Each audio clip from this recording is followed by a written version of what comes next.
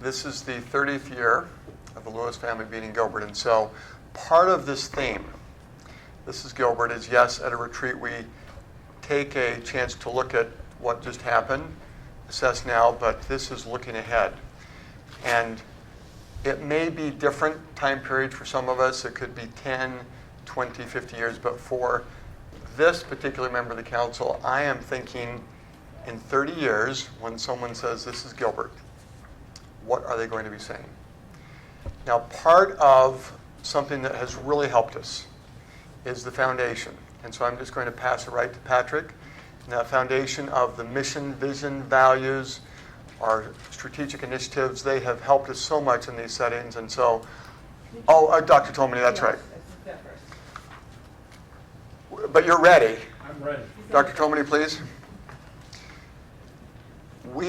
I think I was so excited that we're not in room 300. Not that I don't like room 300, but the dedication 2 days ago. And to know that we're in a different setting, just to get all sorts of great strategic thinking to take place. This is our leader of St. Xavier University here in Gilbert, Dr. Claudia Tomany, and we thank you for being our host. We're going to give you the microphone and ask you to give us an official welcome, please. Thank you very much. I'm aware that I'm between you and the long-awaited speech of Mayor Lewis, so I'm going to keep it very short. And I decided to start with a personal confession. And that is that more mornings than I would like to admit, I wake up thinking, it's another great day in Gilbert. And so this morning it was the same. And I was thinking, how cool is it that I will be standing here for the first time and saying, welcome to St. Xavier University, Gilbert. Just Welcome. a second.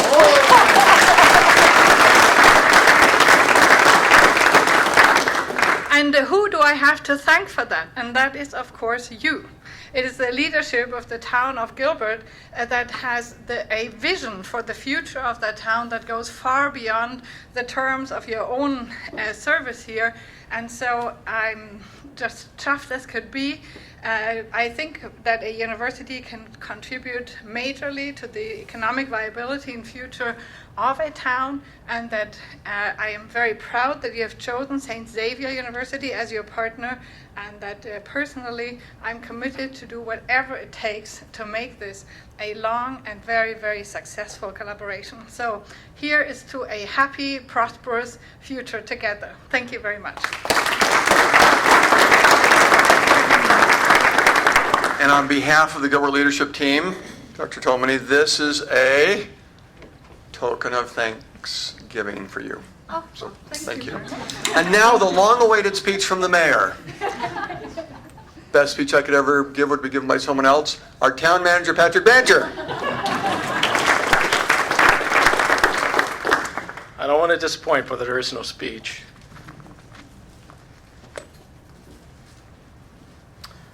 Okay, let me start with the foundation of everything we do, and that is our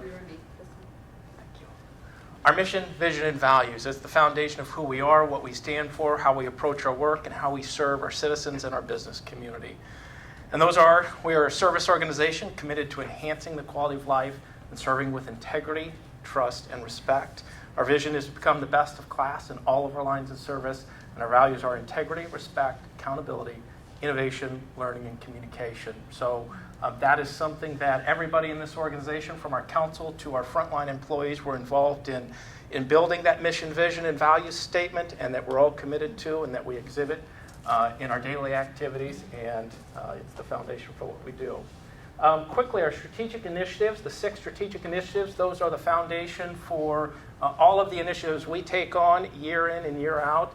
Those will be the guiding principles as we work towards build-out in this community to help our staff stay focused that the efforts we undertake are aligning with the priorities and the policies set by our council. And then lastly, today's strategic focus, we're going to be looking at community livability and high-performing government. The agenda topics on the retreat, some of them are report outs on where we currently stand based on direction council's given to staff. in last year's retreats or retreats before that on multi-year endeavors. Some of these are going to be new initiatives that are slated to be undertaken this year, and some of them are going to be some policy direction we're looking for from our council on the direction staff should go in particular areas. I'm going to read this specifically because Julie has given me some very specific instructions on how this retreat will flow to follow up on the mayor. She is very specific in how she likes to do things, and that's what helps these retreats be so productive and keeps us on track. So, council direction on certain topics, we will keep those on the flip chart. Focused meeting guidelines, the whiteboard. Listen, be open-minded. Okay to say I don't know. Okay to use first names. Although I still can't call the mayor John.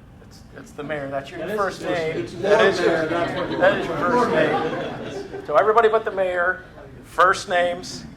We're going to capture feature topics and then prioritize. Out of bounds look, 5 seconds to repent. If you're out of bounds, Julie, are you the... No, actually, it's Mike. Mike. Oh, Mike. Soon to be the most popular man in Gilbert. You know, and let me just say, let me be the first one to say anything we talked to you about today, and this is a tradition that was established a couple of years ago. If you don't like it, you can fire the town attorney. It's just that simple. You have that option, so let's not forget that. Let's keep it handy in case we feel it's necessary. Sorry, Mike. I want to be the first one to start pointing fingers in the right direction if they need to be pointed. Your next bit of legal advice will be loaded. I'm calling Bob. Enjoy the day, be respectful and somewhat flexible, be positive, follow the schedule, keep comments short and precise, and avoid groupthink. Roles and responsibilities. Mayor, your role is to keep discussion on schedule and on topic. Did you think that one through, Julie? I'm a perfect person. Did you really choose the mayor to keep us on schedule? I say that in jest. It's really me that. I was going to say, as we tell our mayor, there is the normal space-time continuum, and then there's the mayor's concept of time and schedules, just in time. The council's role, stay at the policy level. Town leadership role, topic experts, process support, help when asked. Julie's role, transition topics, facilitate logistics, and capture outputs.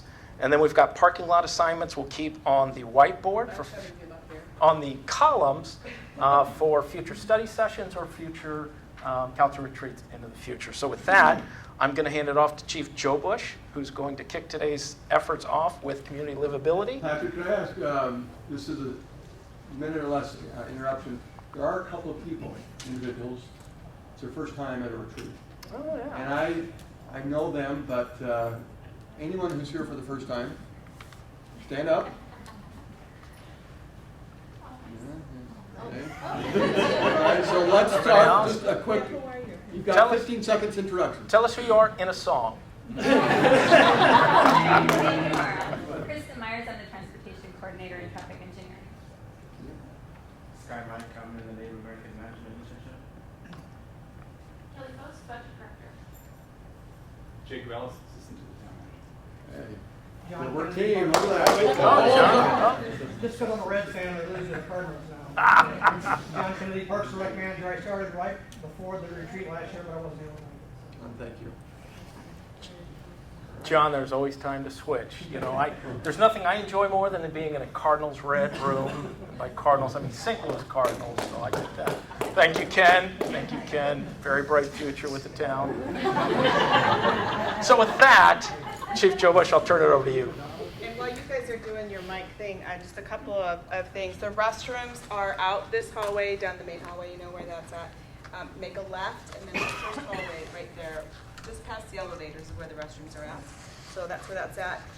As noted, we're doing the lavalier so that it feeds into the video, and we're asking our presenters to stand on this side of the room. And there is food and beverages in the back, so please help yourself. Kind of a real informal atmosphere. A little tight, but a little more informal. So. Okay, got it. Julie, do I need to start over? I didn't hear my walk-up music. Please. Okay. Good afternoon. And today, my topic that I'll be covering will be about response capabilities for the fire department, and primarily, went the wrong way.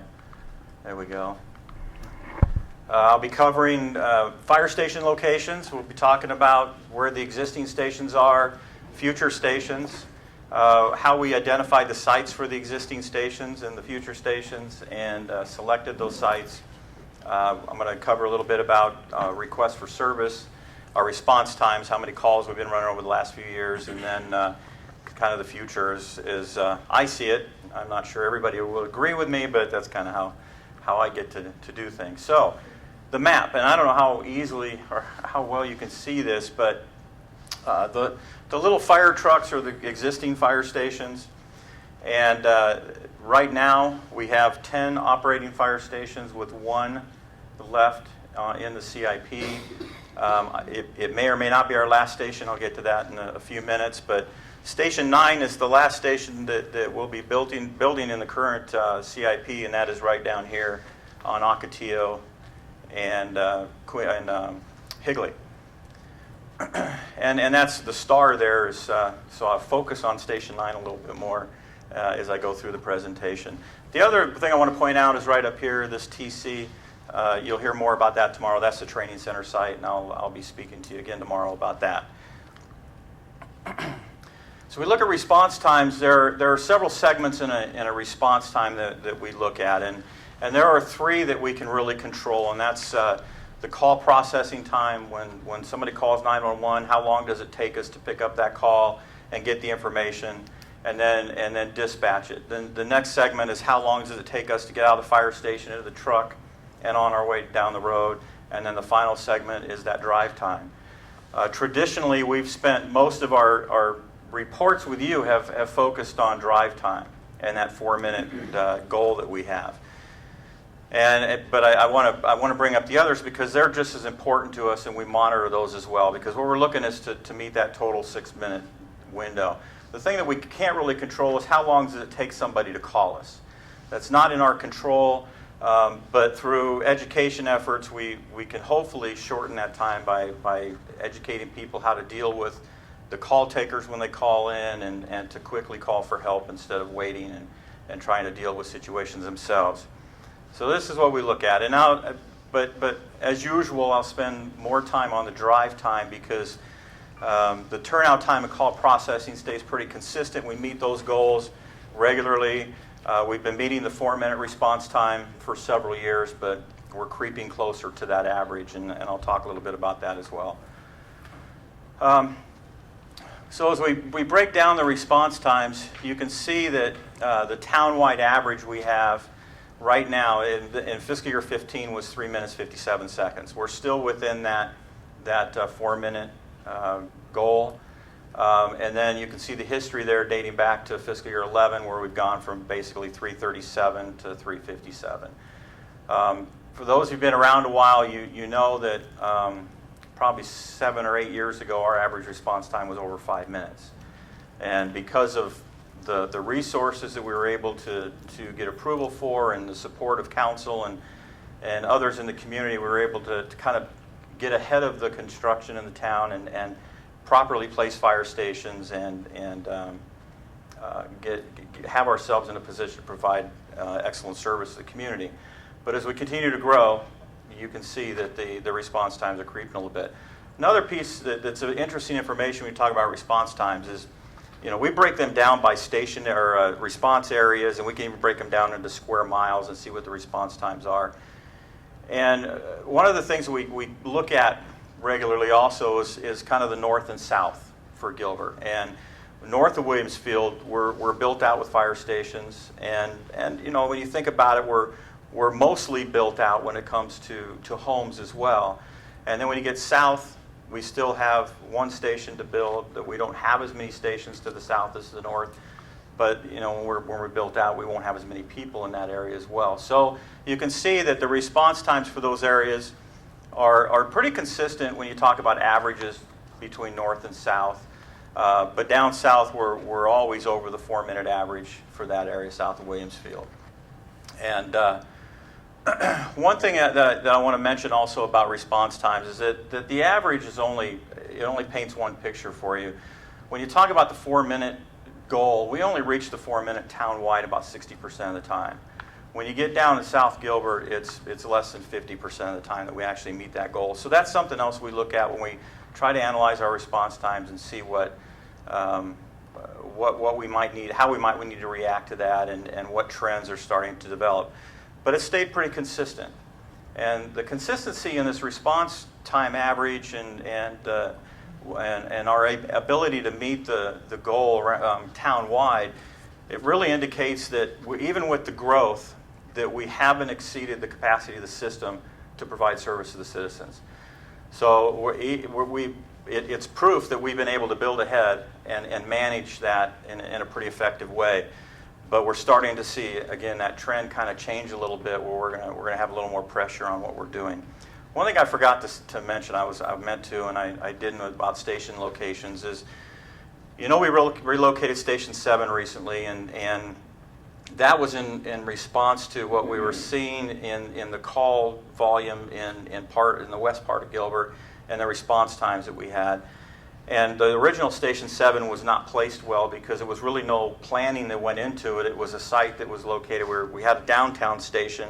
We decided to move into 2 stations on either side of downtown. Wasn't really part of a master plan for the town. Well, later on, we went into that process of developing a master plan for fire stations.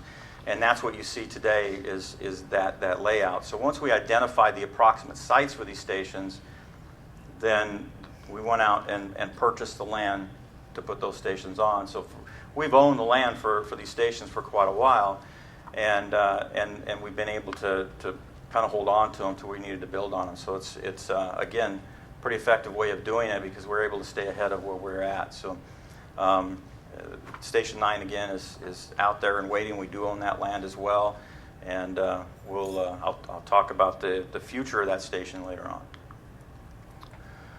Request for service. Fiscal year 15, we responded to just under 18,000 calls for service. That's about a 25% increase in a 5-year period. We average 5% a year. That's been pretty common for many years. Last year's increase was 9%.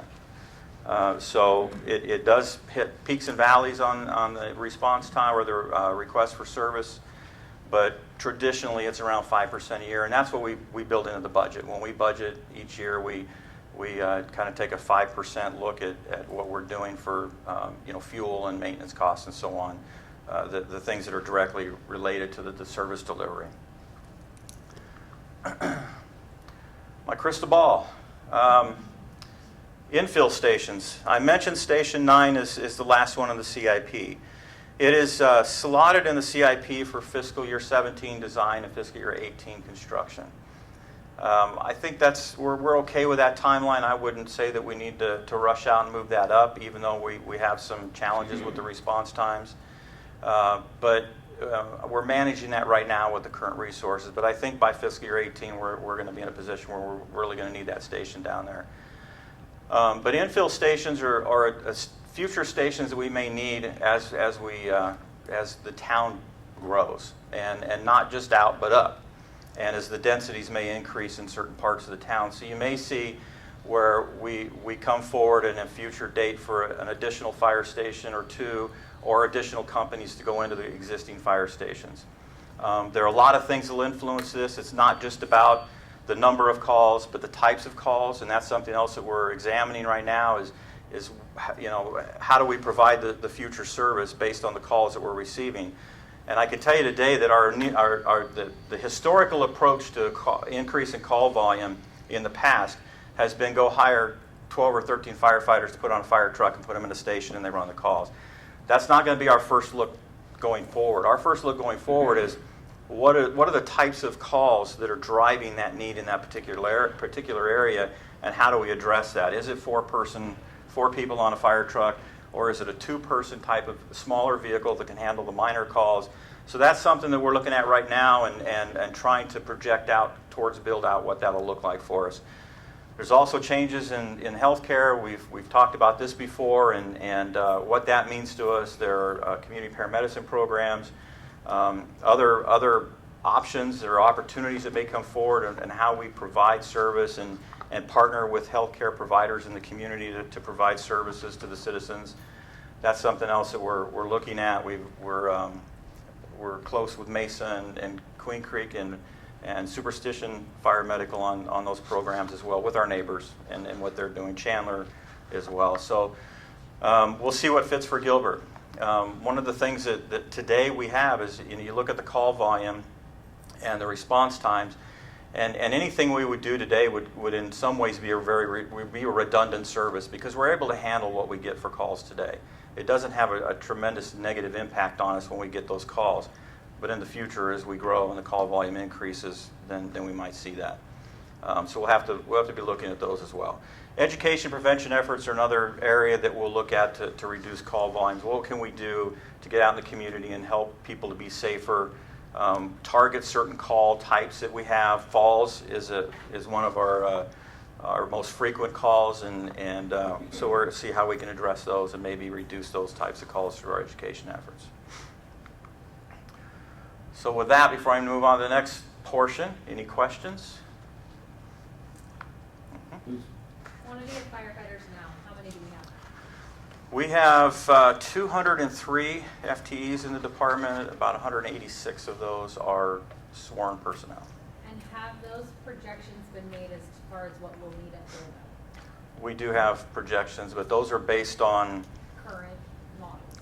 current models used. It isn't utilizing what might be alternative models to care, which is something that's why we're looking at it today, to try to build a more accurate model. Could you repeat the questions, please? Oh, I'm sorry, yes. Okay. She asked about the number of personnel in the department. Okay. So what is the total FTE for current model? Current FTE, or the FTE projection for the current model is 285, somewhere in that area. It's under 300, but I remember exactly the number, but yeah. Mm-hmm. Mayor? This, slightly a summary, but this is Gilbert theme, 30 years. That was a helpful question. The stations in 30 years will probably still be in the same spot. There will be some maintenance and things maybe to keep them up to date. And then you mentioned the infill station, but do you anticipate 30 years from now the stations will be in the same spot? If you were to make a prediction. The question is, 30 years from now, will the stations be in the same spot? Yes, I believe so. I believe they'll be there 50 years from now, 75 years from now. And equipment, we'll just continue to have state-of-the-art technology that we'll look at, and then maintenance on existing equipment. Anything that you see ahead that maybe even less than 30 years, in the next 5, 10 years? Yeah, future equipment we see, I think we'll be moving towards more technology to provide to support our services. I think you'll see that we'll be moving towards smaller vehicles potentially.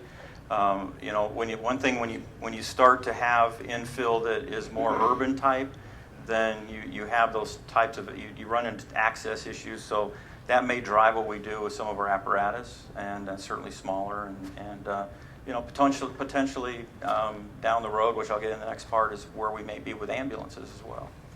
And then last question, skill sets of our fire and rescue team members. As the calls continue to have heavy focus on medical items, does that change the future of the firefighter of Gilbert? Will there be going up to different training, education, or is it going to stay the same? Yeah, well, the question is, will the skill set, the training of firefighters change as we move forward? And the answer is likely it will. I think what you'll see is with paramedics, their scope of practice will expand. You might also see other specialty positions introduced into the system, such as a physician's assistant or a nurse practitioner. Fires are not a huge problem in Gilbert, and I don't anticipate that for many years they will be, but as we age as a community, we will have more fires. So it'll be imperative on us to make sure we're keeping our firefighters trained to fight fires still, but our focus will continue to be and grow on the medical side of the business. And so there will be, I anticipate more of that coming along, that will have to expand their scope of practice. Okay.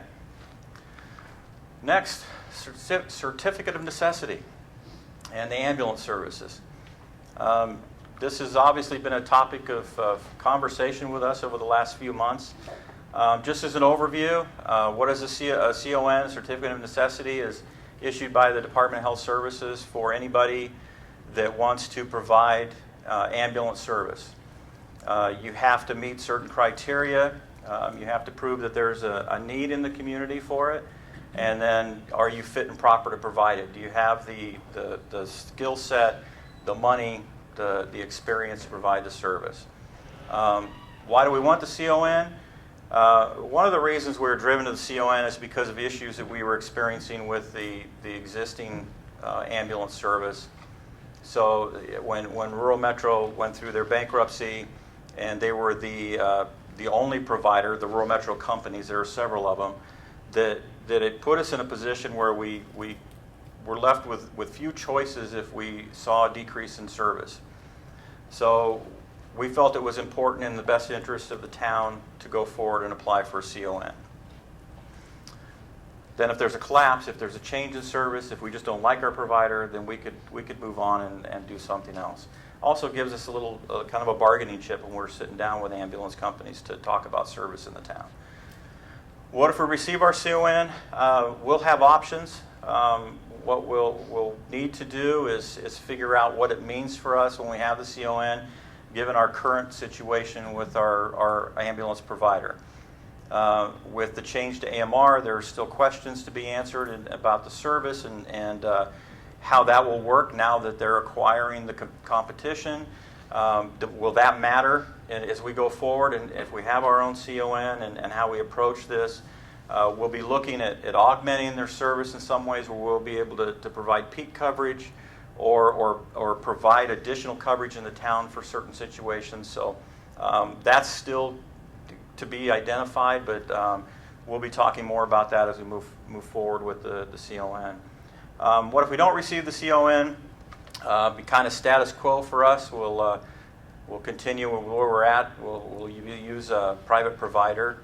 And one thing I'll note about private providers in our CON is that it's not our intention to take over the ambulance service once we have a CON. We want to partner with a private provider and continue to do that. But again, this provides us some avenues for future services and protecting the interests of the town. If we don't get the CON, we stay with the private provider.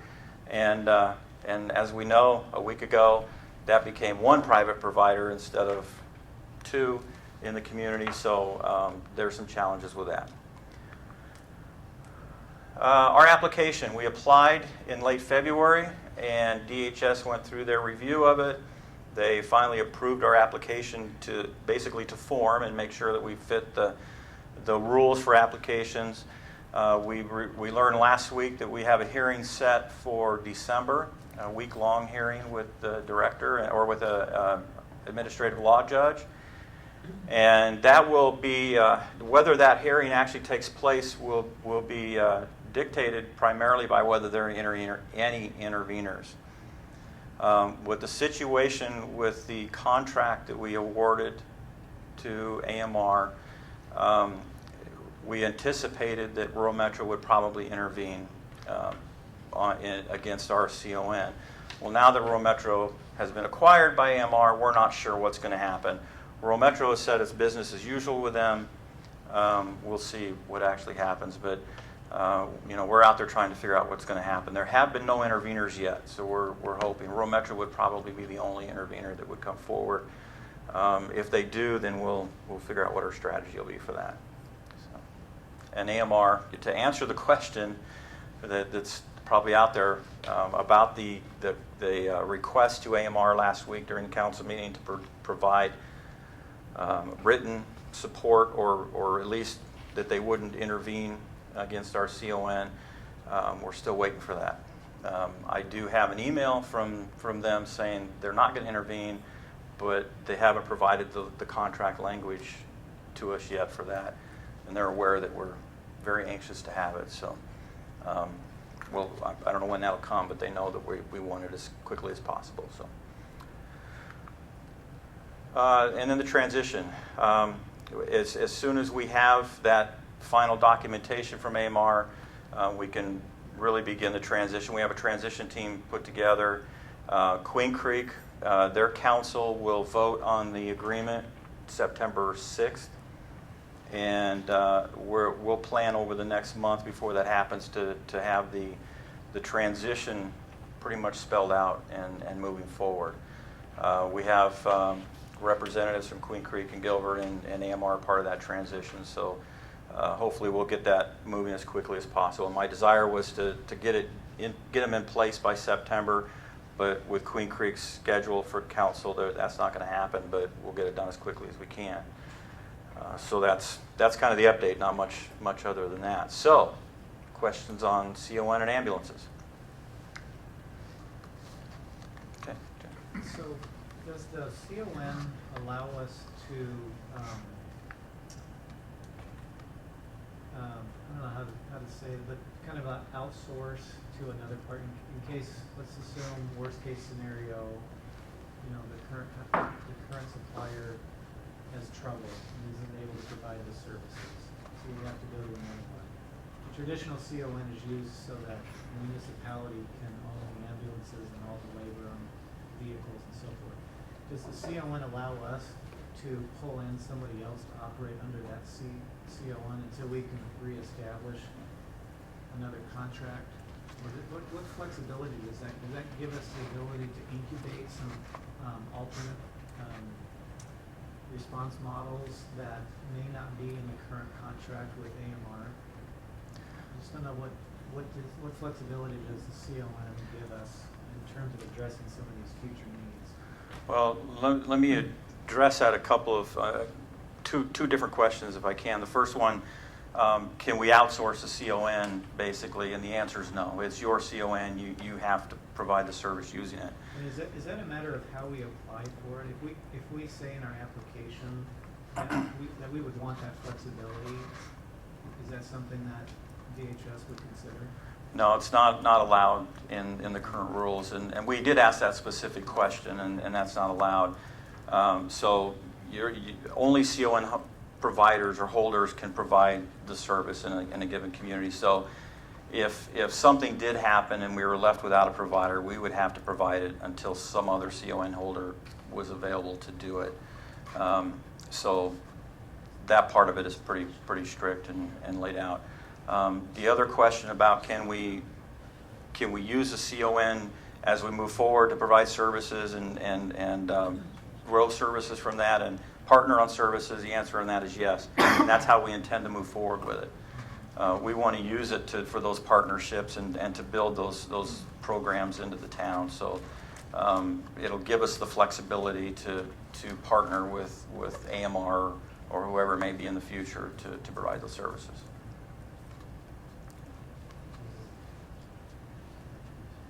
Okay, thank you.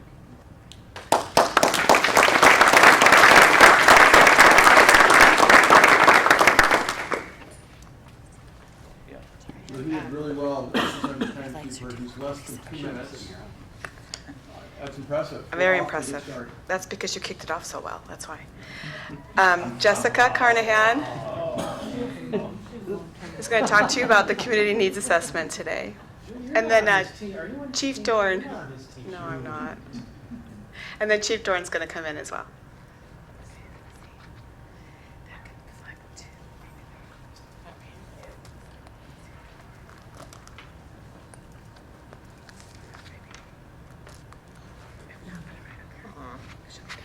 Career in broadcast journalism.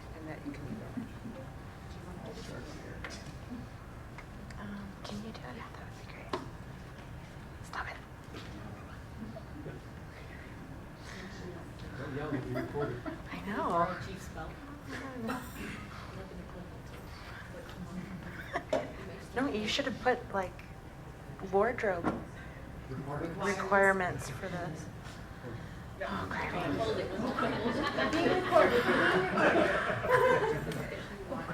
You can stand next to Bridget. You can stand next to me right here. Will you hold my mic? Space. Oh, of course. Okay, sorry about that. Good afternoon. I'm here to talk with you all today about the Community Needs Assessment, which is under the Community Livability Strategic Initiative. And we're going to talk a little bit about where we started a year ago at the 2014 council retreat. What council provided direction to staff and the Human Relations Commission, some of those assignments, and what our next steps are. Sorry, what the status is of those assignments. Talk about some of our next steps and how we're moving forward. And then Chief is going to talk to you a little bit about some of the drug use addictions and trends within the community. And we'll kind of circle back and wrap up all of the needs assessment discussion. So last year at the council retreat, we had a brief overview about the needs assessment. It had just been completed. Went over the 18 recommendations. There was 43 sub-recommendations under each of those 18, and then there was 5 partnership strategy recommendations. And as you may recall, you did a prioritization exercise.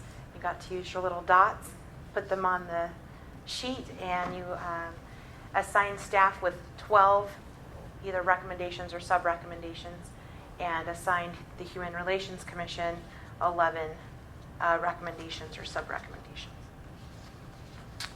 So since then, of those assignments that you gave to both staff and HRC, we've completed 65% of those within the first 12 months. We had kind of estimated when you gave those assignments, some of those would take a shorter amount of time. We originally projected that they would be completed within 18 to 24 months. So we're happy to say that we've completed quite a bit more than we had planned within the first 12 months. And then then 85% will be completed by October. We've got a couple of more initiatives that we're wrapping up in the next couple of months. And so then we'll be a little bit closer to where you had assigned us to be at.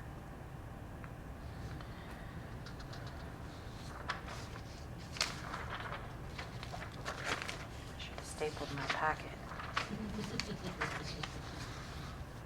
So one of the things we do want to, we're very excited about is that all of the top 10 recommendations in the needs assessment, they were prioritized ranked. So of the top 10, all of those have been addressed in some way. Either there's been a program implemented, there's been a concept talked about, there's been a task force formed, or we've looked at it and said, we're really already doing a lot of this. We don't need to do much further. But we have looked at and addressed all of those top 10 recommendations. So we're very excited about that.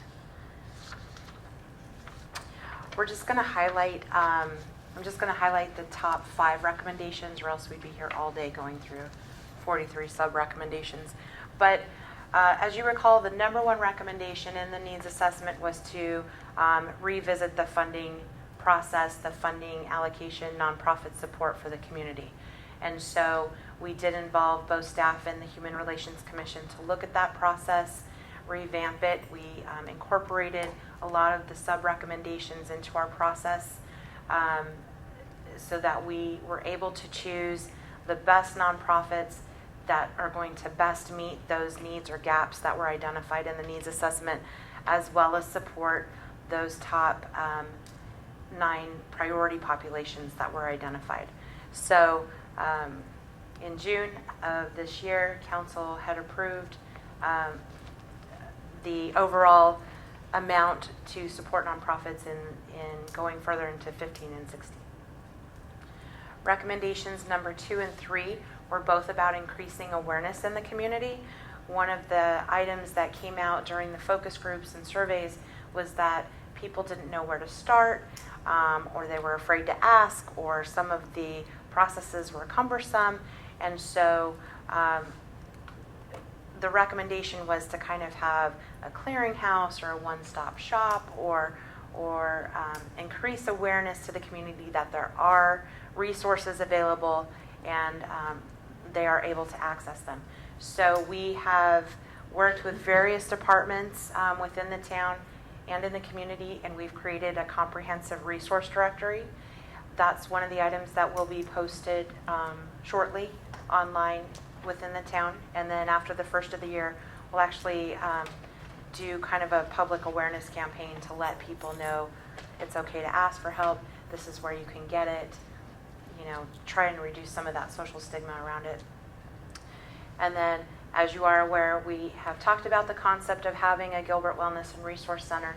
Should that move forward, that would act as our one-stop shop within the town where people can come in and ask questions, they can get referrals, they can get some direct services, and so that would kind of be our hub in Gilbert for nonprofit services. Recommendation number 4 was about increasing awareness about mental health and substance use within the community.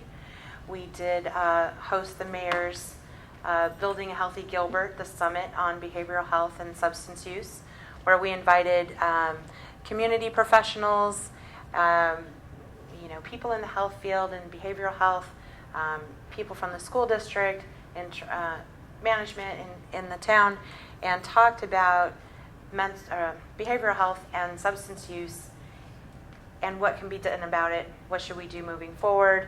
What's the town's role? What are some community solutions? And so we collected quite a few recommendations from that group.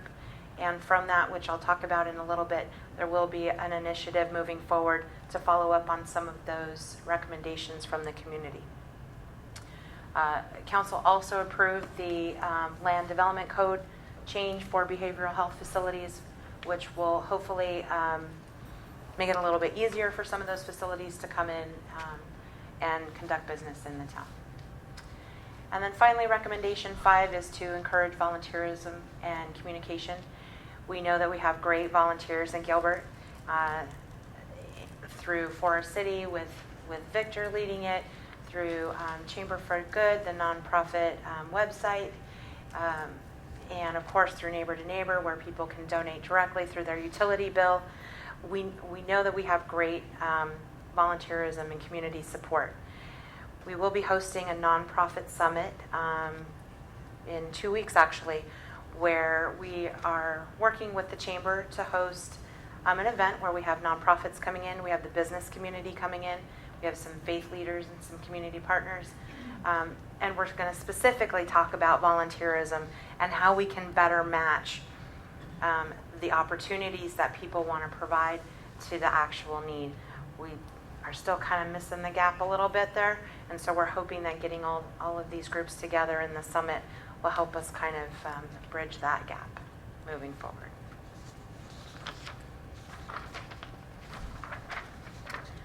So next steps. We've done a lot with the needs assessment. Did I do that? No, I don't have the clicker. I was like wow. Yeah, that was too much lunch. I was like, so just to reiterate, just to bring us back regarding the needs assessment, the biggest point that came out of it was that we do have needs in the community. We do have specific populations that have some gaps, that need some additional assistance, and we just wanted to display the 9 priority populations again. Throughout the year, both the council and the community and town management has done a tremendous job moving the needle forward and trying to address these gaps in a variety of different ways. And so we are very proud that we've made a huge dent in the needs assessment and have actually used it as a tool, and it's not sitting on a shelf somewhere. And so we want to continue that momentum, keep it going, especially as our population continues to grow, our needs will grow. As our population ages, some of those needs will change. And so staying on the cusp of this and just keeping it in the forefront will help us to continue to have to keep that level of excellence in the community for some of our disparate population, I guess. I was trying to think of a word. Okay, sorry. Okay, so next steps. The next steps, instead of focusing again on all of these little sub-recommendations, we're looking at some broader, larger strategic initiatives in the community where we can involve the community and have some community-based solutions. Doesn't all fall on the town. We will be a partner. but really want to engage in the community moving forward with some of these larger, broader concerns or issues in the community. So again, as you know, the concept of the Gilbert Wellness and Resource Center has been presented to council. We haven't taken any further action. We are still in the open public comment period for the substantial amendment to HUD that actually closes tomorrow, and then we will submit it. We should hear back from HUD within 2 to 3 weeks, whether or not that's an eligible project. Addressing domestic violence. Chief will talk to you a little bit more about that as well, but we've done some, taken some steps towards that. Councilmember Cook has been appointed to the MAG Regional Domestic Violence Committee to look at some of the regional issues and how that affects domestic violence in Gilbert. Chief has a new family violence unit with officers specific to investigating and following up on domestic violence situations. And then adult and youth counseling submitted a proposal to do some, I lost the word for it, therapeutic groups for teen violence and teen domestic violence and bullying. So moving forward, we can work with some of our youth to try and curb those behaviors before they cycle into adulthood. And then Behavioral Health and Substance Use Task Force. After the Building Healthy Gilbert initiative, Mayor has asked us to start a task force to follow up on some of those recommendations, which hasn't started yet, but will.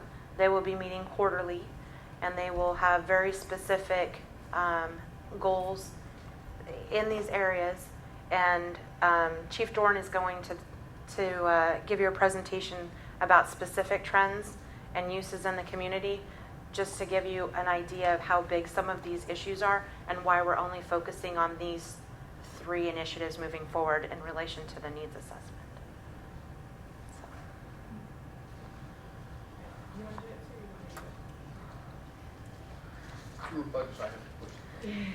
You have a lot more belt space for this. Can I get that?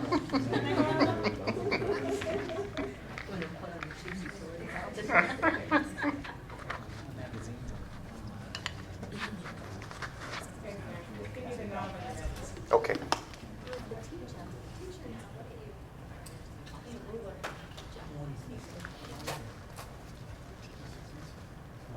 Councilmember Cook, can you say a little louder? I think, Chief Dorn, you're missing those body cameras. You gotta add some more weight to that.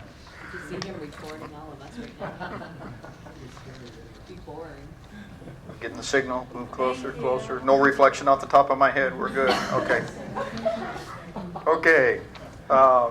Many of you have heard me talk with community groups and at meetings and talked about some of the concerns that we've got on substance abuse trends, and in particular the issue of heroin use and how prescription medications are being used as a gateway to heroin use.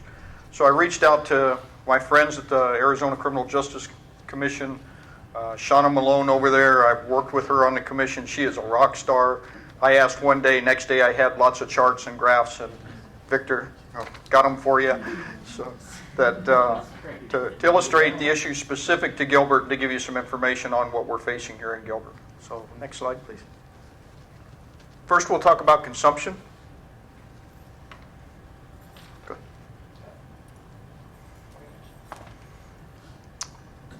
What this chart shows you is a comparison of Gilbert to Maricopa County and the percentage of youth, and where most of this information is coming from.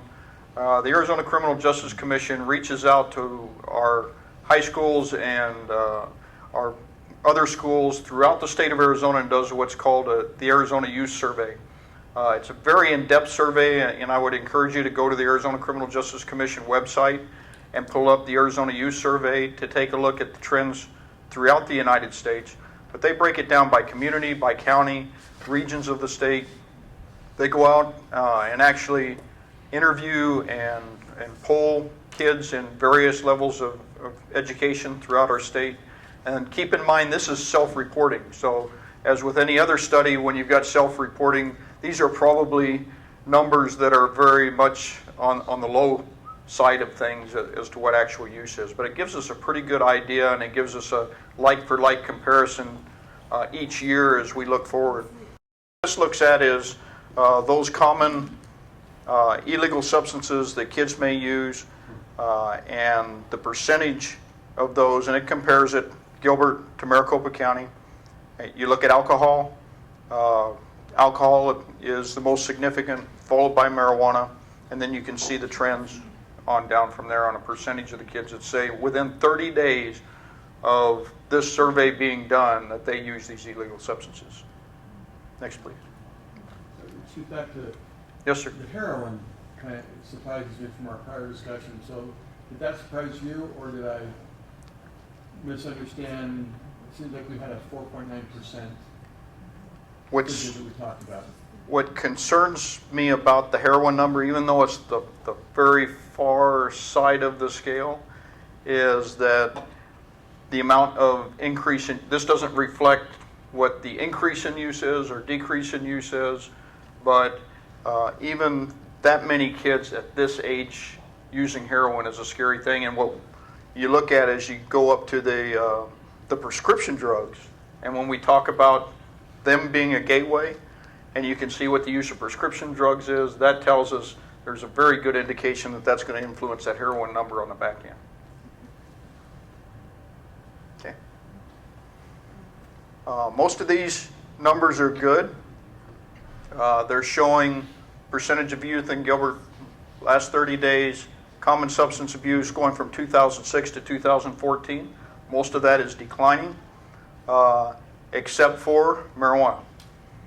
And I think one common thing that you're going to see here is if you look at marijuana use, you look at years, and you look at when the medical marijuana initiative started, you're seeing increased use by kids, and that's what they're seeing in Colorado with the original medical marijuana issue, now recreational marijuana issue. Is for years we've said it's bad, don't use it, does all these bad things to you. Now we have initiatives going forward saying, but it's great for medical use, and there's nothing really wrong with it. And now we're even going to have it for recreational use. And we've seen what that did with alcohol in kids. We're seeing those same patterns now with marijuana.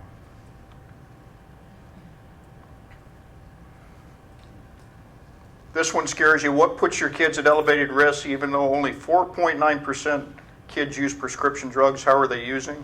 They're mixing alcohol and prescription drugs together. We all know what the consequences of that can be. Next. Where are they getting their alcohol? You could see the trends. Kind of interesting, at a party is declining. Getting it from parents. Getting it from, if you look at some of the trends that are going up, that concerns us a little bit. Adult family members are going up. Liquor license facilities, that's kind of interesting, and that's something we can have an impact on. Working with state liquor control and doing some sting operations and trying to talk to the kids and find out where they're actually getting the liquor from. And keep in mind, this is just in Gilbert. Where do they get their marijuana? Friends is decreasing. Parties is decreasing. Other is increasing. Someone with a medical marijuana card, same thing I've been talking about. And family or relative, slight increase. And home is going up. People have medical marijuana at home, so the kids get their marijuana from home where people have it. Maybe homegrown. Some homegrown, and keep in mind with medical marijuana you can grow your own in some cases.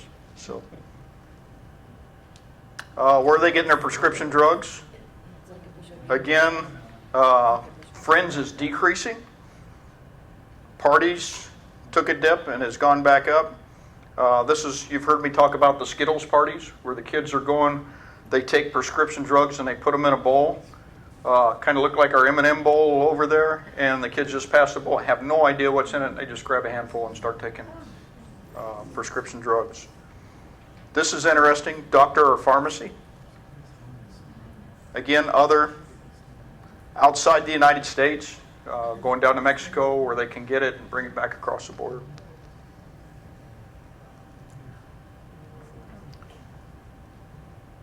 This one should scare you. This is the age of first use. As if you haven't already.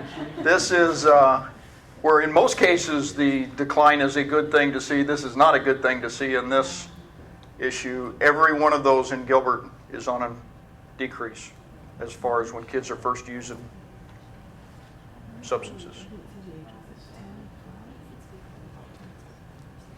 Percentage of each age of alcohol use initiation, 1 out of 3 Gilbert youth who drank started drinking in elementary school. 84.6% of Gilbert youth who drank started drinking before they could legally drive a car. Next, please. 1 out of 8 Gilbert youth who used marijuana started in elementary school. 80.2% of Gilbert youth who started marijuana did so before they could legally drive a car. Next. Prescription drugs, 1 out of 5 Gilbert youth who used prescription drugs started using in elementary school. And 83.2% started before they could legally drive a car. Is it using illegally, or is that when they may have received their initial prescription? They could have gotten a or they're using somebody else who had a prescription. Yeah,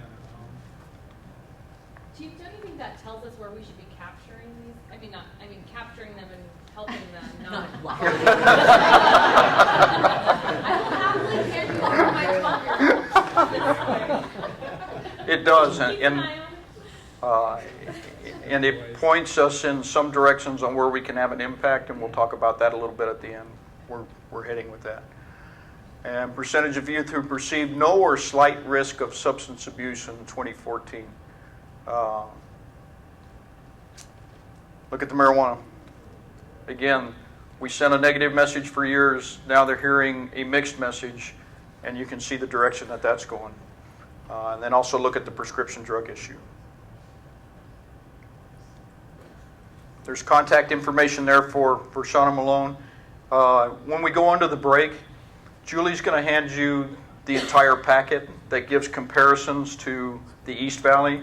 Shauna broke it down for me by Gilbert and then an East Valley comparison so you can see where we're at. The good news is when you look at us compared to the other East Valley communities, our trends are very similar. Our use patterns are slightly lower. That's a good thing. Not by much, but slightly lower. Where are we headed with this?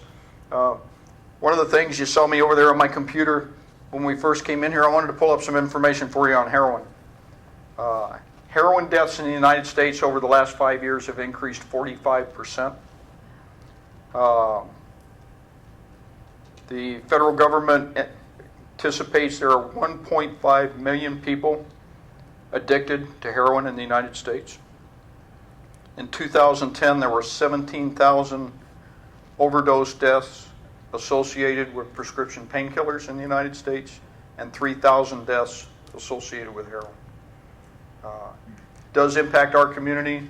I heard a call just yesterday, a 20-year-old mother came home, found her 20-year-old on the floor, heroin overdose, CPR in progress. I don't think that had a positive result. And we're hearing those calls come out daily, weekly. Jim can attest to that. The big thing that I encourage, this has got to be a multidisciplinary approach. And that goes exactly to what you said, Jen, that where can we take this information? What can we do with it?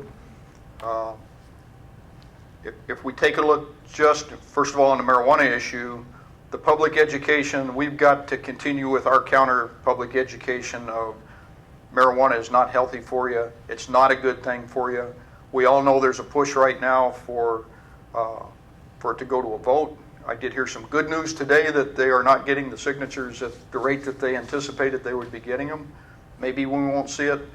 Sooner or later, we're going to see it. It's coming. We've got to continue to look at the research and put out that information and educate our parents and educate our kids that, what the negatives are to the use of marijuana. We're also seeing some attempts nationally to decriminalize not just marijuana, but to decriminalize all drugs. That is a huge mistake in my book. I think the judge can support that the vast majority of people that we get into diversion programs to try to get them away from the drugs is through enforcement. We arrest them, we identify that they're using it. Most people don't just volunteer and raise their hand and say, okay, I'm just going to decide today I'm not going to use drugs anymore. It's through that adverse contact or something that happens to them adversely in their family lives that causes people most of the time to go into rehabilitation or to go into diversion. What we need to look at, and I think this task force that we're putting together is a great first step, because there are some things that we can do, and what we've got to be careful of is take this at small bites. Many of you have asked me, do we need more narcotics officers? What I will tell you is that the vast majority of interventions that we have on the street come through patrol officers and come through crime suppression team officers, because our narcotics officers are focused on the dealers, and we identify those dealers most of the time either through information provided through our citizens, but in most cases it comes through an arrest or intervention where somebody identifies where they're getting their illegal substances from. Then we have our narcotics officers follow up on that, and that takes us all over the valley. Most of our drugs come in from outside the community, into the community, or sold here. We don't have what's called an open air market where we have people on street corners dealing drugs. Most of the time, these kids are ordering their drugs up from someplace else, using social media, using technology to get on there, order up, and somebody comes and delivers it to them and leaves and goes someplace else. So we need to continue to have an enforcement focus, but at the same time we need to focus on education, rehabilitation, diversion, all of those things combined. And what we can do on the prescription drug issue is, last year when we had the summit, we had people talking to us about, why don't you have more of the prescription drug drop-offs? And that then developed into, why don't you have a box at someplace here in town where people can drop their prescription drugs off? From that, we now have one in our main station lobby. We're getting one in our Santan station lobby. The problem is we can do all the outreach and all the social media. We tell people today, they forget it tomorrow. So something we can do now is continue that education. And one program that we're going to look at doing is reaching out to our pharmacies, talk to them and see if they would voluntarily come on board with us. If we come up with the flyers that say, when you're done with your prescription drugs, you have a drop-off at both of these Gilbert stations in 24 hours a day, 7 days a week. You can bring it and drop it off here, and here's the bad things about flushing it down the drain or keeping it, and educate people.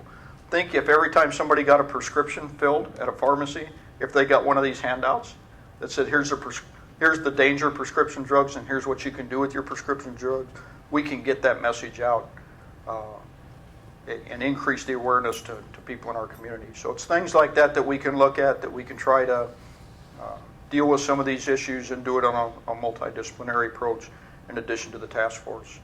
On the domestic violence side, you heard last year in the budget, you gave me 2 police officer positions, and I committed that those 2 positions would be focused on domestic violence. I also told you it would take me a year to 18 months before you'd see those police officers. We finally got enough people through the training pipeline that we were able to put those officers in with the sergeant position you gave me this year in the budget, started that unit up, and we're already seeing great success. That they're able to already identify people who have been arrested for multiple misdemeanor violations, that then takes that to an aggravated offense, which turns it into a felony, where those violations before were just one here, one here, one here, and nobody was there to put those together and identify that we now have a felony and we have a person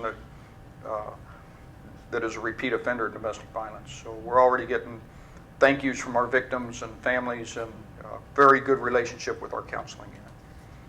So we are continuing to work forward with our domestic violence programs.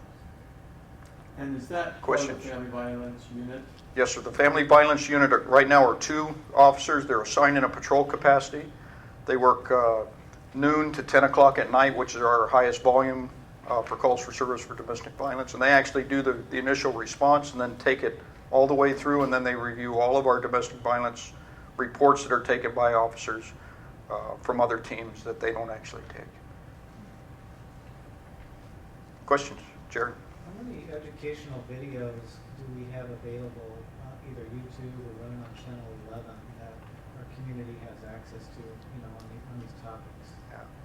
If any. We don't have that we've developed ourselves, but there is a wealth of information out there that's available. And one thing we could look at trying to do is try to put a guide together, maybe put some links to our website to see what we can do to help increase that awareness.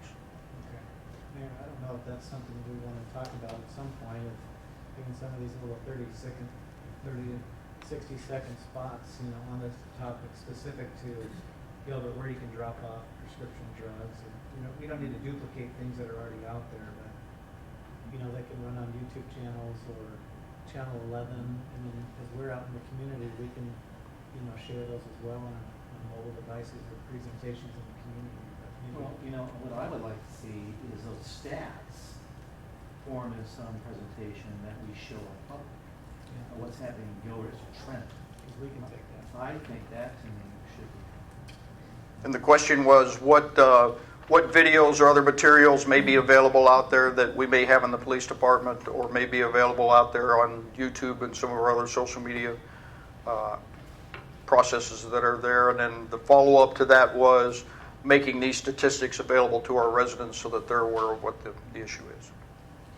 And I might just, in a conversation with Patrick about, in addition to our Gilbert Digital getting information out, we do anticipate having additional focus on neighborhoods. And that would be the presentation, the topic of how do we get the word out about the prescription drug drop-off. That's just another example of, in addition to all that's coming through Gilbert Digital, to have other resources, and neighborhoods will be a focus for that. And the key is getting to the parents. If the parents know where the kids are getting the stuff, then that can help the parents get involved to try to help reduce the problem. So. Jen? That 12 to 15.9 age range that seems to be so critical. What are we doing to reach those particular youth? We've got some education programs through our counseling unit. The schools are actively involved, and we work with the schools. You may be familiar, at one point we had the DARE program, and that was a program where police officers went into the schools and they taught drug abuse and education. What we found was that the schools were actually better equipped to do that themselves than bringing police officers off the street. And at some time, the kids, when you got a police officer standing, oh, that's just a police officer telling us this stuff and they're going to arrest us and those kinds of things. They relate much better to our educators. And we found, and through the education systems found, that it was much better to have the schools run those programs with the assistance of the police rather than the police coming in and running those programs in the schools. And I don't disagree with that assessment about having, but there are so much expected right now of our teachers, and there's been so much focus on what the classroom looks like and the instruction and the resources. I would just urge that at some point we revisit that topic and come up with maybe a community-wide approach to addressing this, especially in those critical years. And the question, the issue was about involvement of the police and the schools in education as far as drug education. And I think the other important piece is again, targeting the parents and keeping parents informed on what they can do and working with our schools to try to put some programs together. If we can get the parents there or utilizing social media to get that information out where we have a much broader audience. I might ask a favor, Julie, as you're writing that down, that we've got an upcoming faith group summit, and the PowerPoint presentation the chief just presented may be perfect, but it's, if we could have an action item to go and look at it and have it in a way that we could give it to faith group leaders, and possibly it would be easy for them then to get to some of their parents, so that would be one means of communication. So what I'm really saying is, does it need to be enhanced a little bit so that if the chief is not the one presenting it, someone could still take it and easily present it? We can work with Dana's staff to see if we can come up with some handouts that may condense some of the information, put it together that could be given out in social events and public events. Mayor, do you know the date of the summit? Does September 3rd work? I haven't talked to Victor about it. September 3rd. I don't really set the day. This is a cooperative. This happened yesterday. We just cooperated. Good. September 3rd. First accomplishment of it. Any other September questions? 3rd. So moved. Okay, thank you. Now, does this, for the two of you, does this complete all of the items that you had? Or do we come back to Jessica? Okay, thank you. I'm watching the time. We're good. We're very good, but I do have a couple of additional things, so. Oh, I was gonna say you're born again. A couple.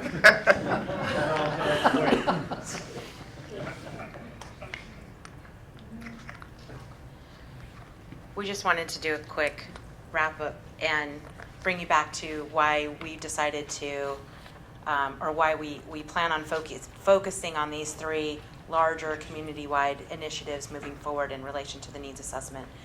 We feel like we've made a substantial dent and impact in a lot of those recommendations in the needs assessment, and now we'd like to spend some focused, strategic, targeted time and resources on these larger initiatives moving forward. So just wanted to offer if you have any questions related to the needs assessment. Now that Chief has thoroughly frightened me and made me want to bubble wrap my children. Jared, please. Jessica, so on the wellness center, I think we need more community discussion on that one. When we had it last time on the agenda, what I heard was that we're really just going to see if HUD will let us change the application.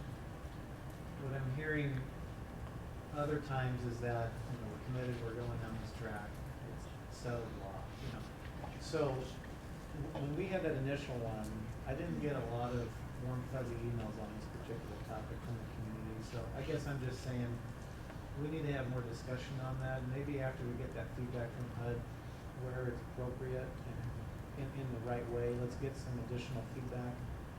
Some of the feedback I had was, well, the things proposed in there, we just opened up another pregnancy center.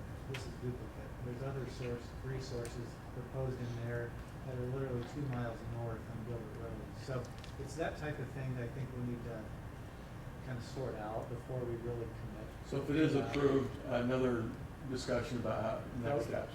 Programming, I know there's concerns about some funding and some collateral issues related to that. So I don't want to go too far on, but I do want to make sure that we're not saying we're doing it. We're saying that we're just going to check back on the HUD application and then have more discussion, unless I'm misunderstanding where we're at in this Well, Jared, process. let me ask you a question. So let's say that we have the facility that's not being used, and we have a regional partner that provides these services without taxpayer dollars. So we basically become that landlord, very similar to what we do here with education at St. Xavier. Are you objective to that type of approach? So let's take that in two pieces. One is we need to have discussion on the programming. If we have a building that's not being used, I wouldn't automatically go to this usage to say, well, then therefore we need this. I think we didn't even have a discussion about what other uses, higher uses we might have for that. Maybe we'll come to that, but somehow this just popped up as the highest and best use for an empty facility. Well, I think it was based upon the needs assessment. I think what the mayor was obviously trying to focus on those items. And again, if there's a regional partner that was in here, Well, that yeah. would meet some of those needs within the needs assessment that are, let's say, the top 3, why wouldn't that be similar to what we're doing here at St. Xavier? Well, because like I said, there's duplicate services being proposed, and the community wasn't really that thrilled about it. They wanted to have more discussion on it. So I guess I'm just relaying what I heard. You saw the same emails that I heard. A lot of what I saw, though, I felt like was misinformation and maybe some rumor, like things were building upon each other. So I think education is key to let people know really what's going on. But as far as leasing our buildings to nonprofits, we do that all the time. I mean, that's nothing Well, different. these That's guys not did say that it should go here. That's all I'm saying is that let's have that as part of the discussion. We usually don't do it for free, though. I mean, even St. Xavier may not be paying full market rate, but they're paying a rate. Right. So the proposal is that it's it's a free use of that building, and that's a little bit unusual. So I'd say it would be different. Yeah, I anticipated that if approval comes, we'd have more discussion. Yeah. That's all I'm saying, is let's just know where we're at in the process and not overcommit to things that weren't communicated to the public prior. We will absolutely, anytime we use federal dollars, we have to have a very vested community public process, even if it's regarding construction. So the only thing we've done right now is submit that concept to HUD to make sure we can even continue to have this conversation, or else what's the point? Because So the White House has changed the rules on CDBG, right? They're pushing other low-income housing in, high-income areas. yeah, so we're just baby And stepping we in. really want to continue down that path. Anyways, that just saying, let's have a discussion. I also too just wanted to mention that you will have in your retreat packet handout a specific list of the needs assessment items, all the sub recommendations, and where we're at on each, what we did with each specific one, since we didn't have time to do that today, just so you have that information. So Jessica, anything else? Not unless there's any more questions. Victor? I just want to say that, first of all, I really appreciate the focus on domestic violence. That was actually at the top of our priority list when we talked about priorities. And so I'm grateful that we've got additional resources focused on that. Something I'm interested in, and it doesn't have to be, maybe it's informal, I don't know, but I'd like to see, some, data, right? I want to see some, just kind of like some data about the successes that they've had and just kind of see how that's going. I'd love to monitor that situation because I think it's incredibly important. Successes of the domestic the, violence yeah, the new focus. initiatives? I guess we've got Okay. 2 new officers on that. We've got a, what do we call it, family violence unit, and just maybe some more about that and continue to monitor that. I think that's a very important initiative. I appreciate it. Just like to see more. So to our team, everyone in this room, you look at the needs assessment, 65% completed in the last year, and 85% will be completed by October. And we have a team member whose last day it is today, and she'll continue to be on a limited contract till the end of the year. But if you could join me in a big round of applause for Jessica.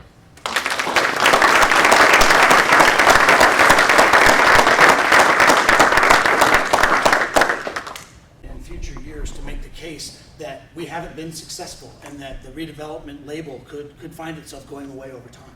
And so, that's a good thing. It's not really a bad thing. That's what the redevelopment label and the redevelopment tool is really designed to do. And so the why, from our perspective, why study this area? This time last year during a council retreat, we got authorization to move forward with studying the area and looking at its vibrancy and looking at the development that's taking place and looking at the real estate. As you all know, we're the largest landowner in the downtown. And what ramifications does that have as we build on that land and develop that land? What are the real estate implications?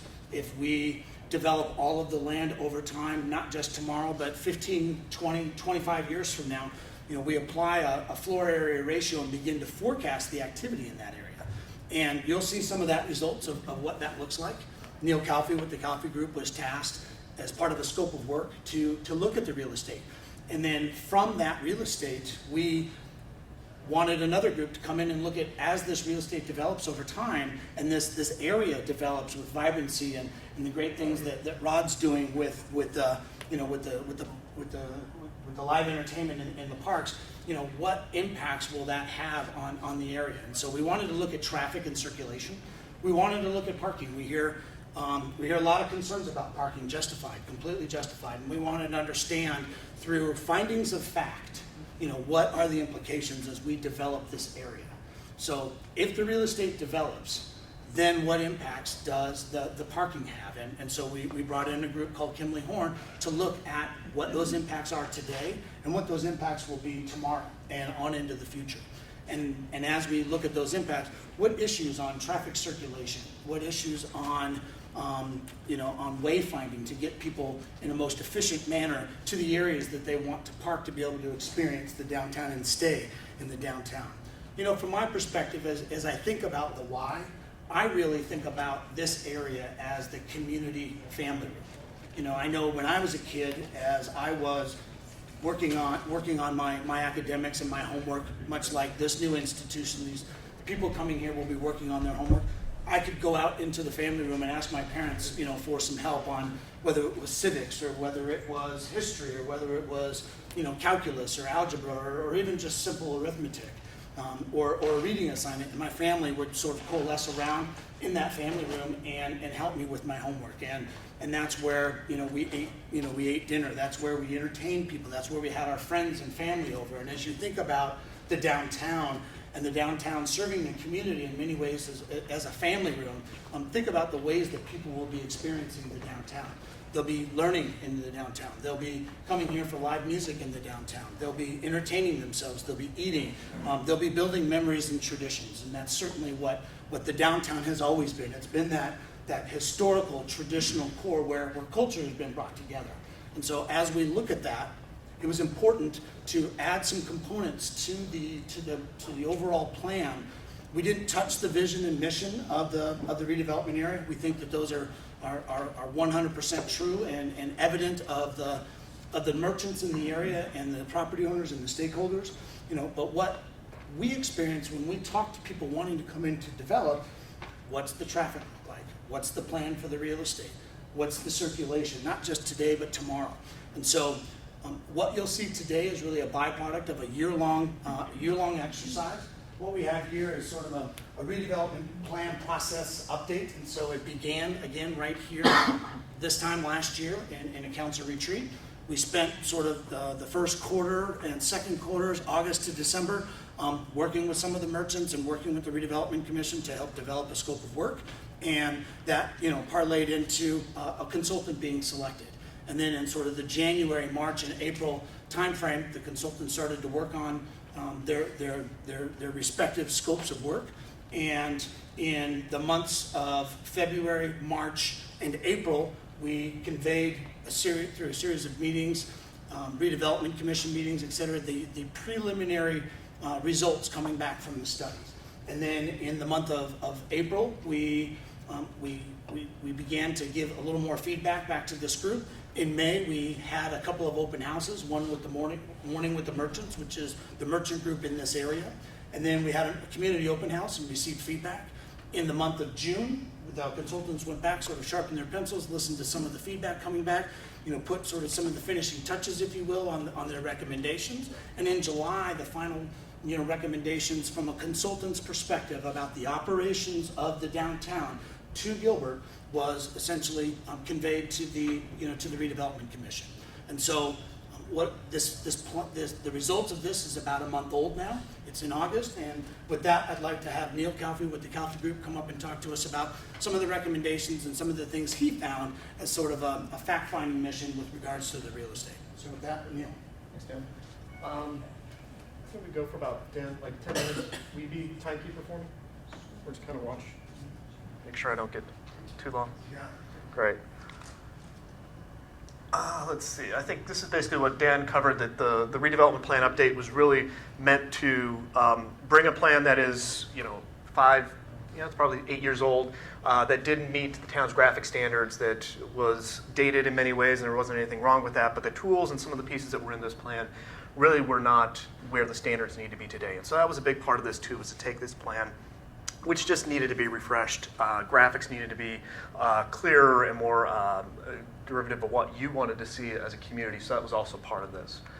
I think you all have been given the findings. You've had it in your packet for a long time. I'm not going to necessarily run down through each of them. I think, as Dan mentioned, my job was to look at real estate. It was also to look at tools and programs that could be applicable over time within the downtown.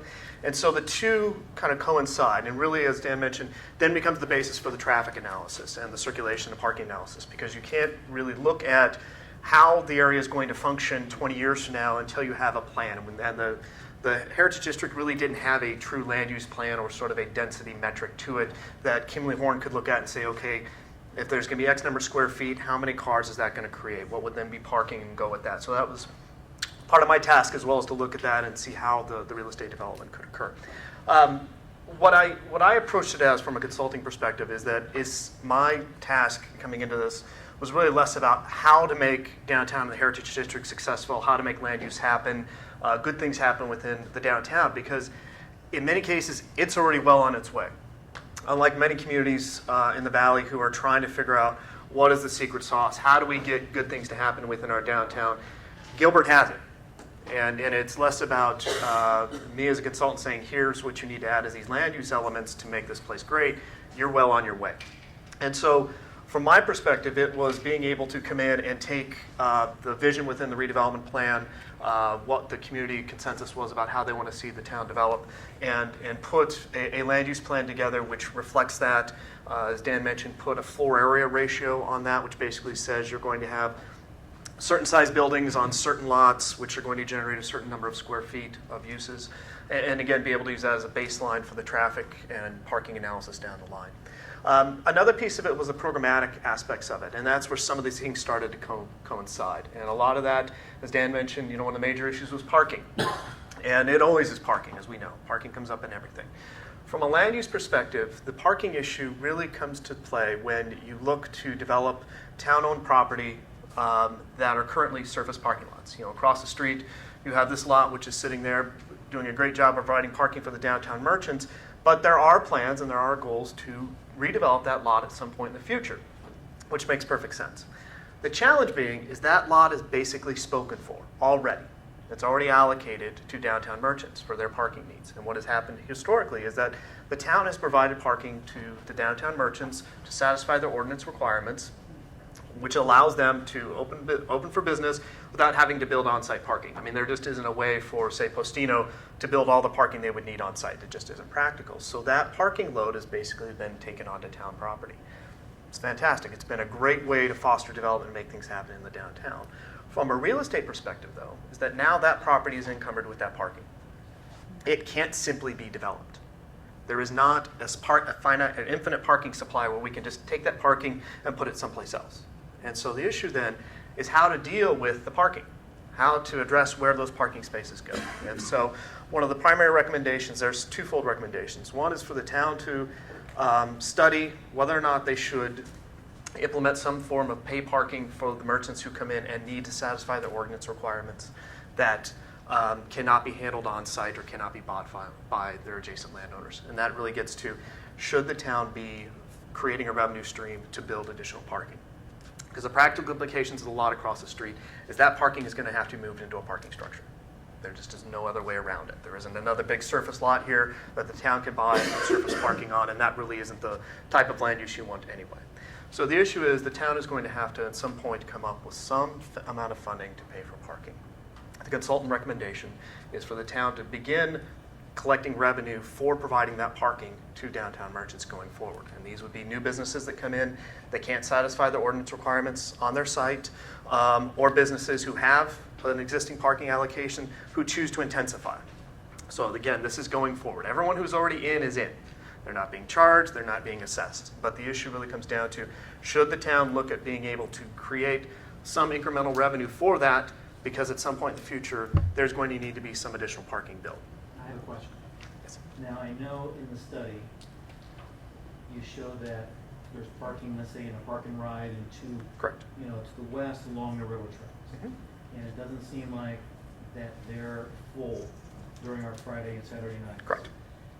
This lot over here, as it relates to real estate and whatever potential use, let's say that gets built. It seems like you just could spread the parking to those lots that are not being used today.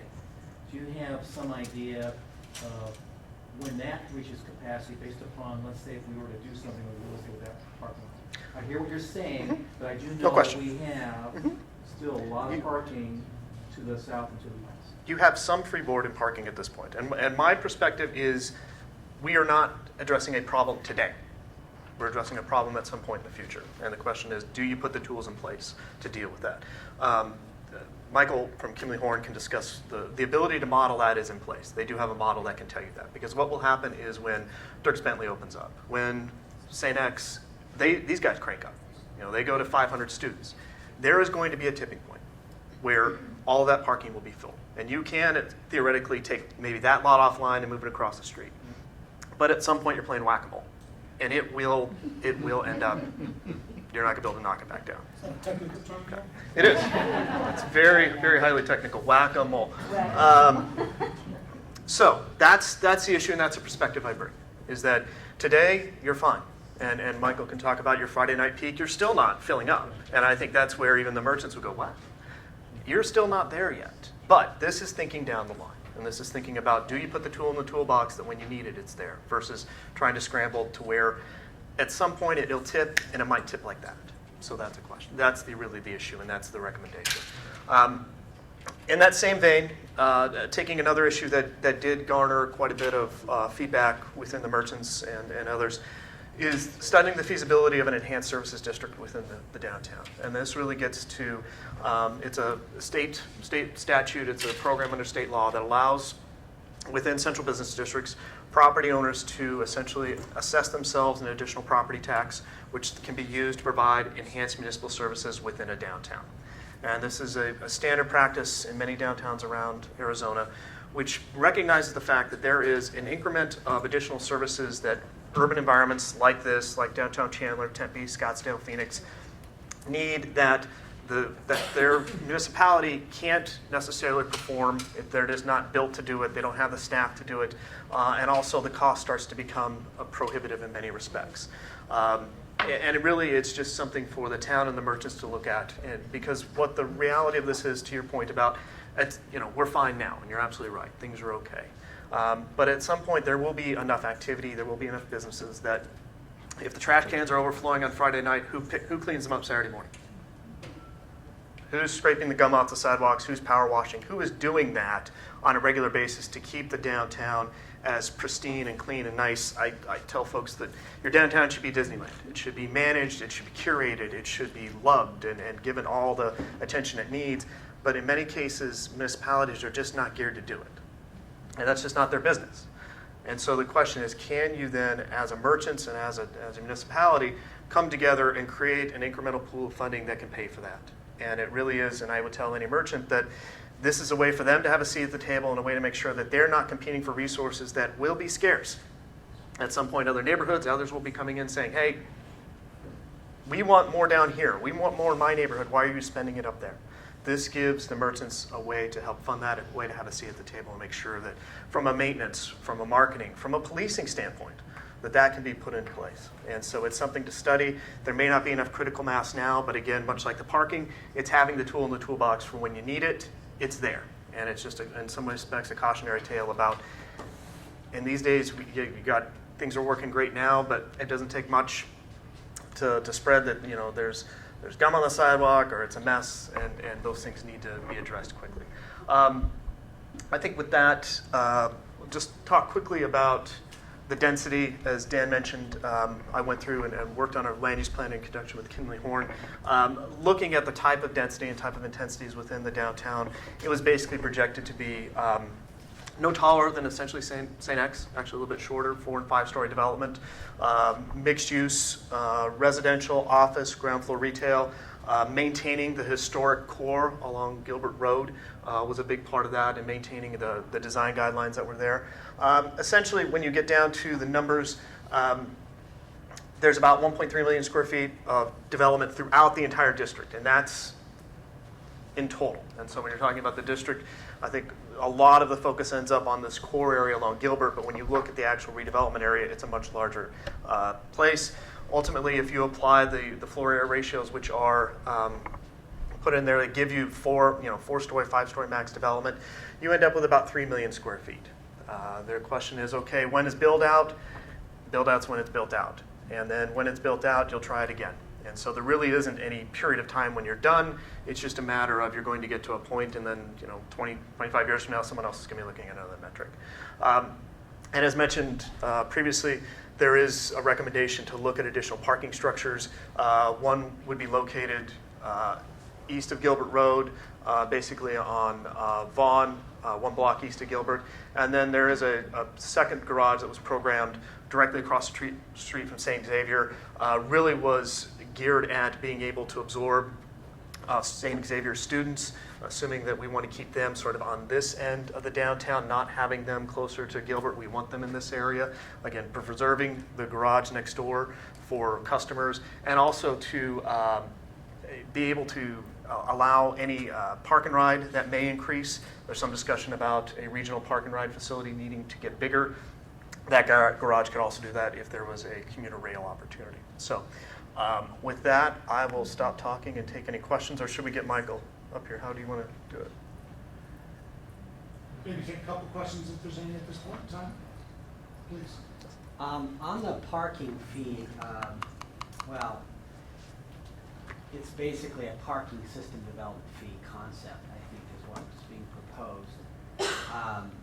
The question that I have on that is, what kind of cost controls would there be in that? And that's one of the concerns I've had about the system development fee model for a long time, is that even with the new updates to that, there's a limit on how much you can build and pay for, but the embellishment of it or how expensively you build it is not, there's no controls for that necessarily. So I'm not saying it's a bad model to have growth pay for growth, but what kinds of strategies would be in place with that proposal as far as making sure those fees are not overinflated to wasteful, because of wasteful building practices or who knows what? I think the reality of the situation is you will not get. Okay, the question is, how would you build in sort of cost controls or cost containment for a parking development charge, and so that you are not exorbitantly charging to a merchant and not be able to contain costs, and so that you can end up with sort of a progressive pricing scheme that wouldn't necessarily be market real. My impression of this is you're not going to get anywhere near being able to pay for the actual cost of parking. I don't think that you could immediately come in and impose a fee that would pay for a structured parking space. I don't think the market would bear it. And so I think this is really an increment of cost that would help offset some of it. But at this point, it's really a matter of being able to find what would be a reasonable fee that the market could bear that would start to help offset some of those costs. But I don't think it gets anywhere near paying for the full freight of a structured parking space. So you're saying the proposal isn't that growth fully pays for growth in this case? Ideally, it would be. But I think that the challenge is that at this point, to go from 0 to 60 or from 0 to 15,000 is not feasible. Now, it's a town discussion. It's a policy issue. That if you felt growth should pay for growth, then there is a metric that you can apply. Let me ask you a question. So like the current parking structure next to us was voter-approved bonding. Correct. So to me, the voters have already agreed, that we want to invest, we want to pay for that structure, and obviously, we're paying for it with that. So I guess the question would be, if you did the other structure and you went for a voter-approved bonding at that time, to me, it seems like, you've covered the cost, other than the maintenance and the upkeep for the next, 50 to whatever years. Can you share a little more about that model as being maybe a possible appropriate way of, building additional parking? So the question, I'm repeating for the camera, is that the current garage is built with publicly approved bonds. Yep. And essentially the community said, we will pay for the garage. And that's what the vote went for, and that's what it paid for. The question is, going forward, should that be the continued model, and that's how it happens in the future, and that would this structure be appropriate within that model or an adjunct to it? My response is that I think it's a question of, in some respects, even like the maintenance piece of it, that can you bank on future council and future voters to approve another garage without there being some level of downtown investment?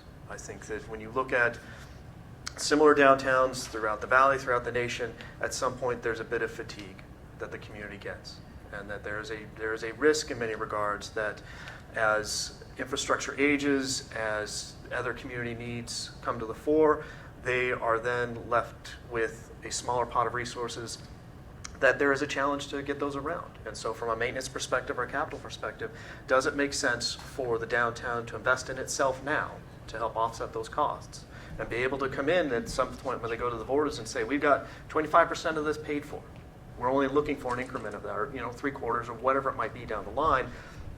I think from a policy standpoint and from a development standpoint, that's a much easier argument to make with the broader community because it is up to the broader community. And the difficult thing with this, again, maintenance and capital, is that the downtown is looking for larger Gilbert to support it in a vote or potentially in a broader allocation of resources. That's an issue. I don't want to cut you off, but I want to make, we need to end at 9:45, and there's 3 other sections of this report that need to be presented. I don't disagree, but real quick, we need to make a couple corrections. One of them is that that parking garage was not paid for with voter-approved bonds. It was municipal property corporation bonds, which are not voter-approved. So just to make that clear statement. But also, I think it's worthy to note that when Gilbert, for 30 plus years, invested in land downtown, we paid very, very low prices for it. We're going to be turning around and selling a lot of this land and paying and receiving quite a bit more money for it.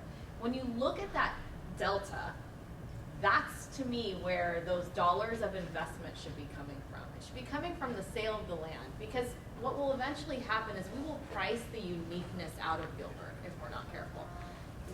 One of the things that makes downtown Gilbert particularly so attractive is that it's not a strip mall, and it's a unique destination. And if we want Gilbert to maintain that, we can't have such exorbitant pricing. When I say exorbitant, I mean both land and a parking tax, if you will, and maintain that uniqueness. We will price ourselves out of being a destination. And so as we move forward with this, I would love to see us have a discussion about when we have the sale of property. We're obviously recouping the initial investment, that's critical, but what are we doing with the revenue, the additional revenue from that? That's our investment into downtown. And I really feel strongly that if we take away that, add an element, another cost element to downtown, we will be not doing. Right. We in the long run, we will become downtown Gilbert will become a strip mall, because that's all that anyone will ever be able to. Those are the groups that will be able to afford it. So I had a great discussion with Mary Lane in Scottsdale for a couple hours about what they're doing with their shared parking. He feels very strongly that the model they have where they're not charging the merchants is the best one. That their investment in their downtown attracts, the number of customers to the downtown, not adding. And I can appreciate that from we need to look at all the models. Tempe obviously has a different model. Scottsdale has, completely different models. But I don't want to be downtown Scottsdale, and I don't want to be downtown Tempe. I want to be downtown Gilbert. And so we need to find the right mix and balance that works for our community. Yes, we should look at all the models. But I'll tell and you, see. the merchants will say, I like the Scottsdale model right now. Of course they do. I don't pay anything. So, Right, at this point, but did the city of Scottsdale own all that land? They own, So that's what I'm saying. We're not Scottsdale, and we're not Tempe, we're Gilbert, and we're gonna figure out the Gilbert way to do it, but we need to keep in mind what we really want in downtown. so real quickly, thank you. No, the reason for this discussion is just that, a discussion. And so I don't mean to cut that off, but I've got a timeline that I need to adhere to, and she's tough. And so as a result, what I'd like to do is introduce Michael with Kimley Horn, and he's going to present to you some of the findings of fact that they found when studying parking, when they were studying traffic and traffic circulation. So with that, Michael. Thank you. We went out, one of our first tasks was to do a parking occupancy study, where we actually went out and counted all the spaces and when they were occupied and when they were not occupied. And we did this off-peak as well as on a Friday evening, which was the peak time, and found a few interesting things. I think there's a perception that there's no parking in downtown Gilbert, but the reality is within a block of Gilbert Road, that's true. But if you're willing to walk more than a block, there's ample parking today out there. Less than 50% is typically utilized more than a block from Gilbert Road, even during the busiest times. So yes, in answer to kind of one of your earlier questions to Neil, there is right now some play that you can shift parking from something closer to something further away as you develop, but at some point that will run out. And there's about 1,800 spaces today, and we project with the land use that is up there on that board, needing over 6,000 parking spaces at that build-out point. So you're eliminating the land for parking, but having more demand. So your only other option is to go vertical and look at a couple more parking structures, as Neil had mentioned. And if you do build those couple more parking structures, about 950 spaces total for those new parking garages. That basically north of the railroad, you would be close to capacity during your peak times, like 82%. In the parking world, 85% is kind of considered about at capacity. South of the railroad, there would still be adequate parking, because the demand and the type of development that we see in the future is just not as intense south of the railroad compared to north of the railroad.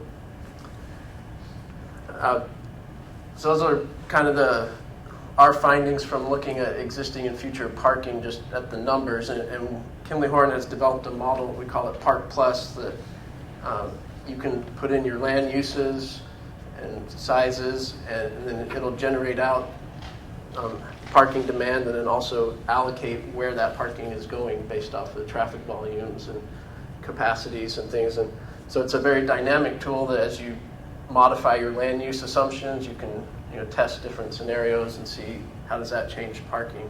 So that's the model that's been developed for this. We did also look at a few kind of regulatory strategies. Neil's already mentioned a few of these. I was just going to talk a little about curb lane management. Right now it's not an issue, but at some point the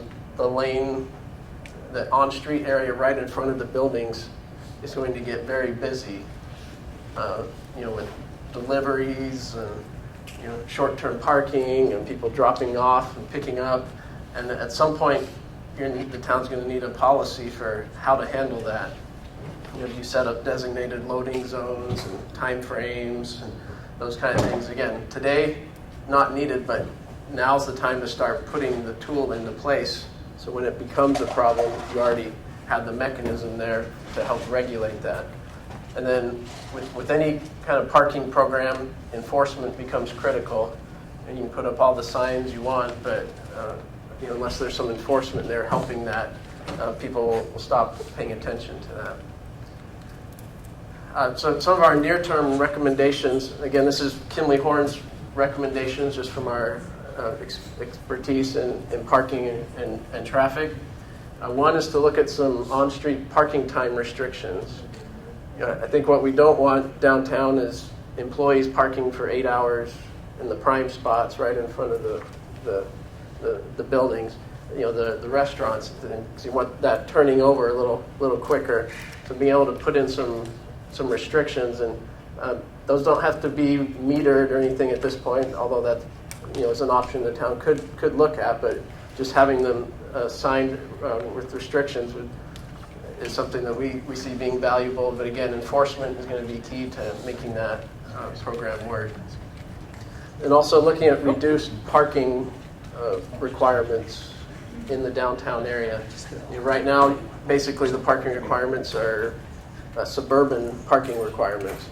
And downtown Gilbert doesn't operate like a suburban neighborhood. It's more of an urban thing. So looking at maybe some specialized parking requirements in the downtown that are less than the suburban standards. And then the long term, those 2 new parking garages, so they're not anything in the next 5 years, but probably beyond that, looking for that additional capacity as buildings develop. Then on the traffic side of things, what we kind of saw in evaluating traffic downtown. So real quick, can we just back up to one thing you said? We have suburban parking requirements, but we want to be a downtown, and we're going to need to move to urban parking requirements. What's the change in that? Is it a shift in quantity? Is it a shift in size? Is it a shift in A shift in quantity is the easiest way. Just reduce how many spaces per 1,000 square feet, whatever that you need. But I mean, downtown Phoenix eliminated their parking requirements completely, and they just say the market will determine how many spaces you need. I'm not necessarily recommending that here, but I mean that it can range anywhere. Well, they have a lot of privately owned parking garages that charge Sure, right. exorbitant amounts, so we won't pay. Yeah, and they also have an ordinance that you can't develop new surface parking in downtown Phoenix. New lots to kind of address that issue. Yeah. So. Just wanted to make sure I understood. Yeah, so there's a lot of tools there. On the traffic side, kind of where we see some gaps in circulation currently is primarily on the bicycle side. Vehicles and pedestrians we feel are generally being accommodated all right. On the bicycle front, both from a kind of a regional use as well as local use within the district, we see there's a lot of crashes through the transportation master plan. We looked at all the crash history, and the downtown Gilbert area had one of the highest crash rates for bicyclists. So we really think that there's an opportunity with just restriping Gilbert and Elliott Road, and then putting in some designated off-street paths either side of Gilbert Road to basically create a loop, an internal loop that's one block off of Gilbert Road that connects with the power line trail. We see that being a really good opportunity to try to improve safety for bicyclists. I don't know if you can see on the graphic, but there's a little green curve, and that's one of our other main recommendations, and that's basically connecting Ash Street to Cullenber Avenue. And what that will do is provide basically a western bypass, if you will, of the critical downtown core area. And that can be good for incident management. If there's a crash, they have to close Gilbert Road in the downtown area. You can go around. Also can be used for festivals. It gives you more flexibility in how you direct traffic. And also just good for overall circulation, that people don't have to be on Gilbert Road to get to downtown Gilbert necessarily. Let's see. I think that was about it. Any other questions on either parking or traffic circulation? Consideration. Oh, go ahead. Consideration for looking at any kind of underpass with the railroad and Route West, like on Vaughn, or that's a major. That and residential to the east really cap the district and hamper our ability to find multiple routes in and out of the district. Was that just deemed unviable because of the short distances involved?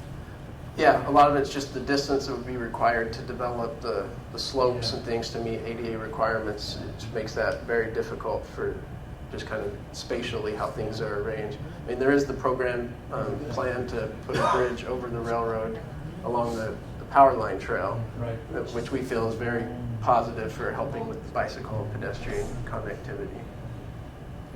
Patrick and Michael? You also lose the value of the space to that point.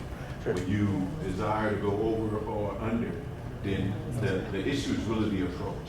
And so you lose a lot of useful space when you evaluate the consideration of either going over or under. And so it really changes the dynamic of what your original intent was. If you were out in the area where you could do it and you can develop the approach, then while developing the approach, you could develop the adjacent area. We don't have that. We don't have that advantage because we're already developing, so it creates a greater challenge. And Ken mentioned during some of the public involvement meetings that this area, as you all know, is a drainage area for the entire downtown. And while engineering-wise, you can certainly solve for that long term, there were some concerns about the water that would build up ultimately in that area would render it really not a near-term solution, but something perhaps long-term if we didn't overdevelop or overprescribe the area. Right. Councilmember Peterson, did you still have a question? You know what? It's better left for later. All right. Well, thank you for your time. Thank you.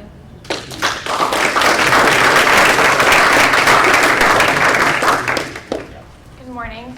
My name is Mary Van Zant. I'm a new assistant to the town manager. Actually, part of the interview process was walking through the Heritage District and doing a case study, so I found that presentation very interesting just now. But I'm here to talk to you about where we're at with benchmarks and give you an update on performance measures.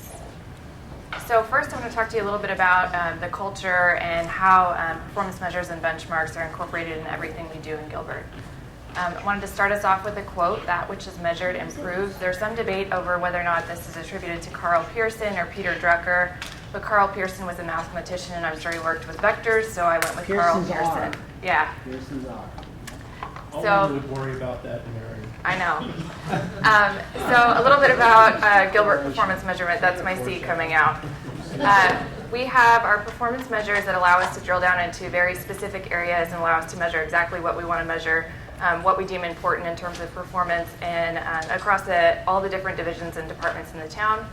We're then able to kind of go to that next level with benchmarks and go to that level that is consistently measured across several different cities and towns and data sets that are available with our neighboring communities and outside the state.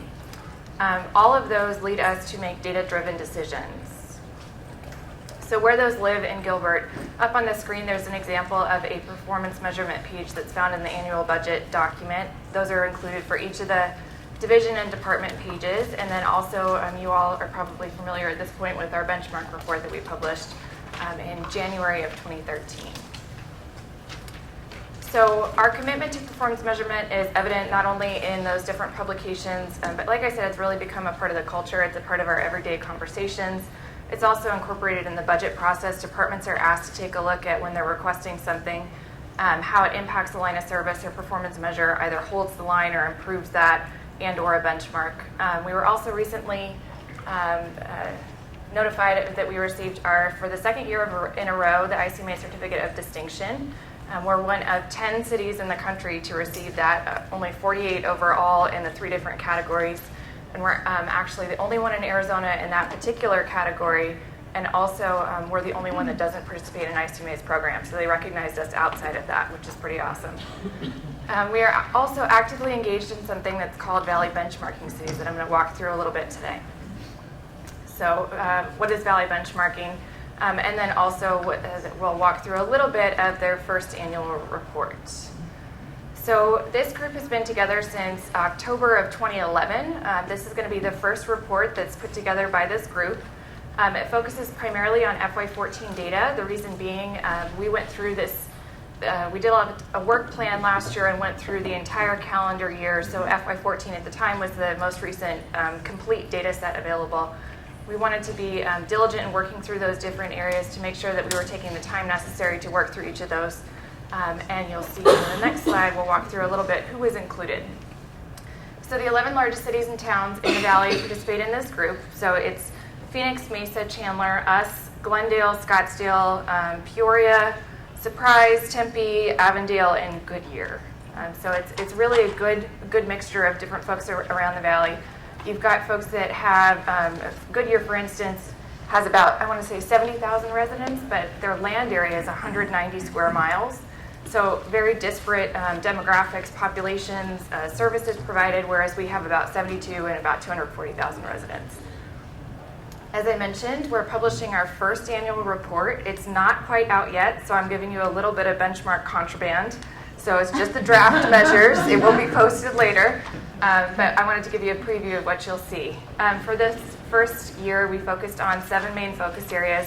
We invited in the city managers from those 11 largest cities and kind of asked them to help us frame the work plan for the next year, and you'll see what those focus areas are on that next slide. But we decided to kind of drill down in those specific areas, and then we have plans for future areas. The reason why we're a part of this group, it really offers that regional perspective and collaboration. We have our own Gilbert benchmark report, but this is really something that, like I said, we developed a work plan, went into the different focus areas, and then each month what we would do is divvy up. So originally it started as kind of 4 primary focus areas. Police and fire were grouped together, library and parks were grouped together, streets and transportation and water and sewer were grouped together. But the way that it's sectioned out in the report is ultimately the 7 different areas. But we would start a month, go through the different measures that we wanted to walk through. Everyone would agree on them. they'd have their homework, they'd come back, they'd get with their subject matter experts, and then the next month we revisit the data and have it kind of validated by the group. So the primary areas that you see on the screen are fire, police, library services, parks and rec, streets and transportation, water, sewer, or environmental services in our case, environmental services for trash and wastewater, and then finance and administration. There's also an area at the beginning of the report that's going to focus on demographics to offer some different perspective, because of course that context is very important in looking at any of the measures. As I mentioned, when you've got cities and towns that might have 40 square miles like Avondale up to Phoenix, which has almost 200 square miles, it's going to be a very different service delivery model in each. So to give you an idea, like I said, that this isn't finalized, this is just the draft, but the final one, actually I got an email last night. It should be coming out, all the cities are going to okay it, and then it will be posted to our website. But each of the sections is going to start with a little bit about the service delivery itself, and then some different influencing factors. So I know you can't read that on the screen, but what it will go over is some different things that could impact service and change those benchmarks for different communities. You'll then have some of the information that's presented on the slide, and it will go in ascending order, descending order for the data set, and then we'll offer an average or a median, whatever is appropriate for that particular area. So for instance, if the data set was normalized in like I mentioned, if you've got the city of Phoenix and you have the city of Avondale, if you have a measure that's taking a look at raw numbers like calls for service, obviously you want to normalize that data because Phoenix is going to skew all of those numbers. So if it's done on a per capita basis to kind of normalize that data, you'll see an average. If instead it is more of the raw numbers, you'll see a median, which is a more appropriate measure for the two. You'll also see some different measures like this that show the FY14, the composition of the adopted budget. So just depending on the measure, you'll see kind of different data sets throughout the report. So some examples of what you're going to see. I just pulled out some specific ones and then offered Gilbert's numbers and the average. So the first one is property crime clearance rates. The minimum on that is 6%. Gilbert falls at about 22%, and the maximum was 29 with an average of 19. So we were kind of right in that middle spot. For library services, hard copy materials, and circulation per resident, you can see that Gilbert is on the high end of the spectrum. Interestingly, there are some communities, so what's interesting about that is they took a look at the total circulation of materials and then divided it on a per capita basis. And so you can see that our citizens are really utilizing the materials that are available to them in the libraries. Of course, another thing to consider that we want to evaluate next year is those that are using ebooks, which wasn't readily available through Maricopa County just yet, but we're hoping we can get that next year. So it kind of depends on your focus for your particular community. For environmental services, another example, you can see the minimum was about 16%. Gilbert fell at 17%, and the average was about 21%. And the way that one's calculated is just taking a look at the total tonnage for recycling divided by the total tonnage collected. And you can see where we fell on that spectrum. Some other examples, the transportation miles of bicycle routes. This is an example of a measure that wasn't normalized. So you'll see on the max that 700 belongs to the city of Phoenix, and that minimum is going to be in Avondale because of the size of the community. But Gilbert has about 236 miles. For parks acreage, this is going to be dependent on a number of different factors in the community. But for instance, if your community has, like Gilbert does, requires a certain amount of green space through HOAs and has other parks that are available to residents that kind of satisfy that need, you may have less public use acreage through parks. And so that figure is really a product of a lot of different decisions in the community.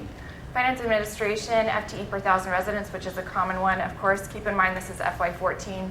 That 5.44, we are on the minimum end of the scale, but this next year, FY16, we're actually at 5.32. So that's one that is a little bit different. On the max end of the scale, again, that's going to be a product of what services you offer in your community. So for a city like the city of Scottsdale that has a high daytime population, a lot of tourism, that kind of thing, they're going to have different staffing and different priorities. So what are some of the next steps? For Valley benchmarking, like I said, it offers that regional perspective. The report is going to be available this month. I'm hoping within the next week we'll be able to post it to the budget website, and it will also be incorporated in Gilbert's budget document. We're working with the group to establish the FY16 work plan, and for the next year we're probably going to focus some more on economic development measures, some more finance measures. We talked some about the possibility of getting into some more administration measures, so to talk about support services versus direct services. And then internally, we're able to do kind of that deeper dive, get as meticulous as we want to with our individual measures, and look at what's really important to Gilbert, and revisit some of those metrics that were included in our benchmark report, modify them if necessary to provide higher value. And what I mean by that is, for instance, in the water division last time, we looked at rates within the water division, but there are several other performance measures that could actually get to the root performance in that department versus just the rates that are charged for the services. So the goal is to present that in FY16, and then carry that forward, obviously, into FY17. So with that, I will answer any questions. Dawn, what was the biggest surprise? Dawn.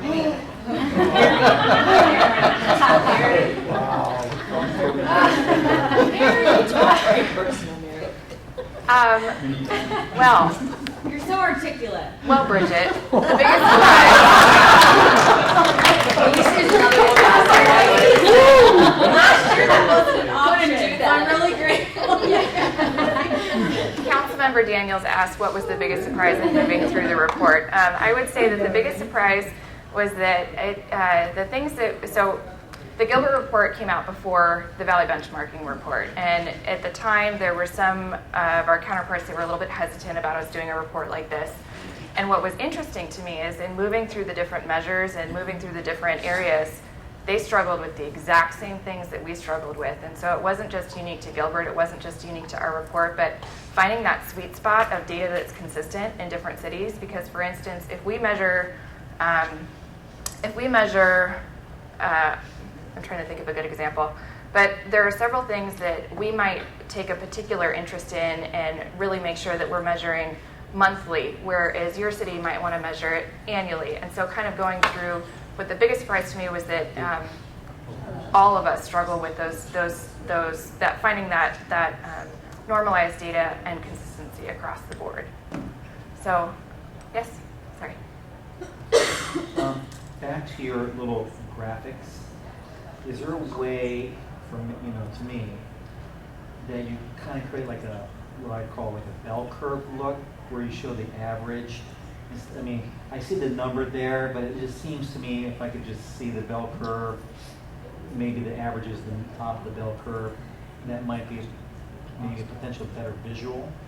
Yes. Or even just a mark on or something, because it just, like I said, I see the average is, and I see this big bar, and I'm like, oh, we have a long ways to go, whatever, and I don't want to feel that, we have to reach the max.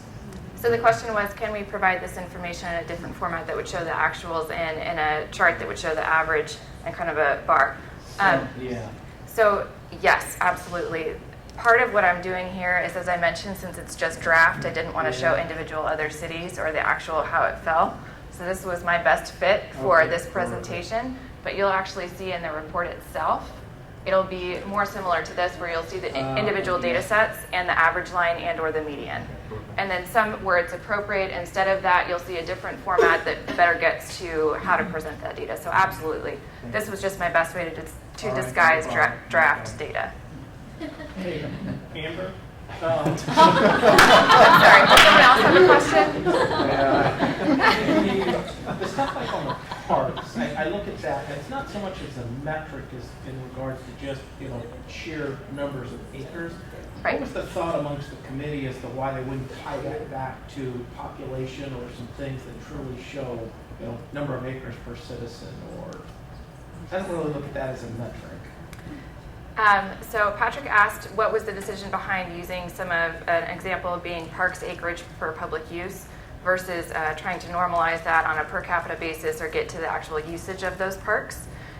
So you'll see a variety of measures throughout the report, and the interest in that was there was a lot of healthy debate and back and forth with the cities that were in the group, and the interest was to include a variety of different measures in the report. So you won't just see acreage, you'll actually see some areas where they get to actual usage and utilization. The interest in not including just usage and utilization is some communities felt like there should be some discussion in the total amenities that are available to the community. And so we wanted to provide a complete picture so that you're not just focusing on just usage and so the idea was to provide kind of that broad brush approach. But also it is a product in some of the measures, it is a product of the data sets that were available. And so in getting out this first report, we have ideas of areas where we definitely want to drill deeper next year. I mean, if I looked at that and we converted it to acres per citizen, we may come somewhere on the lower side, or maybe in the middle, I'm not sure, but that's because we're a newer community, a lot of very robust HOAs that have a lot of recreational amenities built into that we take into consideration as we plan our park system. That would be a more useful tool, I think, to at least ask questions as to why where we're at, and then everything get taken into consideration. Right, and I will make a note for parks acreage moving forward. There was, that was done in recreation centers and swimming pools. They did it on a per 100,000 residents.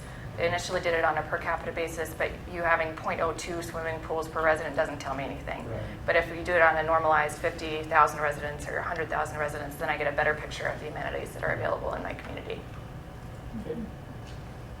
Will you email that to us? Absolutely. I will email the report out, and it will be posted on gilbertaz.gov / I think management-budget. So as soon as it is available. Of course, you know the entire URL. Just look it right now. Others call it URL.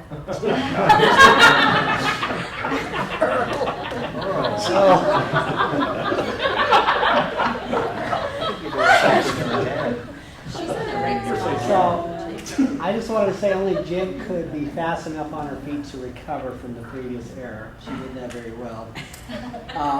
And then secondly, I just wanted to say thank you. Obviously, the C in me loves this, and I do think that as we measure and track our performance, we will have opportunities to improve it and target that.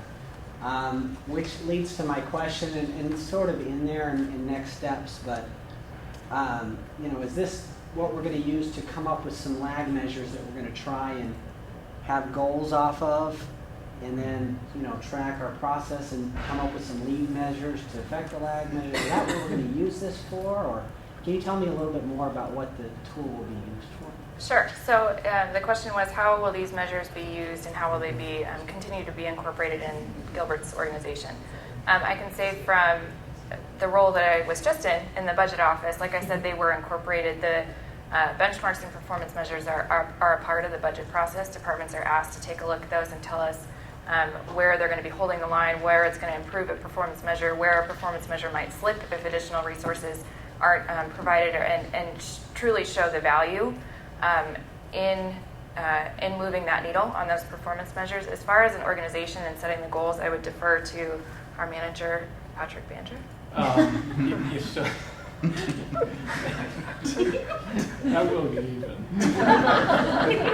Just yesterday, you saw Chief Jobish talk about response times to fire. So we do use metrics to look at performance and get a feel for what's happening. How can we impact it? Is it something that we should be concerned about, or are we in a comfortable range that we think is the appropriate level of service for the cost it takes to deliver that? But we do use that, and it will become something that becomes an even bigger tool for us as we continue our process year in and year out to refine and raise the bar on our services, but do it in the most efficient manner possible. And the effort, the value benchmarking effort, is really going to be something that will be very beneficial to provide an apples-to-apples comparison with some of our peer communities that look a lot like us and deal with the same issues that we deal with within this region, that if they are doing something exceptionally better than us for the same cost, to really reach out to them and understand what they're doing, how they're doing it, so we can reach that same attainment as well. I would also add that this group really, as I mentioned, it's benchmarking and performance measures have really become a part of the conversation in Gilbert, but what this group does is it allows it to be part of the conversation in the Valley as a whole. And so the next time we go out and request that data from our neighboring cities, we already have that built-in relationship. We have that established rapport with them, and it allows it to be something that's just part of the way we do business. So Tempe does its cost of service analysis. Their most recent one just came out. Gilbert is on the low end again at $13.99, I want to say. And then Mesa does a similar cost of service analysis. We've got so it's really becoming something that is prevalent in all the communities, and it helps us the next time we go out and ask for that data for our own measures. Well, and ultimately, I think it makes us better. Mm-hmm. It will. We're looking to see All of us. where can we gain some efficiencies, Right. in what areas are we maybe deficient.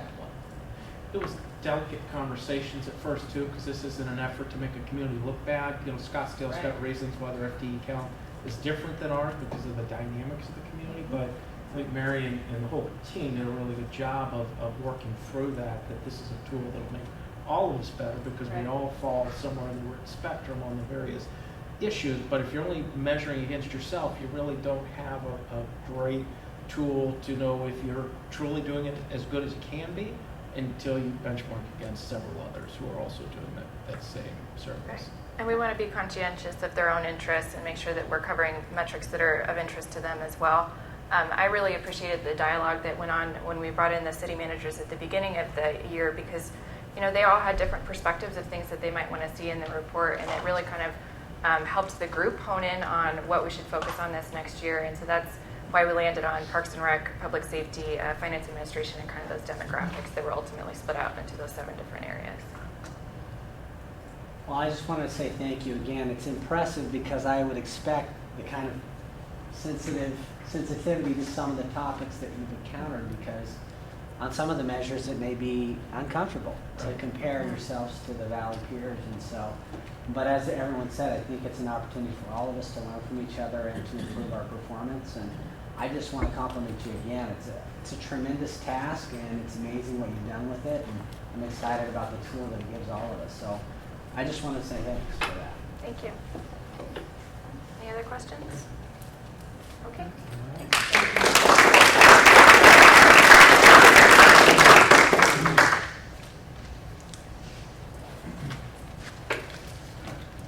All right, so communication and measuring goals and performance is important, not for us only as an organization for the external, but also for our internal employees as well. So Carrie's going to talk about our 2 things that we've worked on very hard Great. for a while.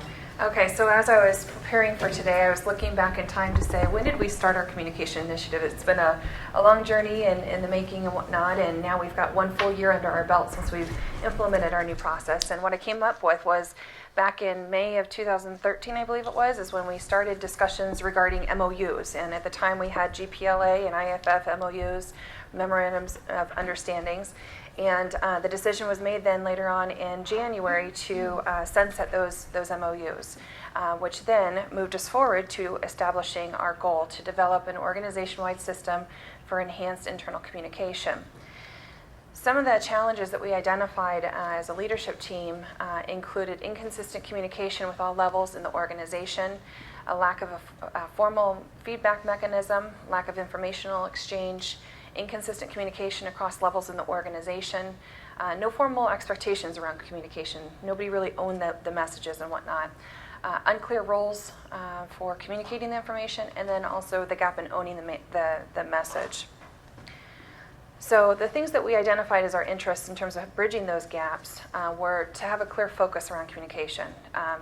Put it up on, as an organizational priority in terms of how we get our message throughout our one team, Gilbert. We wanted to align with our values. Communication is one of our values that we have as our foundation. We want to have open communication within our different channels at all levels in the organization, and develop a mechanism for input and feedback with all levels in the organization. We want to have a clear and consistent message, and then speak from one voice, one mission, and one team, as Eddie champions.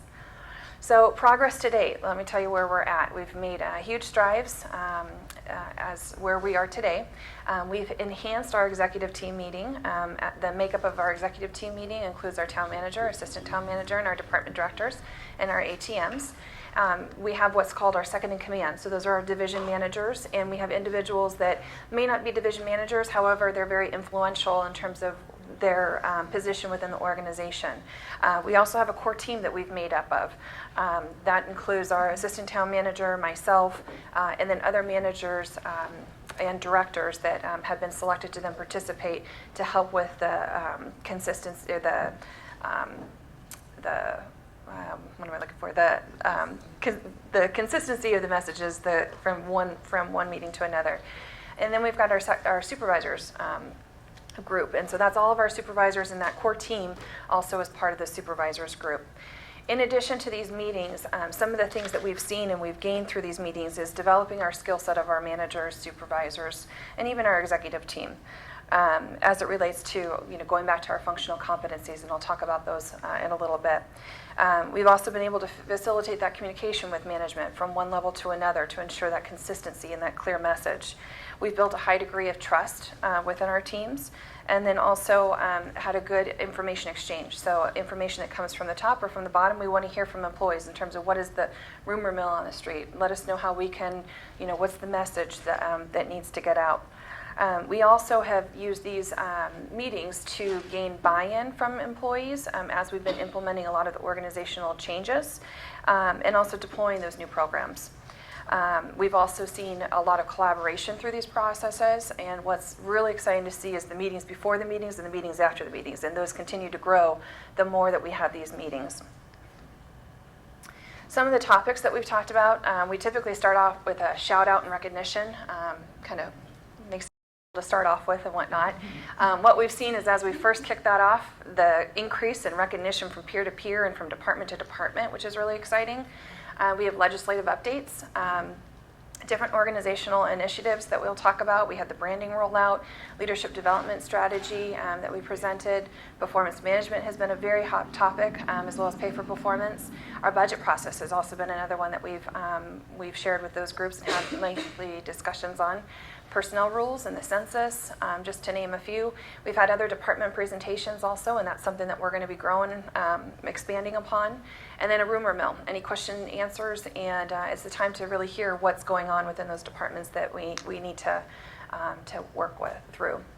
Some of the other things that we've done with our executive and second in command that's pretty exciting is what we call an experiential learning opportunity. And this is where the second in command, all of our division managers, had the opportunity to review the budget as well as provide input into our FY16 FTEs. So they ranked them, provided input to the executive team, presented their thoughts, and that was taken into consideration for the positions that went forward to council. The other thing that we did the first time ever in Gilbert was to have a joint session with executive team and the second in commands as we set the goals for fiscal year 16. So that was really exciting. We got to see were there capacity issues, who are the stakeholders, who are the parties involved to allow for that collaboration. In addition to the communication initiative, we have what's called the ad hoc committees that we've created. These committees, the purpose for these are to discuss and provide input to Gilbert regarding various organization-wide topics. One of the ones that we've had this last fiscal year is the personnel rules, and those will be coming forward to council likely around December. We'll have a couple more in this new fiscal year. We've got one for looking at our for our 457 deferred comp vendors, as well as employee recognition will be another ad hoc committee that we'll have here shortly. Another one that comes to mind is wellness, so we'll form a committee for that. Performance metrics. We know metrics are key to success, and so what we did is we established a baseline metric back in spring of 2004, and then did another mid-year assessment then in winter of 2004. We'll close out the fiscal year and close that out to see where if we've made further strides. So pulled out some of those highlighted items in terms of and then the individuals that were surveyed were the executive team, division managers, and our supervisors. So the three groups. So we asked them, do they feel that they're in the know?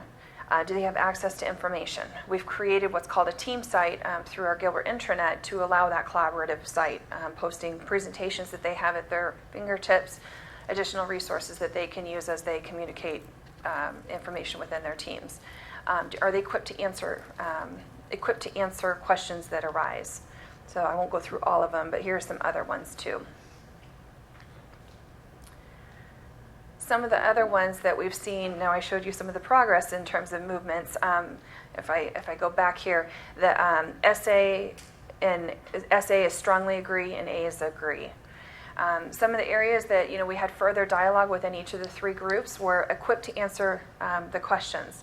Is it, do they not know how, or not comfortable with that? And so that's something that we've been working through in terms of, what are the three, key messages that we need to get through, and how do we craft the message that you feel comfortable and confident to go have those conversations.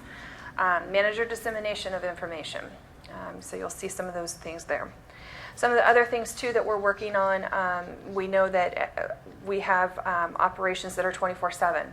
So with public safety, that's something that we're looking at, trying to make it accessible for all to, as many that we can have attend.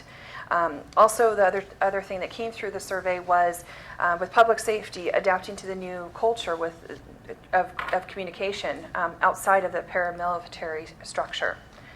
And then also balancing, we've seen at the supervisor level, more so balancing the message and the content for those meetings more from an operational versus more maybe a strategic level with the managers. So in terms of next steps, we'll continue to measure success with the program. We'll be rotating our core team to allow additional opportunities there for development. We'd like to see more experiential learning, so providing additional opportunities for hands-on learning, stretch assignments, and whatnot. And then also further leadership development. Some of the gaps that we identified in our last study was the focus on change management. So through these sessions, we'll have some leadership development opportunity through bridging that gap, as well as communicating information ideas, confronting problem employees, strategic planning, and leading employees. So those are all things that we'll touch upon over the course of the fiscal year. And with that, I'll open it up for questions. Great. I love the emphasis on developing people. We already know that we have a tremendous team, and then building upon the strengths that they have and developing some of those weaknesses that we have only makes us better. I think at this point we're more worried about everyone getting recruited away than we are. So you could knock off the great work you're doing, Dana.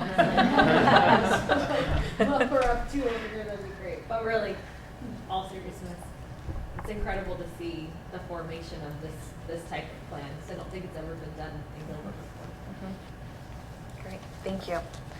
All right, and with that, I'm going to move on to performance management. So I have to say, I'm just going to start off with this, is that this is something, in terms of moving to a true competency-based performance management system is very unique. I would say to Arizona municipalities, other organizations do it and give up. But I think with our leadership and the support from council and our leadership, it's made it to where we are today, and continue the momentum with that.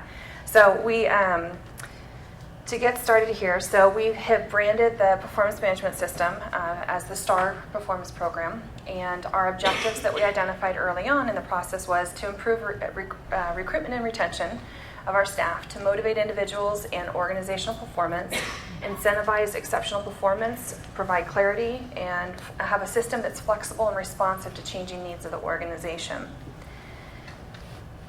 Let's see.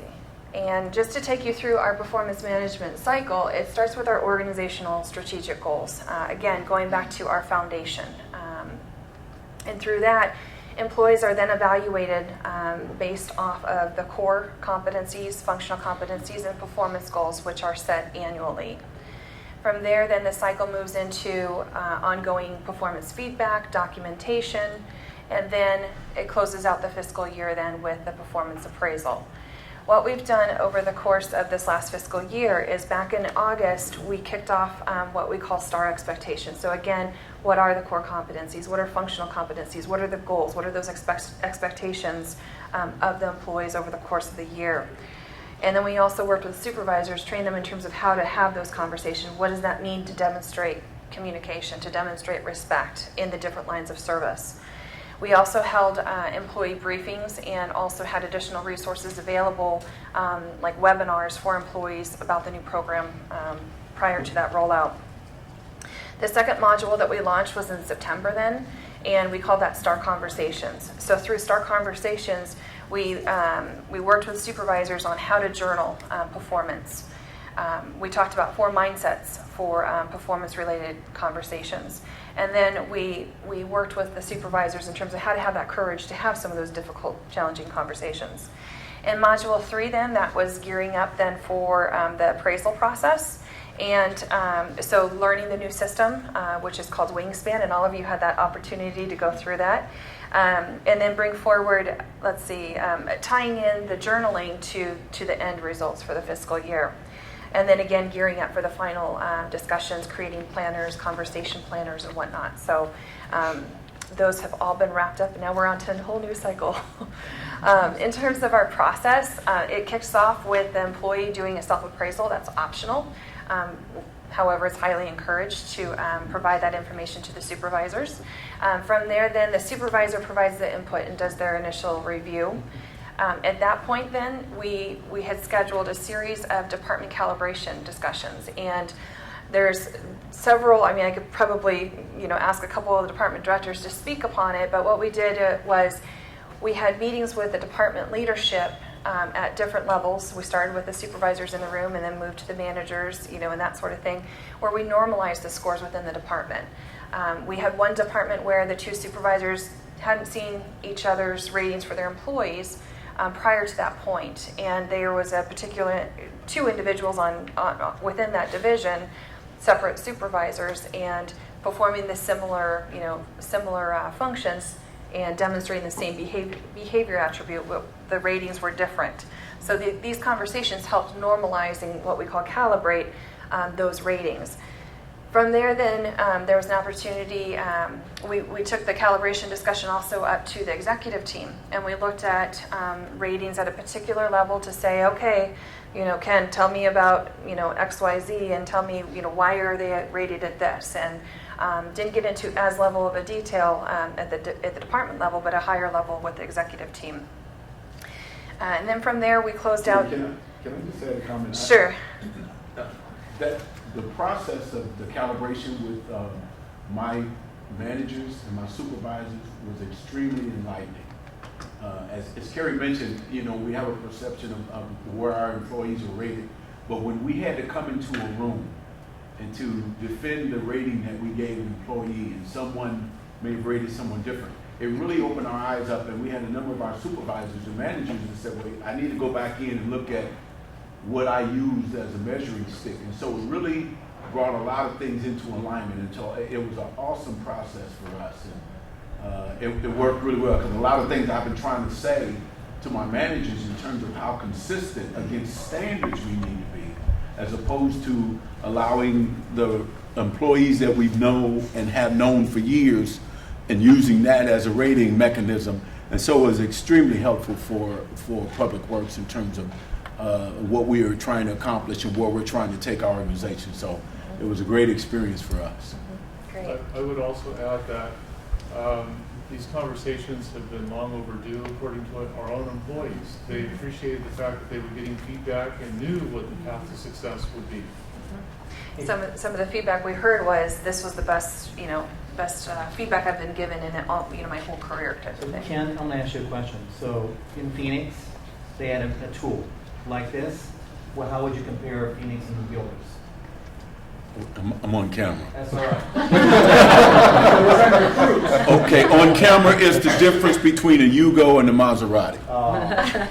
The Maserati's out here. Right. No, seriously, the evaluation process there was extremely subjective, and it wasn't really balanced in a manner where you could truly know that you're providing an employee effective feedback, particularly when you could rate an employee and they had the ability to go around you and to challenge your rating. It was a mess. What we have here, I think, is a process that, Victor, you mentioned earlier the metrics in your discussion. When you have when you have valve operators and they're required to have so many valves operated per month, per year, it speaks for itself. You got the number, we can counsel you during the course of the year, but at the end of the year, this is where you need to be. And so those type of metrics, they're huge. in terms of really being able to gain efficiencies and to move your people, your organization where we want to be and maintaining best in class. So it was a big difference. Just one last thing. I think the participation in those calibration meetings was really key to the employees themselves being confident in the system. And I think it's going to have a lot to do with our ability to sustain it. And as you can see, it's not HR driving it, it's our leadership team. And without our leadership and the support that they put forward this fiscal year, we couldn't do it. So huge kudos to our team. So moving forward then, just to kind of give you a snapshot of what that looked at like, what's amazing with the new Wingspan tool is we can run reports instantaneously. Once we close the self-appraisal, I was able to draw reports and present to the executive team that afternoon.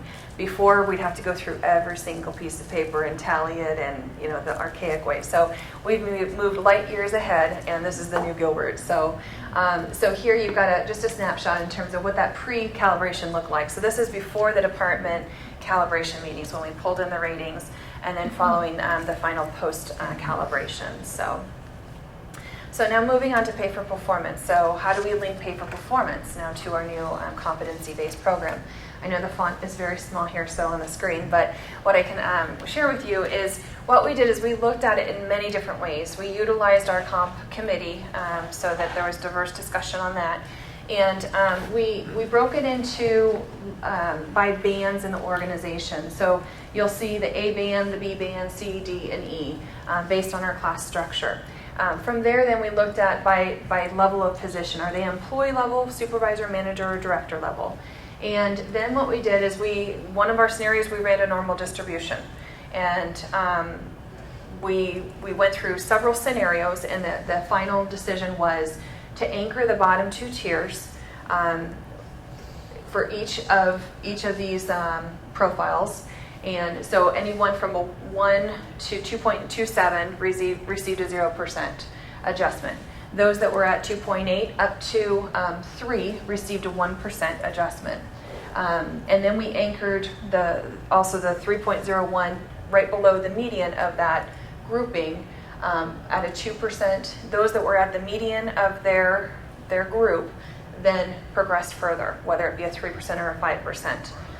Overall, we had about 600, a little over 600 individuals that are part of this non-sworn group that went through the performance appraisal process. Keep in mind, sworn continues to use it on their anniversary date. And so individuals either had a progression up to the job rate or a one-time, depending on where they were within their pay range. So that was all implemented, I think. So it was either or? It was either or, okay. Correct. So, do you know how many fell into the 5%? How many fell into the We had 3? Oh gosh, I do know this number. I think we had there was about 16% that fell into the 5%, which equated to, I think it was 108, something like that. So we do have a very high performing team. So yeah. And with that, I think it comes to my conclusion here. So, Eddie. Well, I know that we had, well, first of all, I know for me, and I think on behalf of the council, this is unbelievably exciting to have this implemented. And you're right, the collaboration and cooperation of all our teams, both council management, unbelievably excellent, because you think about best in class in corporate America now coming into public, it's unbelievable. But I know that we had some discussions about the tool. And I know that we had unbelievable amount of money. We could have gotten this huge enterprise tool to do a lot of different things. Can you talk a little bit about the tool that we did settle in and how well it worked? Sure, with having the funding set aside, that tool, No, or the talent management. Sure. Yes, the talent management wingspan. We couldn't do a pay for performance or the competency-based performance review without a program like Wingspan. From the get-go, we were able to upload goals just to get a kickstart into the system. As we're going into this new fiscal year, now it's frontline employees putting goals into the system. So that's just the start of it. We can have cutoff times in terms of when reviews need to be completed. The reporting capability is point in time. Once we close out, or I can run it at any point in time to see where things are at any given moment. If someone is if a review is incomplete and sitting there, or if it needs, I can see the status at any given time. So it's a tremendous tool resource that we now have, to gain efficiencies and allow us to be able to implement such a best-in-class program. Thank you. Thank you. I don't know if, trying to remember who it was who met with us for the reviews. Tiffany. Sorry. I mentioned to her that I had some questions about how this corresponded with the compensation philosophy. And I'm not going to have the discussion now, but I just want to remind you, I'd like to meet with you. We'll get something on the calendar. That'd be great. Definitely. Thank you. Any other questions? Yeah. So what was the total bonus pool for fiscal 15? For fiscal year 15, it was $1 million set aside for the one time, and what we were under that $1 million at the implementation. Now we're going through the appeal process right now too, so we have some movement there. And then for those that have the progression, it was about, I want to say 323,000 roughly. Promotions? Is that what you mean by That was progression, Right, yeah, up to the job rate. And that million was fully loaded, so it was all Yes. the incidentals. It wasn't just straight compensation. Contributions to ASRS and whatnot. Yeah. And is there a top rating program for your low performers that goes along with? There your are, yes. So evaluation? based on where individuals fell on the lower spectrum of the rating scale, development plans are required for those individuals. And then what cost containment measures are embedded in the goals that an employee will set, at the beginning of the year, if any? They're going to vary by department, and that's something as we're developing goals for FY16 that has been a topic of discussion. So we'll have more information too, as it's decentralized in terms of the departments developing the goals, but there are some cost containment discussions occurring in terms of developing the goals with that in mind. Yeah, and maybe Patrick, just you and I have had a discussion on that ever since I joined the council here. That's an important thing for me is with Amber's wonderful Six Sigma education and how that's filtered through. I think your employees are really empowered with some amazing tools, where those can be very real targets for a year that could go to fund the bonus pool or could go to fund other important things that we have. Finding a lot of savings. So, to the extent that you can continue to express that in meaningful, you can't just flat apply that straight across, Right. but in targeted, meaningful ways. I think that'll really help save, stretch the taxpayer dollars. So we'll continue to follow up on Well, that. I think what you just said, if let's say you have Six Sigma goals in, and when I envision like at Motorola, that you have these target now pools of dollars geared toward reaching those Six Sigma goals. I can see that being part of that. The savings that you get from this, we'll say that adds to help that pool be distributed to the employee. I see. Right, yeah, and each director would Yeah. have a goal, and then they would express that out. So Ken's department, would have a $10 million savings goal. Yeah. He would kind of look to see how that's broken out, and then their goals are locked in. They use the tools. You want 20? He's like, 10's easy. But yeah, that's the basic idea. Exactly. It becomes a very powerful tool to stretch your dollar and do more information. Well, because that means, not to say you can have a pot of $2 million, but, and that's Whatever the right number is. Yeah. So. I say let's fire Hamlin and use this money to give ourselves bonuses. On the agenda. Do you have a comment? Yeah. Hey, Carrie, one last comment to Carrie, to Mary, to everyone else who's worked on this. Thank you. This is huge stuff. We talk about, man, this is kind of neat. This is, for a government to do these kind of things, it's pretty unbelievable. Amazing. And so thank you to the executive team. We know you guys work really hard, and you have tremendous employees who work with you. So thank you very, very much. And as we all know, we're all continuing to make it better, and we're going to probably stub our toe a few times as we go through this process. But thank you for what you guys do. Heck of a job. This is good. So I I often find myself following Dina. And I'm not ugly. I try my best, but I've not done either one yet, and I can't talk that fast either. So No, I'll do my we'll very figure it out on a break. Just bounce a little bit. Just bounce a little bit. There we go. I'll do my very best to mark your audio. Am I not on? Can you turn it on, please? First failure of the day. There, man. There you go. Now I'm on. You made it to almost 11:30. That's better than most of them. Hi. So I'm going to give you all a technology update. I think it's been 2 years since we talked technology at council retreat. So going to bring us all up to speed. And for those of you who were here 2 years ago, you may remember our presentation. Prezi kind of talked about some of our infrastructure and our routes in Trunk that needed to be really beefed up on the technology front so that we could ultimately have the right pieces in place to deliver a good, sustainable, dependable IT infrastructure to support the lines of service that our other departments deliver. And that ultimately those things aligned with our organizational goals would get us to that point of technology leader. And I had to laugh a little bit. I looked back at the one team piece and thought of Eddie, and I heard someone say today, I think it was Dan, what we do together. And I think technology in particular is very much that way on an internal sense, because we can put great technology solutions out there, but if they're not married up well to our processes and the service we're trying to deliver, they can fail, even if the technology is successful. So just some updates here on sustainable infrastructure. We've made some huge strides here. We have pretty well a 5-year replacement forecast for all of our IT infrastructure. So everything from disk storage and network to audio-visual PCs, and we've been executing on that plan. We're going into year 3 of executing on that plan.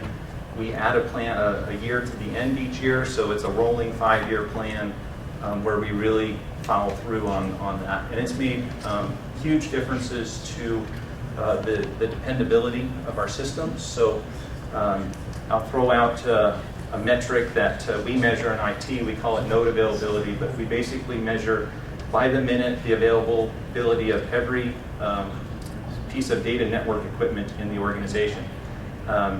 We averaged last year a 99.990 to a 99.999% success rate. And actually, all but 2 months, we were at 99.995 or greater. So we've really hit that point where everything's firing, we're doing our maintenance well, and we've seen a real uptick in reliability. So one of the other things we were looking at was investing in our data centers so that we had a second data center that we could store off-site all of the data for all of our systems. Previously, we didn't have that. We also improved fire protection and cooling systems and those kinds of things that hadn't been maintained for a while, so we've completed that. And we put in strategically some redundancy and some diversity in our systems. So we have a diverse internet pipe now. That internet pipe, along with providing internet service to employees, it's also the mechanism by which all of our public safety responders get back to the data centers that ultimately dispatch them.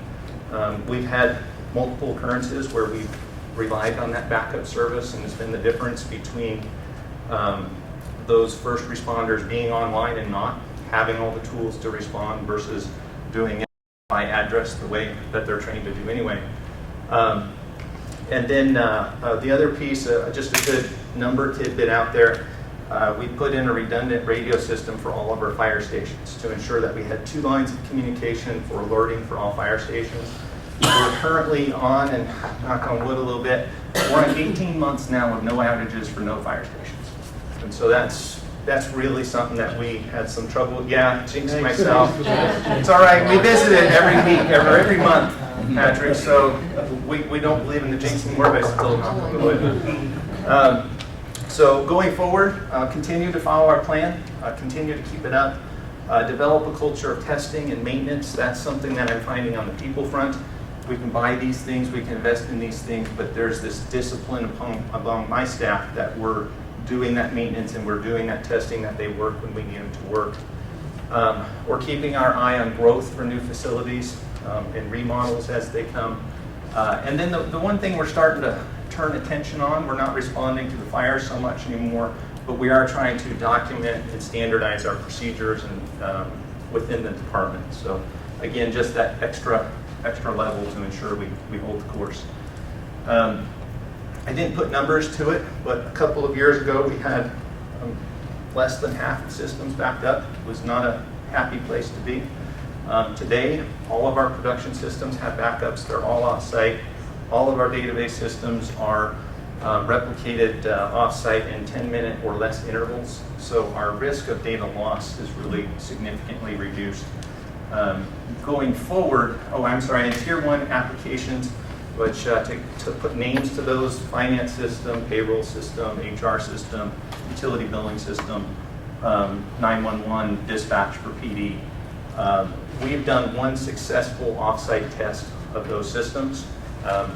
We're still working on refining that. So our end goal, where we're trying to get, is that we test all of those Tier 1 systems twice a year. So we plan about a 4-hour window twice a year, take the production systems in a scheduled manner off-site, bring up the old ones, or the secondary ones, and give them a test.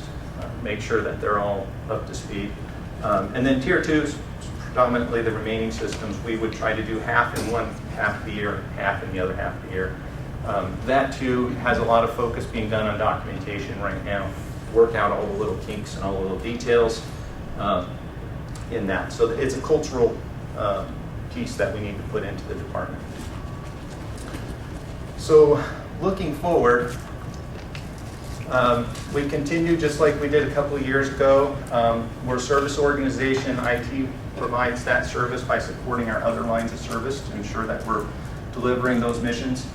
And we use our strategic initiatives, and the two that really focus in IT are remaining sustainable, remaining high performing. How do we apply technology to do those things? And ultimately that gets us to technology leader. And then of course best in class, and we still, IT focus, efficiency comes with us oftentimes.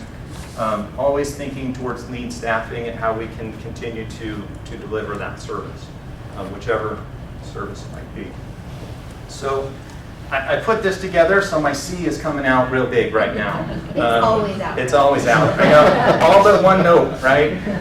So IT project considerations. I tried to put this together to quickly summarize how we approach IT projects and how we evaluate them. So one is quality of service. So is the quality of service, quality of systems we have delivering to an expectation or meeting a need for a line of service the organization is trying to deliver?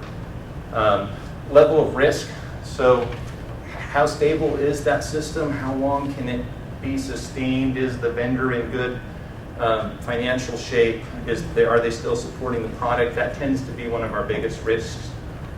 We'll talk about that some more. What's it cost to do this project? What are direct costs up front? What are the ongoing costs? And then manpower and efficiency. So almost all of these projects require some kind of manpower up front. Some of it's staff, some of it's contracts, some of it's the department staff. And then what kind of efficiencies do we expect to get out of it? And then ultimately, kind of in efficiency and staffing, I really realize are different evaluations, because some of those can result in these projects. Sometimes you can have manpower that increases as a result of doing a project, and we'll look at a couple examples. You can have decreases in manpower. We'll look at some of those. And oftentimes, we're looking at how do we reinvest the staffing we have to continue that long-term pattern that we have of growing and not, and keeping our FTE counts where they are or lower, percentage-wise.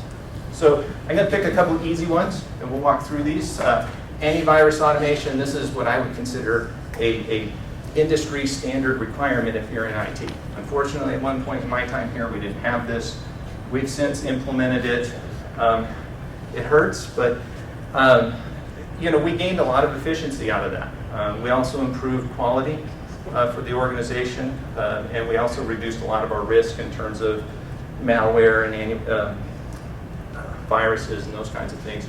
And so then we take that savings in PC technician time in this case, and we reinvest it into the support of a line of service that has more value than chasing viruses on PCs.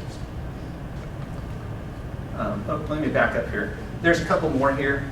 Windows Update servers, standardized images, all those kinds of things. So those are pieces of industry best practices that we've been putting into IT. Prosecutors case management. This is one from a couple years ago, but we had a quality issue with what the prosecutor had as a system to use. So our goal was to improve the quality. We had a risk of the system in that it was no longer supported. It wasn't going to be sustainable. And so we invested some pieces, we got some efficiencies out of it, and then ultimately that project resulted in the reduction of a contract staff employee out of prosecutor's office staff. And so then IT picks up a little bit of support for the system itself.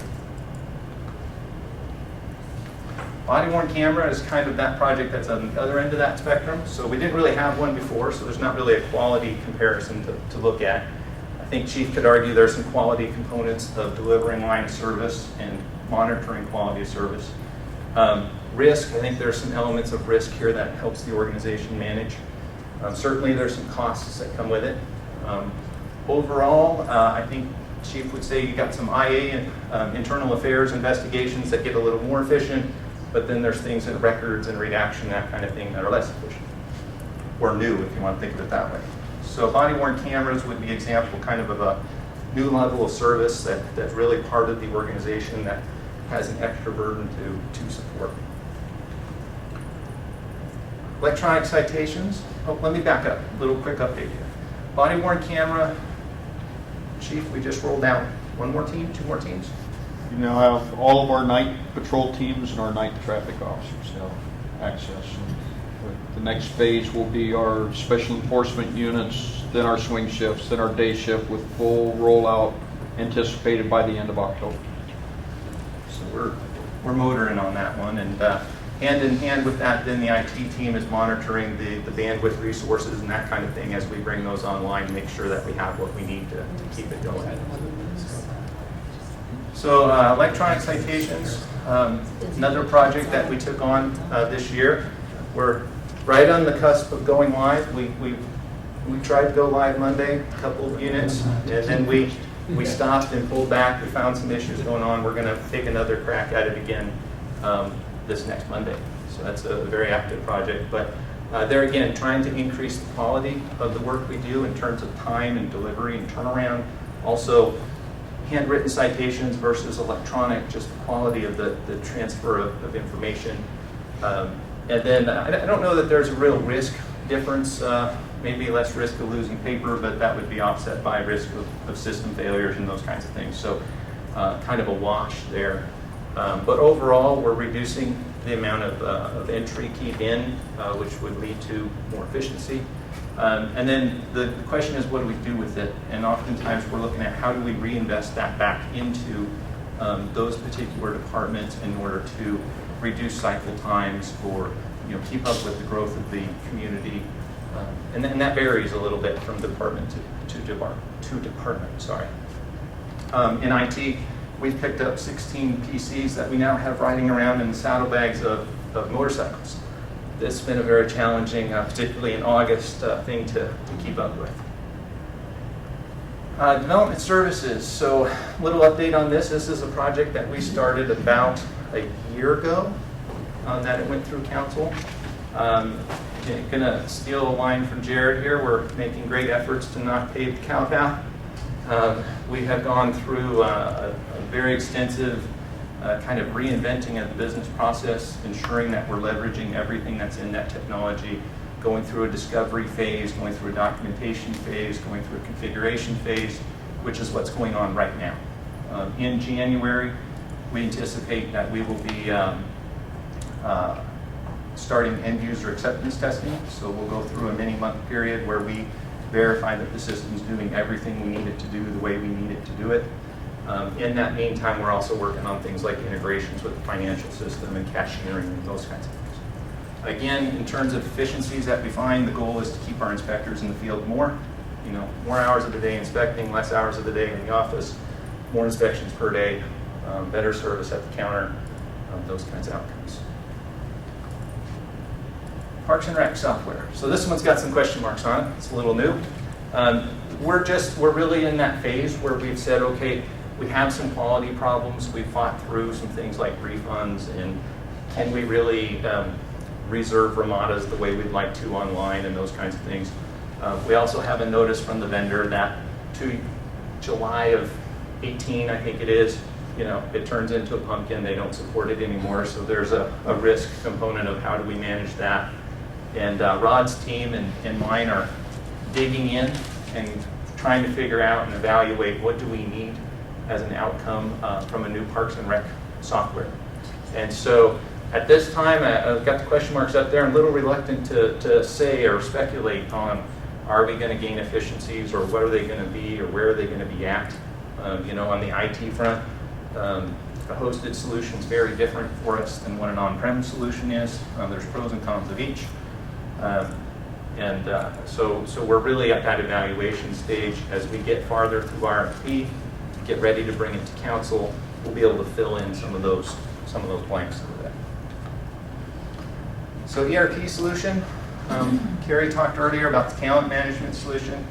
ERP is our current Eden system, is the other way that people know it. Same issues there. We have some quality issues. The vendor, quality and risk, vendor has told us that this product is really not going to be evolved anymore. We've definitely seen that at the staff level. And it's not their flagship product anymore. So they haven't given us an actual end date, but they're not competitively selling it anymore. It's evolving just enough to stay alive. This one too, some question marks on it. The human resources piece is filled in because we've seen some demos of this product. So Eden is part of a Tyler Technologies, which is a holding company. Their interest is to keep their market share. They have a flagship product that they call Munis. That is the largest ERP provider for public sector market in the United States. And so part of their willingness to keep their market share is a full 100% comp of the software licensing costs to go from system A to system B. There's, of course, a bunch of services costs that's not comp. But Munis so far in all of our demos appears to be definitely a very good quality of product, and with that promotion or that their incentive that they're offering is looking like a very good way to go. The question marks, we just did demos of the budget and finance piece last week. So since I put this presentation together, I think the finance group, and look Cindy's way, is nodding their head that it looks like a good improvement and a good direction to go for them. The budget piece, it looks good. We have some follow-up that we still want to do on it to assure that it has the pieces that we need, or if it doesn't, that we're aware of what it is.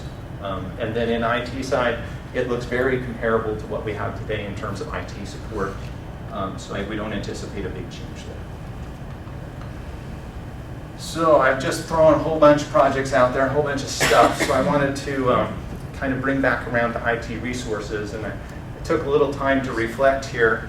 I started work with the town in 2006, so I started thinking back about all the things that happened and did some work to write them all down.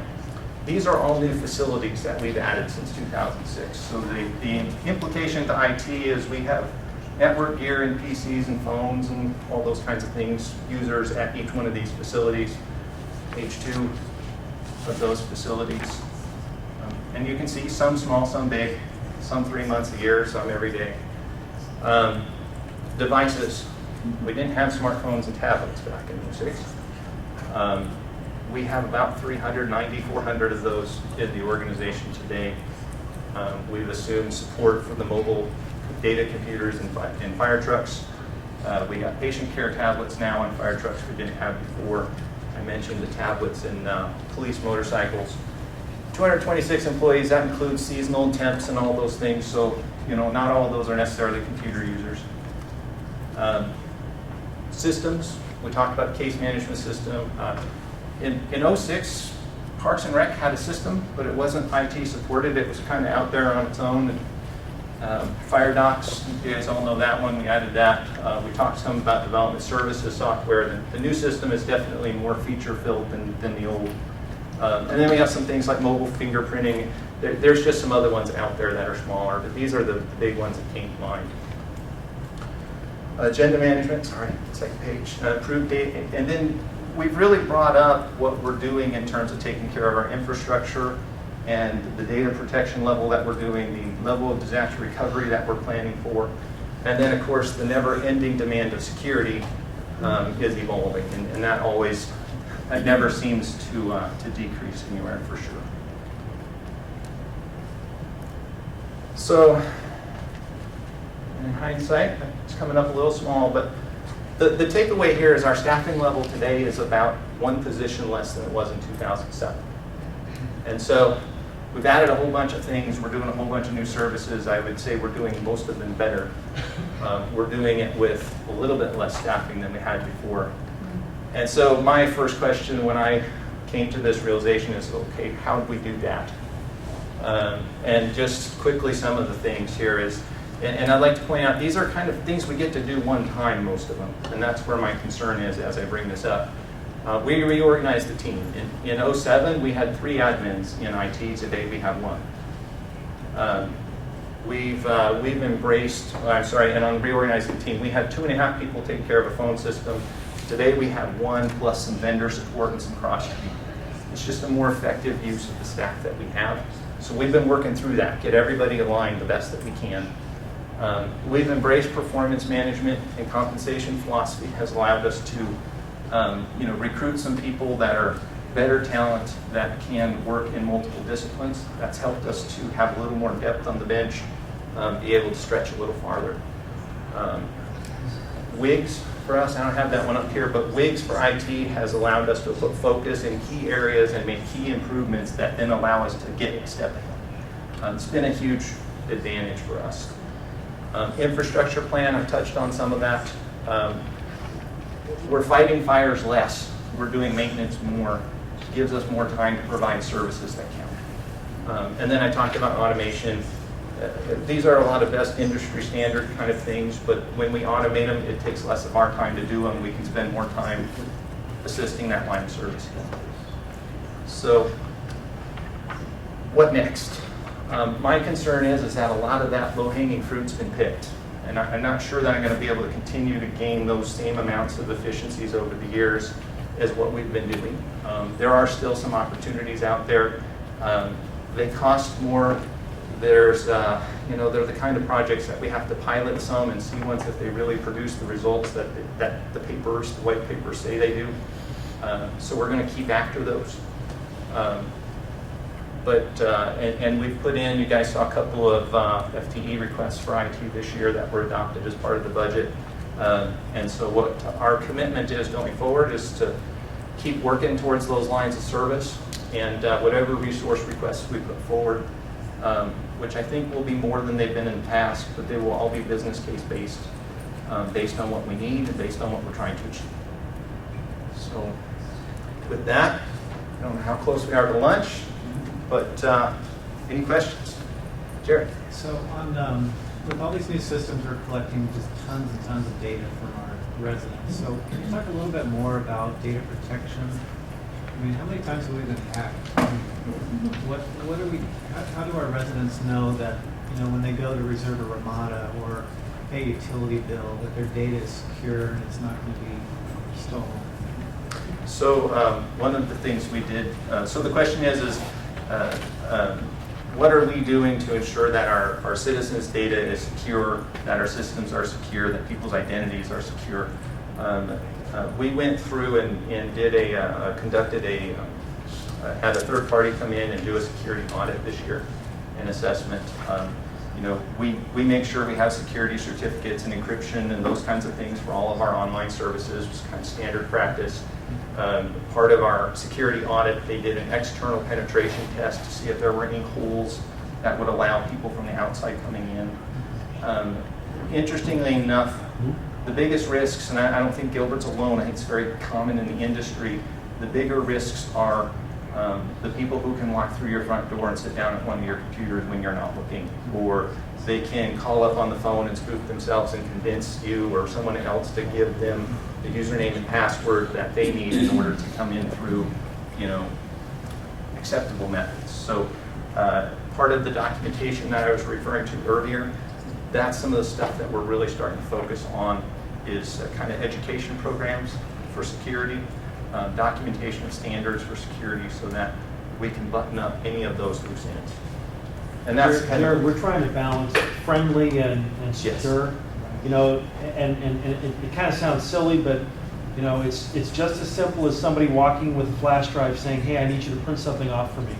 And as soon as you allow that flash drive to be plugged into your system, all kinds of bad things can start happening. But we also want to be friendly and open and responsive to the needs of our customers. So, you know, we don't want to lock it down to create a glass bubble. But on the other hand, we have to make sure we're reasonably secure in what we do. There's also tiered levels of security, our public safety systems, our water plant, sewer plant, those critical items have to be handled completely separate from Parks and Rec registration type of data. Right. So I guess another project that's on the list this year, we've used two-factor authentication in our police department for many years, back to 04, 05 or so, something like that. And we're going to be implementing same two-factor authentication solutions for our municipal network, which in my polling of the Valley cities, there's one other city right now that has taken that step, but many are in planning to do that. So I'd say we're right about where we should be. And Mark, two-factor is something you have and something you know? Something you have, something you know. I think a lot of us, if you have a banking solution, your personal bank, where they have to send you the code on your phone, you have to type that in order to get access, that's a form of two-factor authentication. Do you find that we have any issues with people trying to hack us on a regular basis? I don't have any known issues of that. That's something we try to watch. You know, the people who are scary good at that are good at it to the point where you don't know. You don't know they're doing it until it's done. Exactly. Yeah. When we had when the for Ferguson things were going on, you know, Patrick asked me, okay, if we were in this situation, what would we be doing right now? And I kind of laughed, but it really is true. I'm unplugging it. Yeah. That's what I mean, that's the answer. 18 months straight could be over. Yeah, yes. Yeah. Yeah, absolutely. But you know, I mean, those are kind of folks that are, I mean, it's a whole different league. Yeah.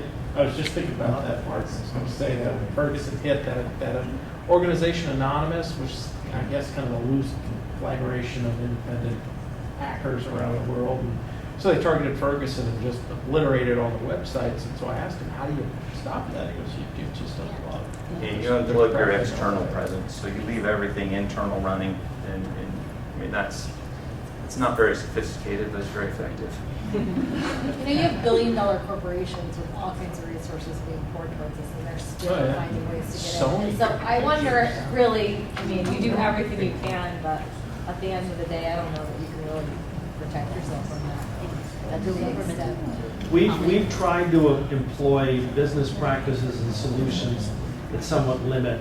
You know, while we do collect names and addresses, we don't collect, you know, banking information. We don't collect those other things. We've chosen solutions that may be more expensive or not as efficient, but we've now isolated ourselves away from that type of exposure. So while it is important and it's something we have to be cognizant of, we don't have quite the same degree of exposure as some other options do for us. Yeah, part of the strategy is to not be a good target. And so, like, you know, for instance, this year we eliminated our last system that had credit card information in it. Granted, it was encrypted credit card information, but now it has none. So it's just not targeted. Anything else?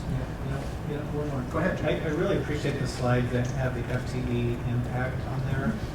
And not now, but I'd like to have more discussions on that because there's such power in investing in IT where it has other savings on that. And some of the questions I've had are some of the investments in the past, and I think we have a couple opportunities there. So we'll have, I love where you're going with that. I'll follow up with you on that and some of the ones with question marks. Okay. Tighten that up a little bit. Very good. Great start. Thanks. Sure. No problem. I had a similar question. Just wanted to see that, you know, some of the efficiencies turned into dollars saved. a little more specific, but I love the analysis. It's great. I really appreciate all the thought that goes into these decisions. So, I think you have to remember though too, and what was evident to me on those slides is that you still need people to implement the solutions. And that once you do that, yes, that's great, but when I was listening to Dana talk about all of the digital solutions that we're using, and then we talk about new software, and then we service, and then we talk about everything that's going on PD that has to do with a transition into things that are really computer or web-based. We're only going to be able to do so much with the small team that Mark has. At some point, there will be a need for additional employees in order to both support and implement all of these ways that we need to communicate and provide information to our residents. So it's really the residents that I think are driving that need in most cases. They want to be able to access online, residents and businesses. They want to be able to communicate with their communities at midnight when no one's sitting by they want all of that. And so how do we balance both providing that to them, but also with the limited number of resources that we have? So my concern isn't so much the increase in IT staff. Is there an offset by a greater than or equal to offset, in other departments, because processes are more efficient, and not necessarily people losing jobs, but we don't have to hire now. There's two, for each one you Victor, hire. your question is, what are you IT. doing with that efficiency? Exactly. Correct. So what are you doing? Not only, usually if you use IT properly, and of course you don't want to paint the cow back, if you will, you want to design a good process first and then get technology to do that efficient process. But if you're doing it right, you can hopefully save money and increase quality all at the same time. And of course that's the goal. So I'm just trying to understand measurable, objective measurables that we can see that's happening. And that's where I've struggled in the past. And just as I put up here, there's so many factors, and then part of that too is just simply keeping them alive. There's cases where we start hitting the ends of these roads where we're kind of forced into having to do something. In that case, it's you want to accomplish kind of everything. You want to get some quality out of it. You want to get rid of your risk out of it, and hopefully you can increase productivity out of it. And I think a lot of times that's what we're challenged with as we grow. It's not necessarily. It's almost like how many widgets per, right? And like in Kyle's case, how many inspections per inspector per day? How do we keep them in the office for 15 minutes in the morning instead of half an hour or an hour? And we're really shaving slivers in order to just eke out everything we can out of what we have. Okay. I just want to compliment Mark and his staff. We were talking with coffee earlier in the year, and just touching base, no agenda, just how are things going in general, and he said something, put it in perspective for me, that in Mesa, they have as many IT professionals embedded in the police department that do nothing but handle the police department needs as Mark has on his entire staff for our whole organization. So you guys do a great job with the resources you have available to handle our needs and beyond just the day-to-day stuff, all the upgrades and improvements you've done to our security, our sustainability of the systems, the backups, and done a great job. All right. One of the things we want to focus on over this next portion of the information being presented is to identify the operational aspects, the reality of how most effectively to maintain and operate our infrastructure. We've said before, the last time we were gathered at the retreat, we talked about the value and importance of long-range infrastructure planning. And I'm sure all of you have been watching the news back and forth, and you see constantly stories about infrastructure failures, most notably some of the ones that we see that have made the news. We're going to show a clip here shortly. It really reflects and identifies the value and importance of maintaining infrastructure. Not from a standpoint of just, what has been the attitude and the perspective of just building something and just assuming that it's going to last, but really more predictively, more proactively maintaining, operating, and really assessing properly and appropriately these various assets so that they will, at a minimum, make it to their useful life. And so we're going to move with this first, I guess, It'll run. so we'll We're back now with the disastrous state of the nation's roads and bridges. A new report says more than a quarter of our highways and roads are crumbling, ravaged by potholes and neglect, costing drivers big money and damage to their cars, as NBC's Tom Costello reports. The double lane closures will be in effect all day long. Rush hour in America. We have a big delay. A daily ritual in dodging divots and potholes deep enough to cost a fortune in repairs. Among the worst in America, according to nonprofit construction industry research, nearly 3/4 of the roads in LA and San Francisco, more than half the roads in Detroit, San Diego, New York, and Cleveland, more than 40% in New Orleans, Denver, and Seattle. The average annual repair bill, $730 in Omaha, $917 in Oklahoma City, more than $1,000 in California. Big business for repair shops, but costly for Tom Waters' limo company. It's very expensive for us. We have 9 vehicles. It's a multiplication many times on our expenses. Perhaps the most iconic symbol of America's crumbling roads and bridges, Washington's Memorial Bridge, connecting Arlington National Cemetery with the Lincoln Memorial. This summer, tour buses have been ordered off. Look at the level of corrosion. Underneath, the steel support beams are now too rusted to support the weight. Chunks of concrete fall from the roadway above. All over the country, we're facing the same basic problem. Our infrastructure is falling apart. There's bipartisan agreement on that, but here's the thing. The Highway Trust Fund runs empty in just 7 days, and Congress still hasn't come up with a long-term funding plan. Meanwhile, most experts say the current 18-cent per gallon gas tax is no longer enough to make the repairs. It is less expensive to fix our roads and bridges than it is to drive over them in rough condition. Whether in repairs or taxes, we all pay. Tom Costello, NBC. So the challenge we really have is, what's the best approach? As you heard from the story, it's a lot more effective to maintain and repair than to let something run to fade. Another good example of that, as I mentioned earlier, is the bridge on the I-10. What is not commonly identified in that particular instance is the fact that they had performed assessments of that bridge. They're required by law to perform annual inspections. So the inspection was performed. There were a couple missteps, I believe. Either, from our perspective, the inspection was pencil whipped to where you just kind of check boxes and say we're all good, or it wasn't evaluated to the degree it should have been. And those are the types of things that really cause the challenges.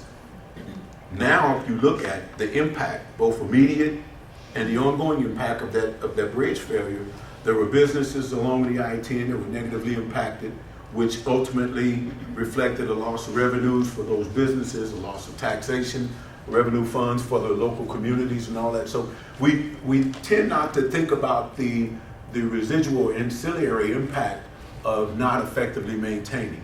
And so the approach that we want to do, again, from last year, and this is just a recap, but we want to go a little further in showing some of the more specific things relative to long-range infrastructure planning. In short, we really want to transition more effectively from that run-to-failure mindset. And it's been typical across the country. We're not the only agency. The American Society of Civil Engineers performs an assessment of the major infrastructure across the country. And as was said in the report, the roads got a D, a grade of a D. Water systems, wastewater systems on average, got a grade of a D. Some of the other systems got a D minus. Facilities didn't get that great of a grade, and it really is a presentation of the fact that, you know, we get busy, we build stuff, and we just assume in our mind we just built it, we're good, and then time goes on. And I said this before, particularly in our industries, things that are 15, 20 years old, we still call them relatively new. Now, you know, it's interesting, if I were to ask Mark Kramer to give me a perspective of a 15-year-old computer, You know, and so that's the kind of relative understanding that we want to look at when looking at the various components.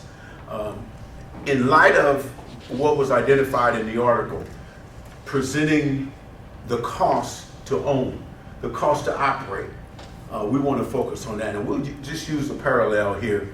Let's say you bought a car. In this case, we have two cars, but we'll just say one. And the average cost of the car, and we'll say you paid $30,000 for it. And as with the case of some of us here, and particularly I'll mention this again like I did last year, my wife, with a lack of understanding of the cost to own and operate. So we buy it, we put gas in it, we drive. No maintenance, no anything. And so based on that, you can see the cost typically is going to be about 60 cents per mile, with the relative value of one vehicle being about 30 cents a mile. No maintenance, you drive it, it dies, you go buy a new one. If you perform minimal maintenance, and let's say we replaced the tires and did a few things, oil change every now and then the value would be enhanced and you move to roughly about 34 cents being the cost per mile. And that's on a 100,000 mile basis. Now, this is where some people and some agencies struggle, because in their minds, they'll say, well, what's the value? I mean, I'm only losing 4 cents, but it's not necessarily the initial value as well it is the initial and the ancillary value, or the other impacts, the other associated impacts that you have by doing just the minimal. When you consider an optimal approach to where you're performing the required maintenance, the required upkeep on a regular basis, as opposed to when something fails, fix it. This would be changing belts. This would be, battery changes, alternators, those things that are really essential to the effective operation of a vehicle. It's all about efficiencies as well. And so we know that if your car is tuned up, then you're going to get more miles to the gallon. And so it's the perspective of that type of activity that you want to be able to focus. And when those things are done, as is reflected here, the cost of ownership is much less. But look at the other phenomena. You tend to get more life out of the component. You tend to get more life, more usage, more effective usage out of that particular asset. And so that's the approach that we really want to present and that we really want to engage ourselves in terms of the discussion. Hey, Ken? Yes. You just hit reliability, but before you leave that, one of the things that at the staff level we've been struggling at is, and we've heard some feedback from council in certain circumstances, well, it's costing us more. Well, if you go down to the first line, you do a run to failure, you've only paid for once and you're not paying for any maintenance and you're not doing things. So as you try to move up to that green line on the top, we have $10,000 of maintenance we're now performing that we were never doing before. So those are the kind of the discussions and the questions and the evaluations that we need to show you, and that it's a little bit more than, yes, it is going to cost us more, but in the long run, using that example, we're trying to get to that 20 cents a mile rather than the 60 cents a mile cost. Well, that's a good point. And to further that discussion, it's more about the extended value that you gain. And I think that's the key. When you go from no to little maintenance to now there is an attentive approach to maintenance, on the front end there is a spike, if you will, initially in the costs and the expenses of providing those things and maintaining, because these may be some of the things that had not been performed or had not been attended to on a more consistent basis. And so, from some of the slides we'll show, to even performing those assessments and discovering and prioritizing our assets. I'll give you a good example. The air conditioning unit in Muni 1 is a lot more important than, say, the one maybe at, let's say, North Area Service Center.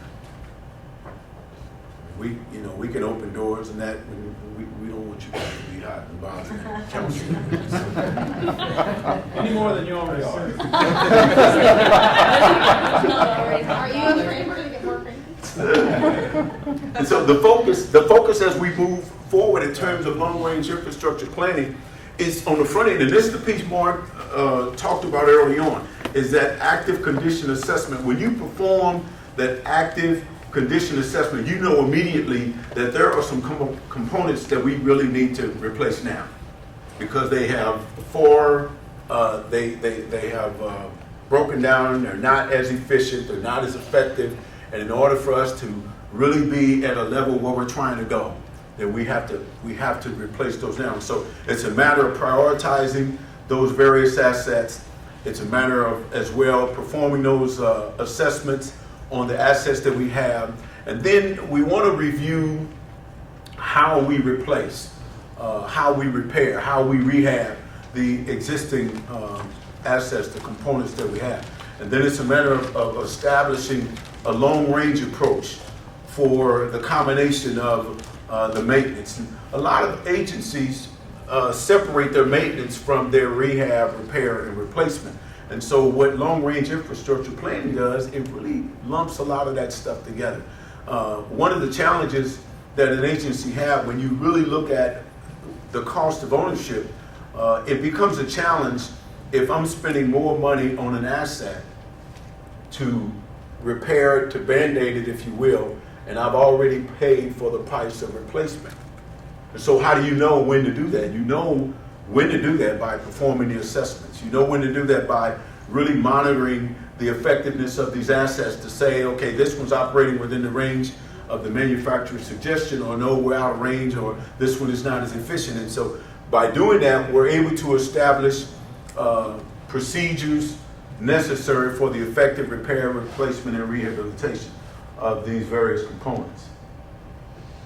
These are just some of the general benefits, if you will, of long-range infrastructure. It really allows us to, as I mentioned earlier, to incorporate all of the activity associated with the assets, maintenance, coupled with operation, with rehabilitation, and then repair and replacement.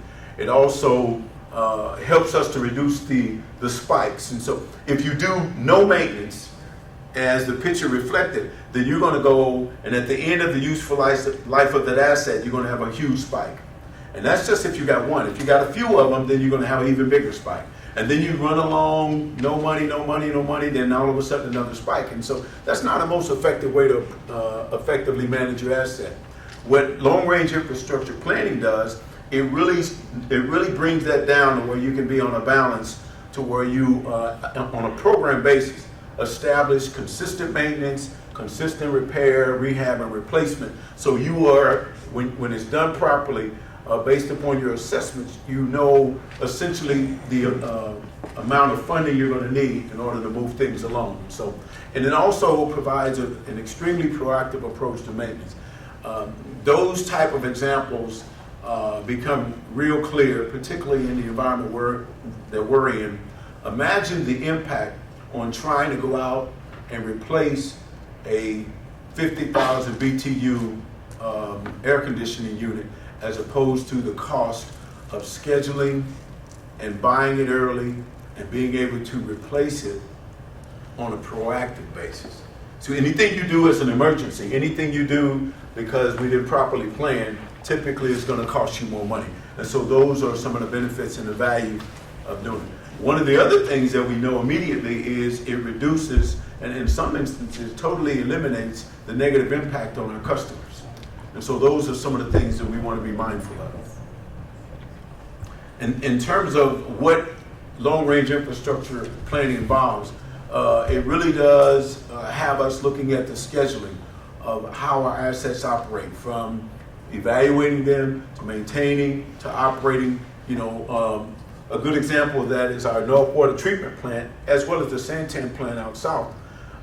They have certain times of the year where the plant's down because of dry up. The canal, our water source dries up. For their maintenance, those become a great time for us to perform maintenance on our facilities. And so we have the plants down at a time consistent with them, so it doesn't cost us more money when we perform our maintenance. Those are the times that we want to do the effective assessments, the maintenance, so that we reduce the negative impact If we don't do it then, we have to do maintenance later. We got to shut the plant down. We're losing water. Our energy costs go up. And so these are all associated expenses above and beyond what's normal when we don't perform these particular components.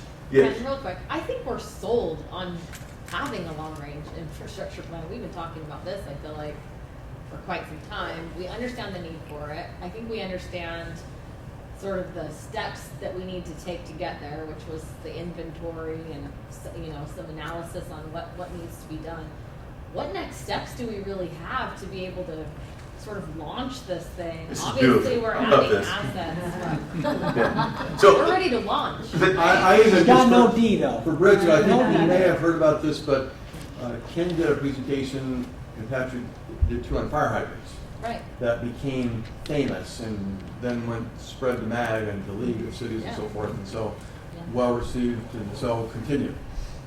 So that works great. So this is essentially background. So what I heard in your comment was, okay, Ken, move it along. Thank you. So there it is. Sorry, Ken. Bridget called me boss. Moving right along. I heard it too. I got it. So I want to touch this just a little bit in terms of how we're using that in our system now. So Victor had asked a question early on when Carrie was presenting in terms of the matrix and tying those things in. We tie long-range infrastructure into the activities of our crews, you know, in terms of how much work they get done, how many valves they operate, how many meters, and those sorts of things. And so those are the things we're incorporating. A piece of that is performing the assessments and scheduling those things. And then it helps us to identify budget aspects where Mark and his staff are really assisting us in tying the GIS components into our assets. And so those are things that we're, some of are in motion, and some of the things have been done partially. Another critical piece that we're doing, Amber has really been assisting us in our standard operating procedures and using the efficiencies and the lean aspects of really trying to find ways that we can do what we do more efficiently and more effectively. And so those are some things that we're doing to tie in a lot of those areas into our long-range aspects. And so we're going to move toward the updates in the areas of the various departments. I just looked at what category you are, and I just totally offended you by saying. Well, I try not to show it. On my way home, I'll probably cry or something. I mean, I'm in front of people now. I got, you know, I'm an I. I got to be social. I'm an S. I got to make sure everybody's good. So I just want to publicly it's too late. I'm hurt. I'm offended. But okay. No. Well, the S in him wants to make you happy, so that'll be okay. Yes. We'll go with that one. I really do appreciate the work you've done. Bossy. Okay, so the I in me, I don't know if the I in me knows how to receive that. But to the issue you raised, though, we looked at in year one relative to Rod's people in the parks and recreation area. They identified 20% of their critical assets in these various areas here, and they took an inventory and they identified the condition so that they can plan more accurately in terms of how those things get repaired. In their second year, the goal is to perform this aspect to move toward 20% more in some of the other areas so that we know and can document the condition of our assets, and then we can more accurately determine what gets replaced when and how effectively, or can we do something in the interim to buy us more life expectancy, or some of the things we need to do. Same with the facilities in terms of evaluating the various components and trying to prioritize those things to more effectively determine when things get replaced, when things get repaired. Same thing, year two, to move beyond, grab another chunk of the assets and to perform those same things so that we can try to plan more predictively is primarily what it is. In terms of public works, I really like just kind of capturing and showing a lot of the practical value. If you see here, we're replacing about 11,000 cans on average to our customers. And so these are cans that are damaged for whatever reason, and we have rotating stock. You're also seeing the amount of activity on the commercial and the residential side. Well, the value of this and the efficiency thereof is really based upon our ability to have the equipment maintained and to have the routes effectively designed so that we can perform those services. And so there is a link between having your assets effective, your equipment effective, and being able to be efficient and effective as well. As it relates to streets, you see the picture up top. This activity is performed. It's been proven if you repair a crack in the street, you tend to add life to the street, as opposed to, as you saw in some communities, when you do nothing, then that crack becomes a hole, and now you got people complaining, and then even in some instances, they didn't really report this necessarily in the article, but a number of communities, citizens file claims against the damage that they received to their car as a result of going through a pothole. And so these are some of the auxiliary expenses that you have when these things aren't properly maintained. We maintain our own signs. And so, you know, this environment is really tough on anything. And so we have a responsibility of identifying signs that or maybe not as, some are defective or some is not as in good a shape as they need to be, and those repairs are made. Same way with our lights, traffic signals, and those sorts of things. In streets, in right-of-way areas and roads, the same process of maintaining. It's a lot easier for things to last when you spend an effective amount of time maintaining. And so these are some specific areas. With our wastewater system, in terms of our lift station and our hundreds of miles of pipe, we want to make sure that we are evaluating, that we are properly maintaining. We were in a presentation the other day, and a consultant was explaining to us that in Las Vegas, where they had a project, there was a sewer backup in between the Bellagio and one of the other casinos right there. And as a result of that, the Senator Harry Reid got involved because the Bellagio didn't call the Public Works Director, they called Harry Reid. And so as a result of Harry Reid getting the call, someone lost their job. I think the top 3 officials of the utility lost their job. So council, if any high-profile customers call you, please call me. Help me out. I want to maintain my employment, and I can give you my home number and cell number too. But see, it's just a matter when the right amount of maintenance, when the right amount of proactive activity is not done, it results in a lot of problems. And so we, in terms of the matrix, our staff are performing miles of cleaning, miles of closed circuit TV, so you can do, and these are some of the requirements that we have, and as it says there in terms of what's inspected. That helps us to be proactive in terms of what we're doing. On the pre-treatment side, one of the challenges here with pre-treatment, we perform these inspections because we're concerned our wastewater treatment plants are essentially conventional plants. Certain chemicals or certain elements can be put in our wastewater collection system and they kill our bugs. We've got microorganisms at our plants that we need them to treat waste.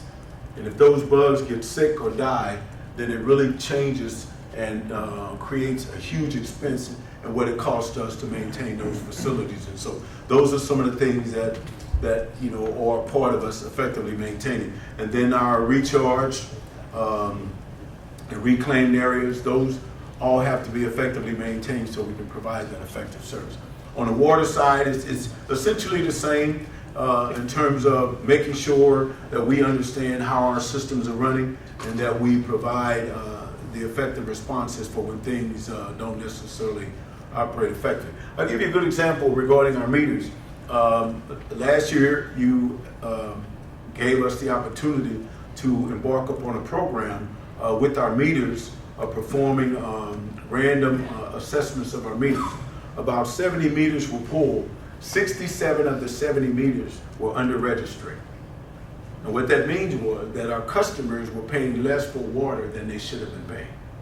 And as a result of us changing that, we were able to reconcile or balance the cost of that service. And it's those types of things that when you talk about a predictive approach, the long-range infrastructure planning, those are some of the things you do, as opposed to a meter, you just kind of put it in the ground, let it run, and if you make the money, you make the money. If you don't, until it becomes a problem. Another aspect of that is if you have a challenge from a customer regarding the meter, then you have documentation to validate that those expenses are essentially accurate. And so we really want to make sure that we're responsible for what's ours. And the goal of that is to not do it after it's broken down or fallen apart. The goal Can you is go back one slide? The valves in the ground. Yes. Can we do maintenance on those? For example, the one that broke in downtown, that was quite a ways down to the ground and it broke. The key to maintenance on valve, Mayor Lewis, is when we go out and the crews go out and they operate them. And we have a program where we operate our valves. Various size valves have a range of how many turns, and when it's outside of that range, you know it's time to replace. So by performing those services on a regular basis, which our crews do, you know which valves that need to be replaced, some that can be repaired. Another value But Mayor, to your point, I think if it's broken, we end up digging it up. Yeah. So what the program is, we got to get to a point where they work within a certain degree. And then if they're broken, when we find them that we're testing them, it's much easier to do it with the light of day, planned. It's a schedule more than an emergency. Then at an hour before the next performance at Hale Theater. That type of stuff. The other piece is the inconvenience. As an emergency, you got a lot of people out of water. You lose a lot more water. When it's planned, you can control all of the aspects of the repair. And so it makes a difference. But those are some of the areas we have the same effort for hydrants as we do meters, as we do valves on the water side. On the wastewater side, we have the same effort for our manholes, for our sewer pipe, those sorts of things, lift stations, all of the components of the various areas. In the streets, we have a program where we've identified the condition of the streets. We've got a program where we're doing crack seal and all the various components that we're using as we need it. But they're more programmatic, they're planned more than falling in the point of emergency. It's all your fault. Okay, so okay, so I said that one. Okay, thank you.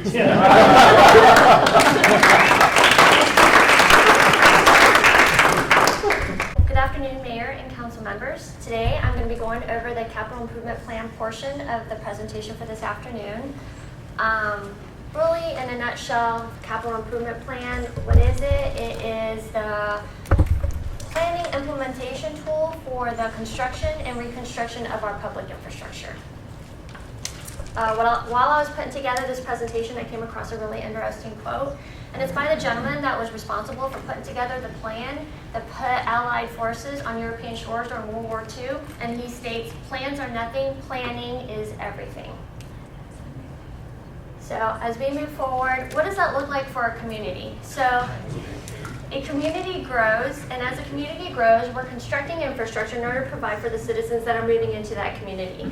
At some point, as the community is reaching build out, you're going to start going into a redevelopment phase of that community as well. And what that means is really a densification of desirable areas.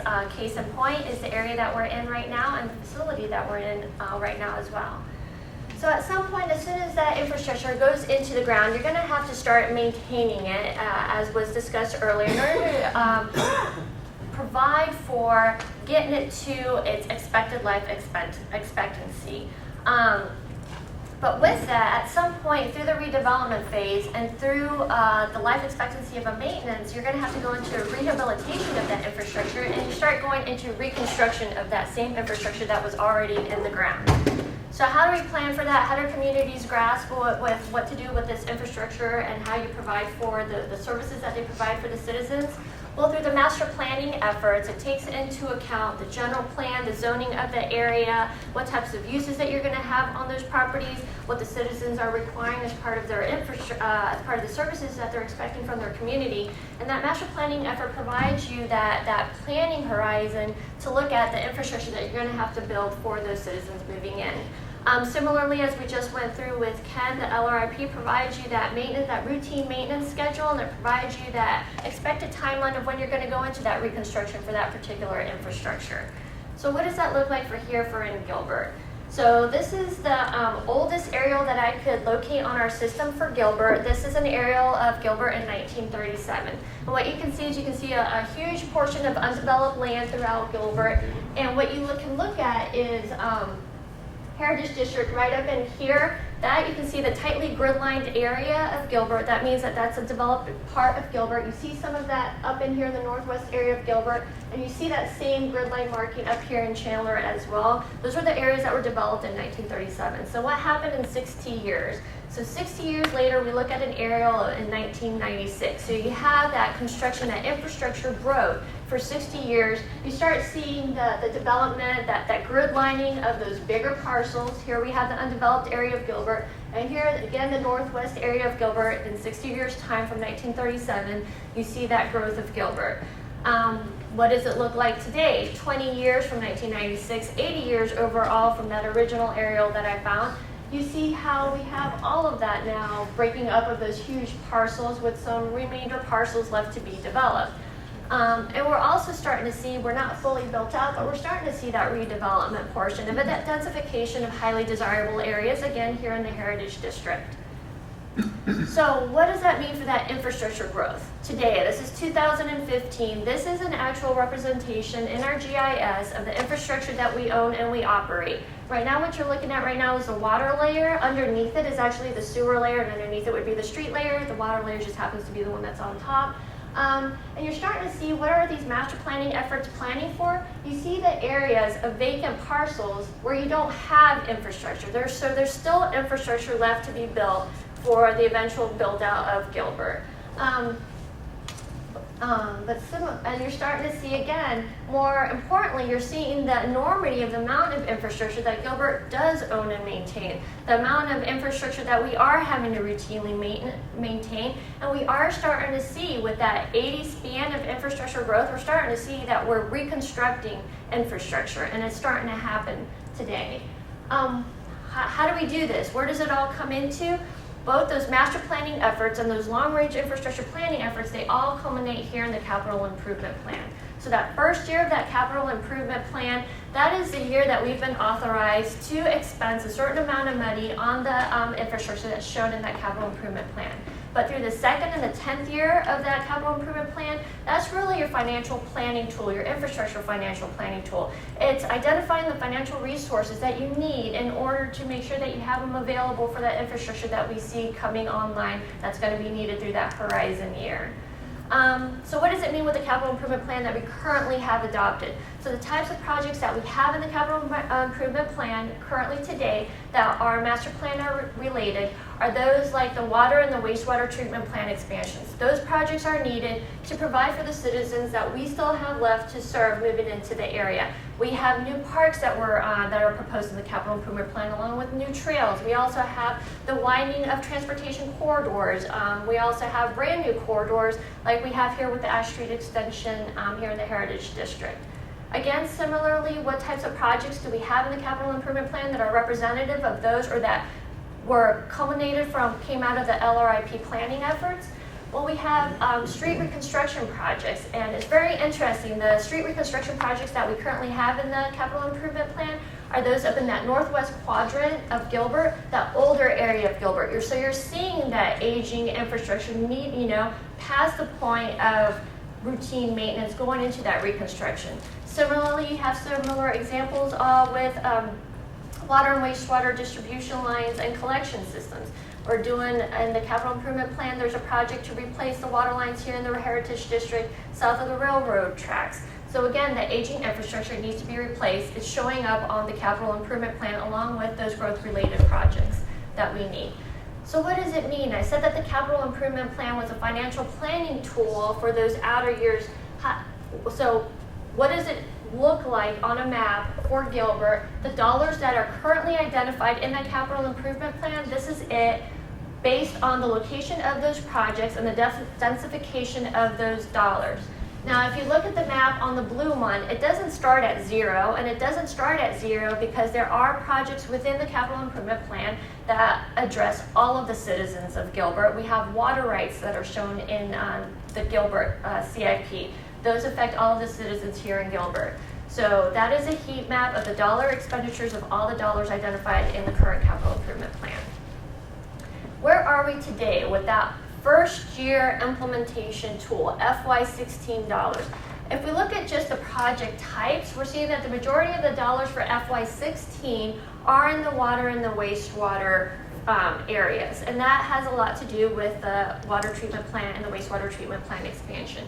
If you just look at the projects, the number of projects that we have, and we divvy them up for this fiscal year between new infrastructure and dealing with existing infrastructure, we're seeing that they're basically on par with one another for this fiscal year. Also, just real quickly, if we go to where are we with those projects that we have for this fiscal year, the active CIP projects, on the Town of Gilbert's internet site, we do have a CIP map, and this is a representation of all of the projects that are currently active that we are working on today. And if you click on any one of those projects, you can look at them and they'll provide you with the project status of that project, and it's going to provide you with the project scope. It's going to provide you with what phase we are currently in and what percentage of that phase are we done with. So if we look at one, this one is most.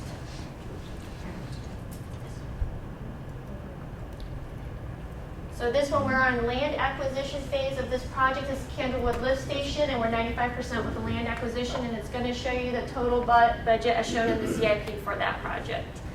Can you do the one on Higley and Warner by some chance? I didn't bring it up. I did not bring it You up. paid them to bring it up. It's going to go under construction in the next couple of weeks. Well, first of all, I have to clap. This man.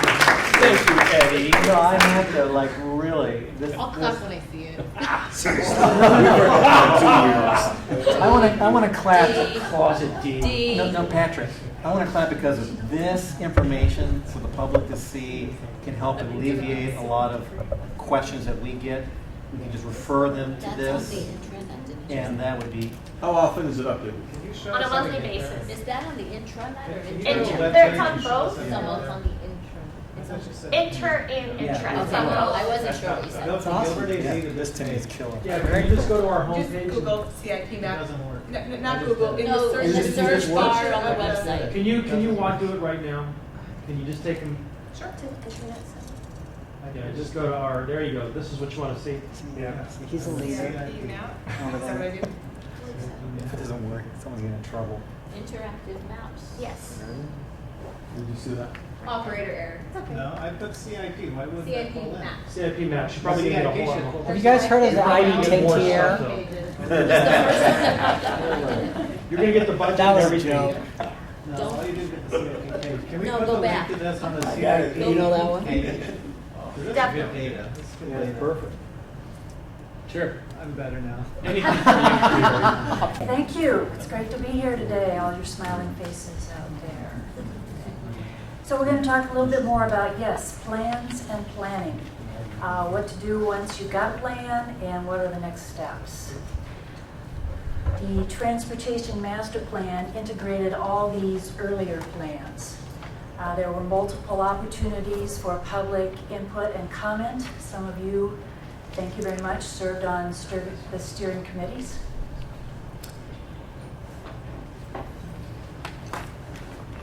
This plan gives us tools for evaluation and prioritization. One of the things that it did was take a broad brush look at the CIP improvements with streets and on the basis of future daily capacity, and make some recommendations about whether we should do those projects sooner or later, or wider or thinner. And indeed identified a few that we thought we were done building, but the growth is telling us otherwise. Any guesses as to where those are? Yes, the northwest corner of town. Ooh. Yeah. There will always be new contenders to be evaluated and prioritized. They might come from the need for vehicle or pedestrian safety, new multimodal connections, access, economic development. Criteria were developed in order to help us rank projects that we have. We're going to be reaching out to other departments and divisions to get input on these factors. And the projects that rise through this evaluation can be looked at in more detail. For example, in intersections, we can take a look at our ability to reduce congestion, crashes, or spillback. Now, harken back about a minute to where I told you that the master plan was based on several other plans. We have a gap. The 2013 public survey nailed it. It identified transit as the mode needing the most attention for the future of Gilbert. So transportation, like plans, are all about taking you from where you are to where you want to be.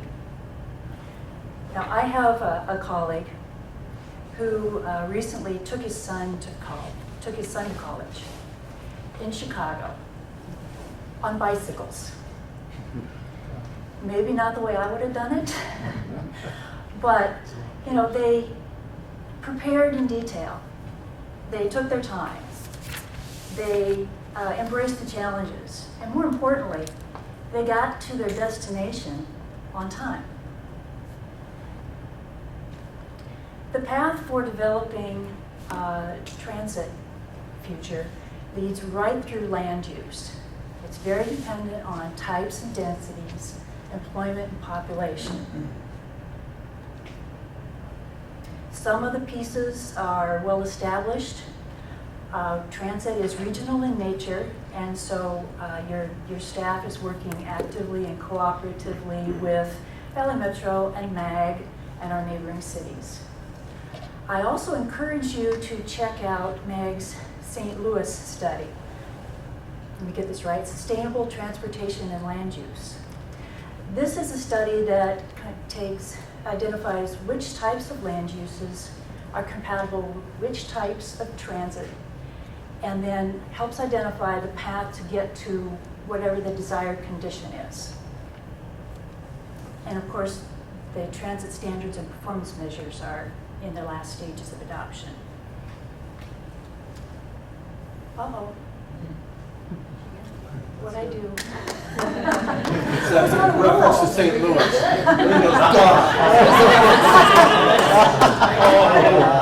Where's the S? Where's the S? We have those experts you can ask. Anyway, something's wrong. Okay. So the other pieces that are to come, there is a paratransit study that you will see on the agendas of your regional meetings coming up. This looks at ADA compliance and the Dial-A-Ride program and those associated services. And also the Southeast Valley Transit System study. And in a few minutes, we're going to ask for your thoughts and direction about these things. But if you don't mind, I'll give you some more information. Was there anything immediately? Okay, thank you. The team, or at least 2/3 of the project leaders are here today. Jennifer Pine led the consultant section, and we have with us Jorge Luna from Valley Metro and Mark Pearsall from MAG.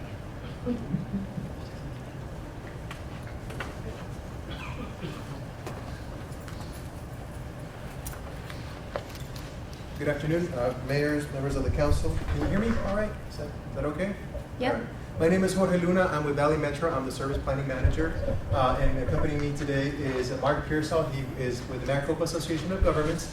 And what we're here today is to present an update for the Southeast Valley Transit System Study. It's a study that we kicked off, I think it was April of 2014. It's coming to an end right now. And we just want to say thank you very much for allowing us to work with Leslie and also Kristen on the study itself. So it's been a very interesting study, and we're here to show some of the wrap-up and some of the interesting things that we've observed. Before I sort of go into the study itself, I just want to give a little bit of a setup on the overview of how our transit system is sort of put together in the region. We work with MAG and Valley Metro work with partners, and this is the entire list of partners that MAG works with, that are member agencies of MAG, and we have a subset of those at Valley Metro that we work with. On the transit coverage area side, this is, it's too faint there, but we show that it's pretty much the entire Maricopa County from the Surprise area down to Queen Creek, Gilbert area, also Southwest Valley all the way to the Northeast Valley. And covering that vast network, we have a very robust network of transit lines. We have local transit buses that travel from early in the morning all the way to late at night, 30-minute frequency. Some corridors have 10-minute frequency. We also have express service. We have neighborhood circulators, rural routes, limited routes, the link route that also serves 2 link routes that serve the Southeast Valley. So it's a pretty vast area with transit service. And complementing that area and those services, we have transit centers, park and rides, maintenance facilities, and transit stops that are sort of spaced every quarter mile on average for typical transit buses. But beyond that, beyond just local fixed transit, we also have trip reduction programs, carpool incentives, we have van pool, there's of course light rail, telecommute options, biking, walking. It's everything that's offered to the general public as an additional option beyond the fixed, your single occupancy automobile. So, I mean, it's a very big toolbox that we have just to offer services. And these are just some examples of transit centers, some neighborhood circulators, our van pool program, our brand new fixed route buses. This is a Tempe circulator, the Orbit Tempe Transportation Center. We have the Mobility Center. It's a very neat center, and this is for ADA certification, where individuals that use paratransit service and cannot access fixed route service, they come to the ADA service to get ADA certified. It's a very neat facility. And this is an example of a fueling island that we have at one of our facilities. Of course, paratransit, dial-a-ride, and link service. And just to highlight a little bit of some of the benefits of transit itself, there's 3 that to highlight right now: economic development, environmental benefits, and also social benefits. And for me, one of the biggest ones that I always like to focus on are the social benefits, especially for the millennials and the new change of the youth that wants a different mode of transportation beyond the typical automobile. Be able to be connected on their smartphones or their devices to travel to where they want to go. And also for aging in place. I mean, this is critical. If you provide individuals options to age in place and use different modes of transportation, get them connecting to each other, connecting to the rest of society, instead of just spending, being locked up or pretty much just being in a home by themselves. So this just has really, really good values overall for the community. But with that, that's sort of a framework, a little bit of transit in the region. And with that, I'll pass it over to Mark Pearsall to talk a little bit more of the study itself and some of the processes that we have. But both of us are here to answer any questions if they may arise. So with that, Mark. Thank you, Jorge. Can everyone hear me okay? Okay. Thank you, Mayor and Council. Appreciate you inviting us to the retreat. This is a fantastic university, so I know you're all excited as it just opened.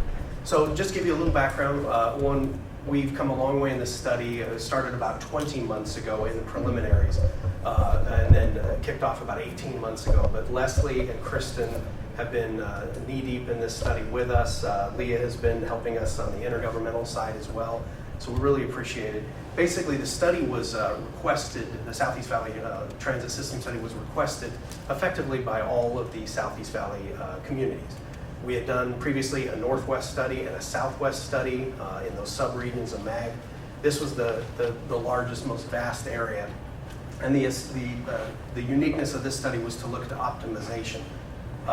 using existing service on the street today, what can we do to basically get more service out of it?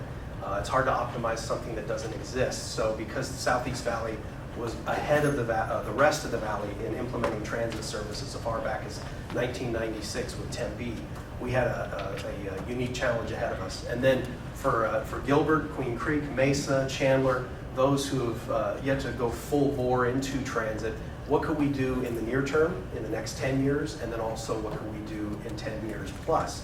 So again, how will the results be used? Again, this is kind of the flow chart of how we begin with services, and then looking at optimization, as you can see, all the way down through study recommendations. This is basically the flow that we went through for the duration of this study, working with stakeholders, the PAC members, of which you were a member of, and the community as a whole.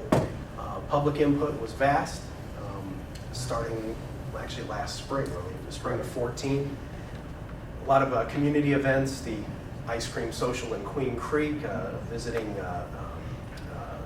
different nonprofits and other community meetings, also meeting with council members such as yourself and staff. And then we also had mail outs. We had an online survey hosted by Valley Metro, which was very telling. And then we've actually continued through the public involvement process this summer. We're going out and doing kind of showcases like this, if you will. We'll bring this study through the MAG and Valley Metro committees in September, October.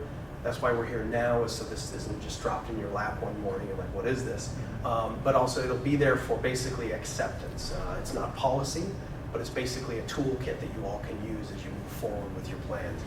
Here's the study area. You'll notice it's extremely vast, and the reason is it now really follows the MAG planning area, which is expanded due to the last census. We're all the way down, pushing in near Coolidge, just north of Casa Grande, and then of course part of Maricopa and Florence. So all of those communities were included in this study. Basically things like rural connectors, van pools, carpooling, eventually express buses and rapid shuttles, and then of course Coolidge, even though they're just outside of our study area, they're actually members of the study because Coolidge provides transit service to Florence. They're outside of our study area, but they actually do provide as an operator. So they're always going to be part of our team. Here's the study task work. I won't read the entire slide for you, but it's your standard. This is basically what our other studies followed. Service optimization, which I mentioned. Needs assessment, again, kind of why are we here? What is your community looking for as per your Gilbert survey? Okay. Financial analysis, and then of course recommendations.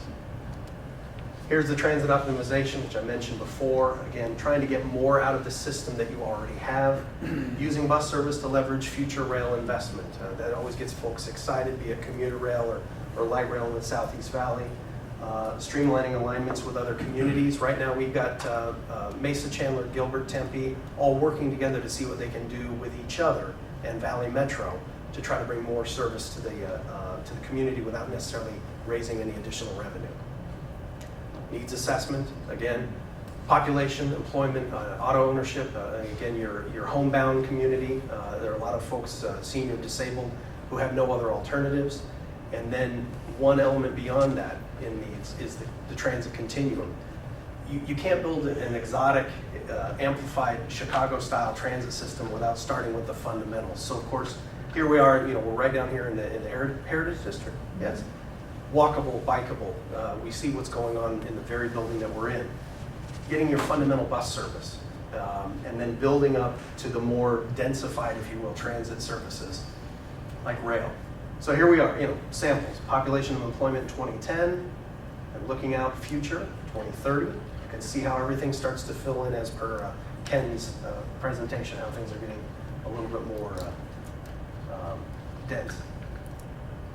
And again, needs assessment observations. Again, I'll not necessarily read the entire slide, but you start to see your linkages to Gateway, Queen Creek, and the kind of the burgeoning beltway beyond you. We're also seeing a lot of activity between Tempe, of course, and Gilbert. There's kind of a brain trust cluster of high tech, which I know is expanding. And again, just trying to fill out the demographics with some additional transit options. Study recommendations. So basically, as I summarized before, optimization, midterm, near term, long term. We see here, this is what we're actually implementing right now with the rest of the valley, or the Southeast Valley, how to get a little bit more out of the services on the street today. Jorge, did you want to mention anything about any of this? We're okay on time? Okay, all right, I'll keep on going. What you're all really interested in is midterm. This is where Gilbert really starts to kind of blossom, if you will. We start to fill in, I wish we could zoom in a little bit more on this. Basically, your arterial grid network starts to expand where, as funding becomes available. If we can get services on your main streets beyond, let's say, Route 136, that actually would assist. Plus, you're starting to expand and connect again with the Gateway area, and you're connecting in with Santan Valley. We've got a lot of community input from Santan Valley. They want to come this way. They want to come to your employment centers. And again, long term, full expansion into the Southeast Valley. Again, 20 plus years out, Gilbert is a jobs hub, just like Chandler, the Intel corridor down there, the Brain Trust corridor down there, and Gateway. Folks are coming from further out to actually come in and partake in what you have to offer. And again, as you can see, the full grid system is starting to build up so that someone can hop a bus in Gilbert and go right into Chandler, or go north into Mesa, and hopefully, 30-minute frequency type services. So that kind of gives you just a round robin analysis of what our study found. These dates are not rigid. As funding becomes available, as you choose as a local community to invest a little more, you can accelerate some of these things. But again, this was to give you an option and a toolkit to use, and Valley Metro and MAG are here to assist. Thank you. So internally, Jen and Ben were on our local team. Do we need to replace Ben, or have we done it? I'm Ben. For Ben. Shed's enough for two people. But not the. I Not go MAG. at MAG. I am MAG Transportation, and I'm also RPT. But what about locally? We had a transportation planning team. We had a transportation master plan that we've wrapped up. Okay, that's what I said. And bike, who rode the bikes today? Like gambling in the rain. So if we just all rode bikes, and we said we wouldn't need parking garages, we wouldn't need streets, bike paths. I'd rather pay for a parking lot. Want to be in the future.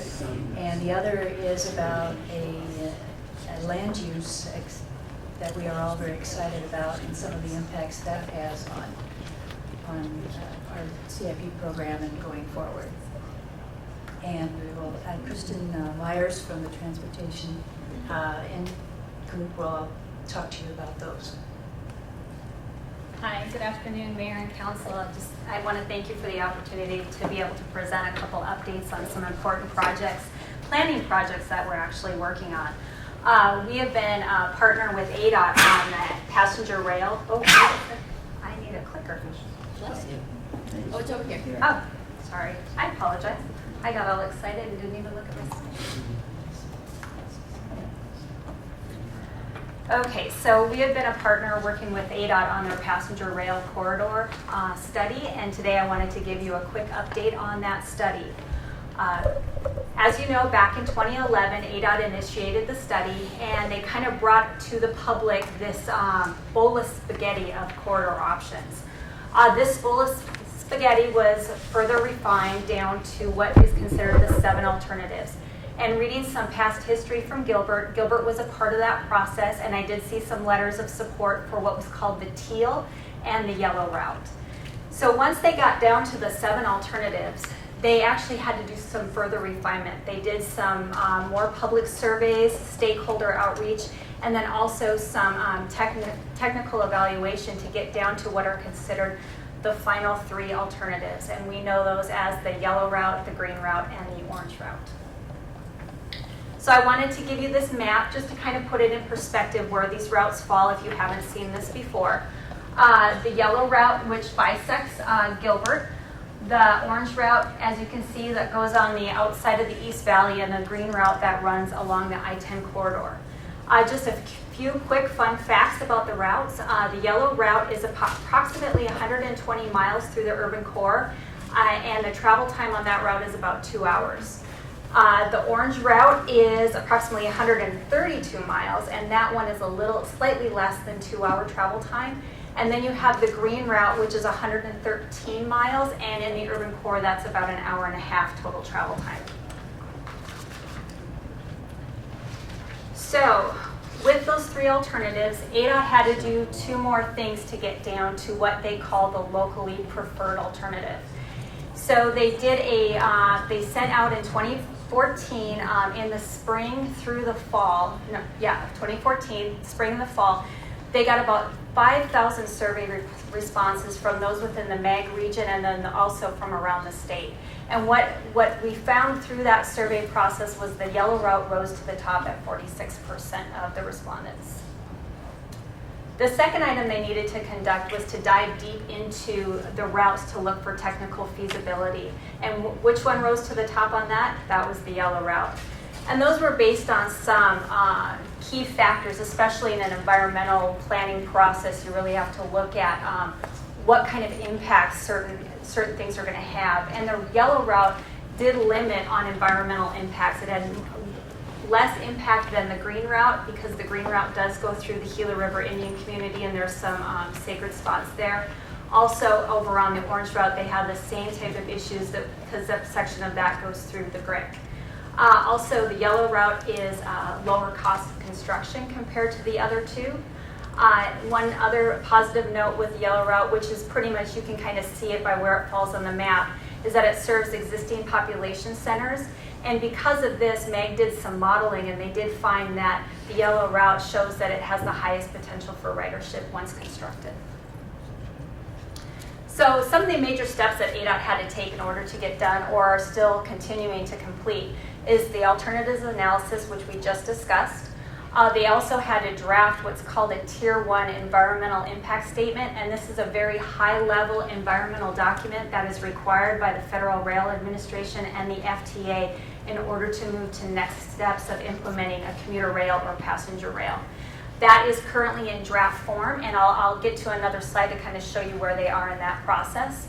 Another thing that they have to complete before that is before the feds would actually accept this as a complete study is a service development plan.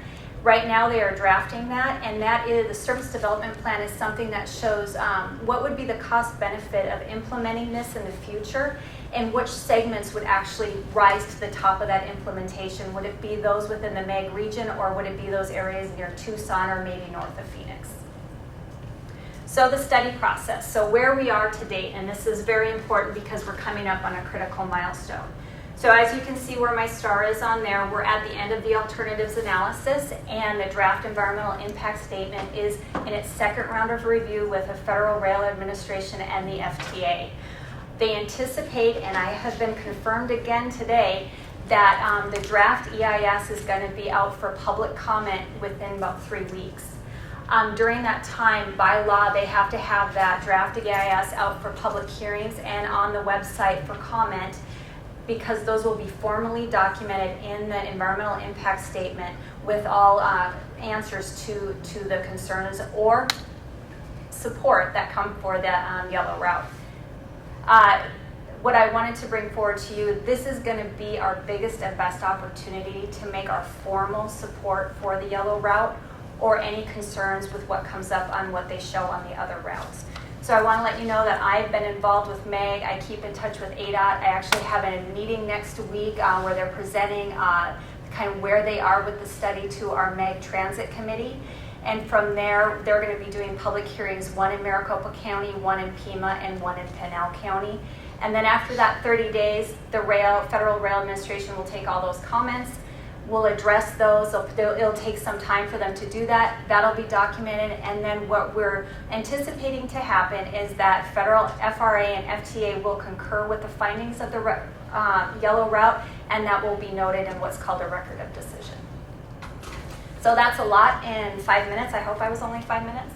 But so I'm just giving you the link to the passenger rail website, and if you have any other questions or need additional information, there is a plethora on there, I promise.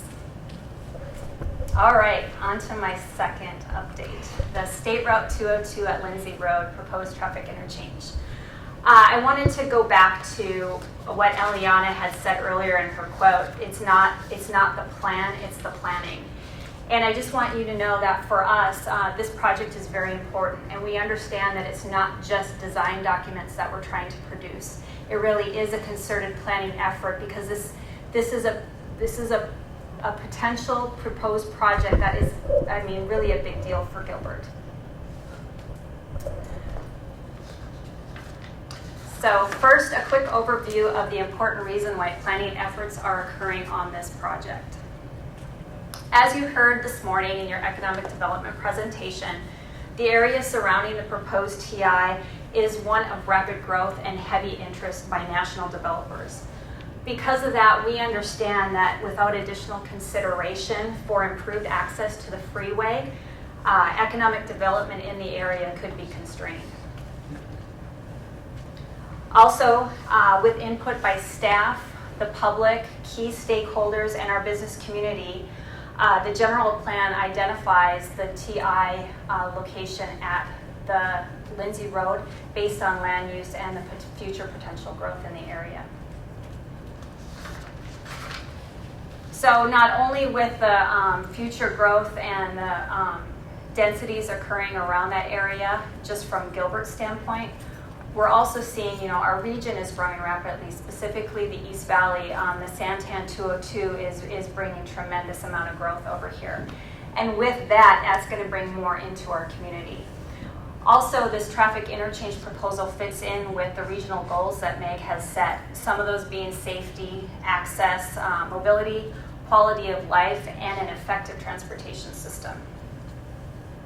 So with the increased growth from the region and also from Gilbert in general comes increased traffic. This picture, I swear, is not from our area. It is just an example of what could happen, what may happen with the increase of this growth. This is potentially what this freeway corridor between Gilbert and Val Vista could start to look like, and also what our traffic interchanges at Gilbert Road and Val Vista could potentially start getting impacted with. So we continue to work with ADOT and MEG to improve and look for opportunities to improve our safety conditions of the freeway and the intersections in our community. So the first stages of the planning effort actually started back in 2013 and 2014 when MEG conducted a feasibility study at this location. The goal of the feasibility study was really to determine were there any fatal flaws that would preclude anybody looking any further into the traffic interchange. The findings showed that it can handle full access traffic interchange in that area. There are limited constraints with the park, environmental, and any of the utilities in the area that nothing prohibited something from being built. Also, one thing that it confirmed that our traffic engineering group knew was that the traffic volumes at the Gilbert Road and Val Vista Road interchange warrant further analysis of another access to the freeway. With all of that from the findings, we were able to present that to the Arizona Department of Transportation. Since this really is on their system, on the 202, we had to have their support to continue further planning studies on this. And once they read the feasibility study, they did give us a formal letter saying that they were willing to proceed. So with that concurrence from ADOT, we initiated a call for design consultants to help us prepare what is called a design concept report. And I'm not sure if you've ever gone through a design concept report study before or been a part of it. What the design concept report does is it looks at alternatives. So we're going to be evaluating about 3 alternatives at the TI location. And those alternatives will be evaluated for utility, right-of-way, environmental concerns, and then also what is this area going to look like if we actually implement the TI? What are we going to need to do with our infrastructure surrounding that so we're not bottlenecking maybe outside of that and having some unintended consequences? But the biggest thing with the DCR process is our public involvement, stakeholder involvement within our own agency, and then also with our business community and those that may be affected, positively affected by this TI. So I just wanted to give you kind of an idea of what we're studying in this area. So as you can see, our study area is what's in the yellow bounded alignment, and we're looking at the infrastructure within there, what would need to happen if we build. From a structure standpoint, what we'll be looking at for further design is the TI location. We're also evaluating a frontage road between Gilbert and Lindsay on the north side of 202.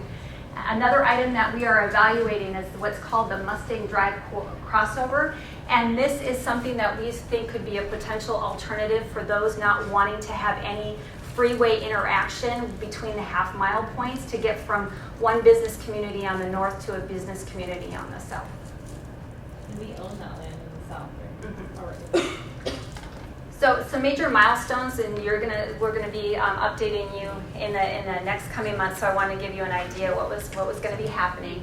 We're in contract negotiations right now with our design consultant. We plan on doing formal kickoff in the fall of 2015. And through this 18-month process, this is what's typical with a DCR, that time frame. We have many public outreach already outlined, and that is just going to be one of our it is our critical component in this process. And during these public outreach, we'll be reaching out to business owners, to the public in general, and then also to our internal stakeholders, and then also to you, council, as we move forward. So in closing, I just want, I said how the TI kind of fit in with the regional goals. Well, also, in looking at this and what we're planning, what the needs are there, it fits into our strategic initiatives. It assists our business community, it helps our infrastructure, and it gives a quality of life for our citizens in Gilbert.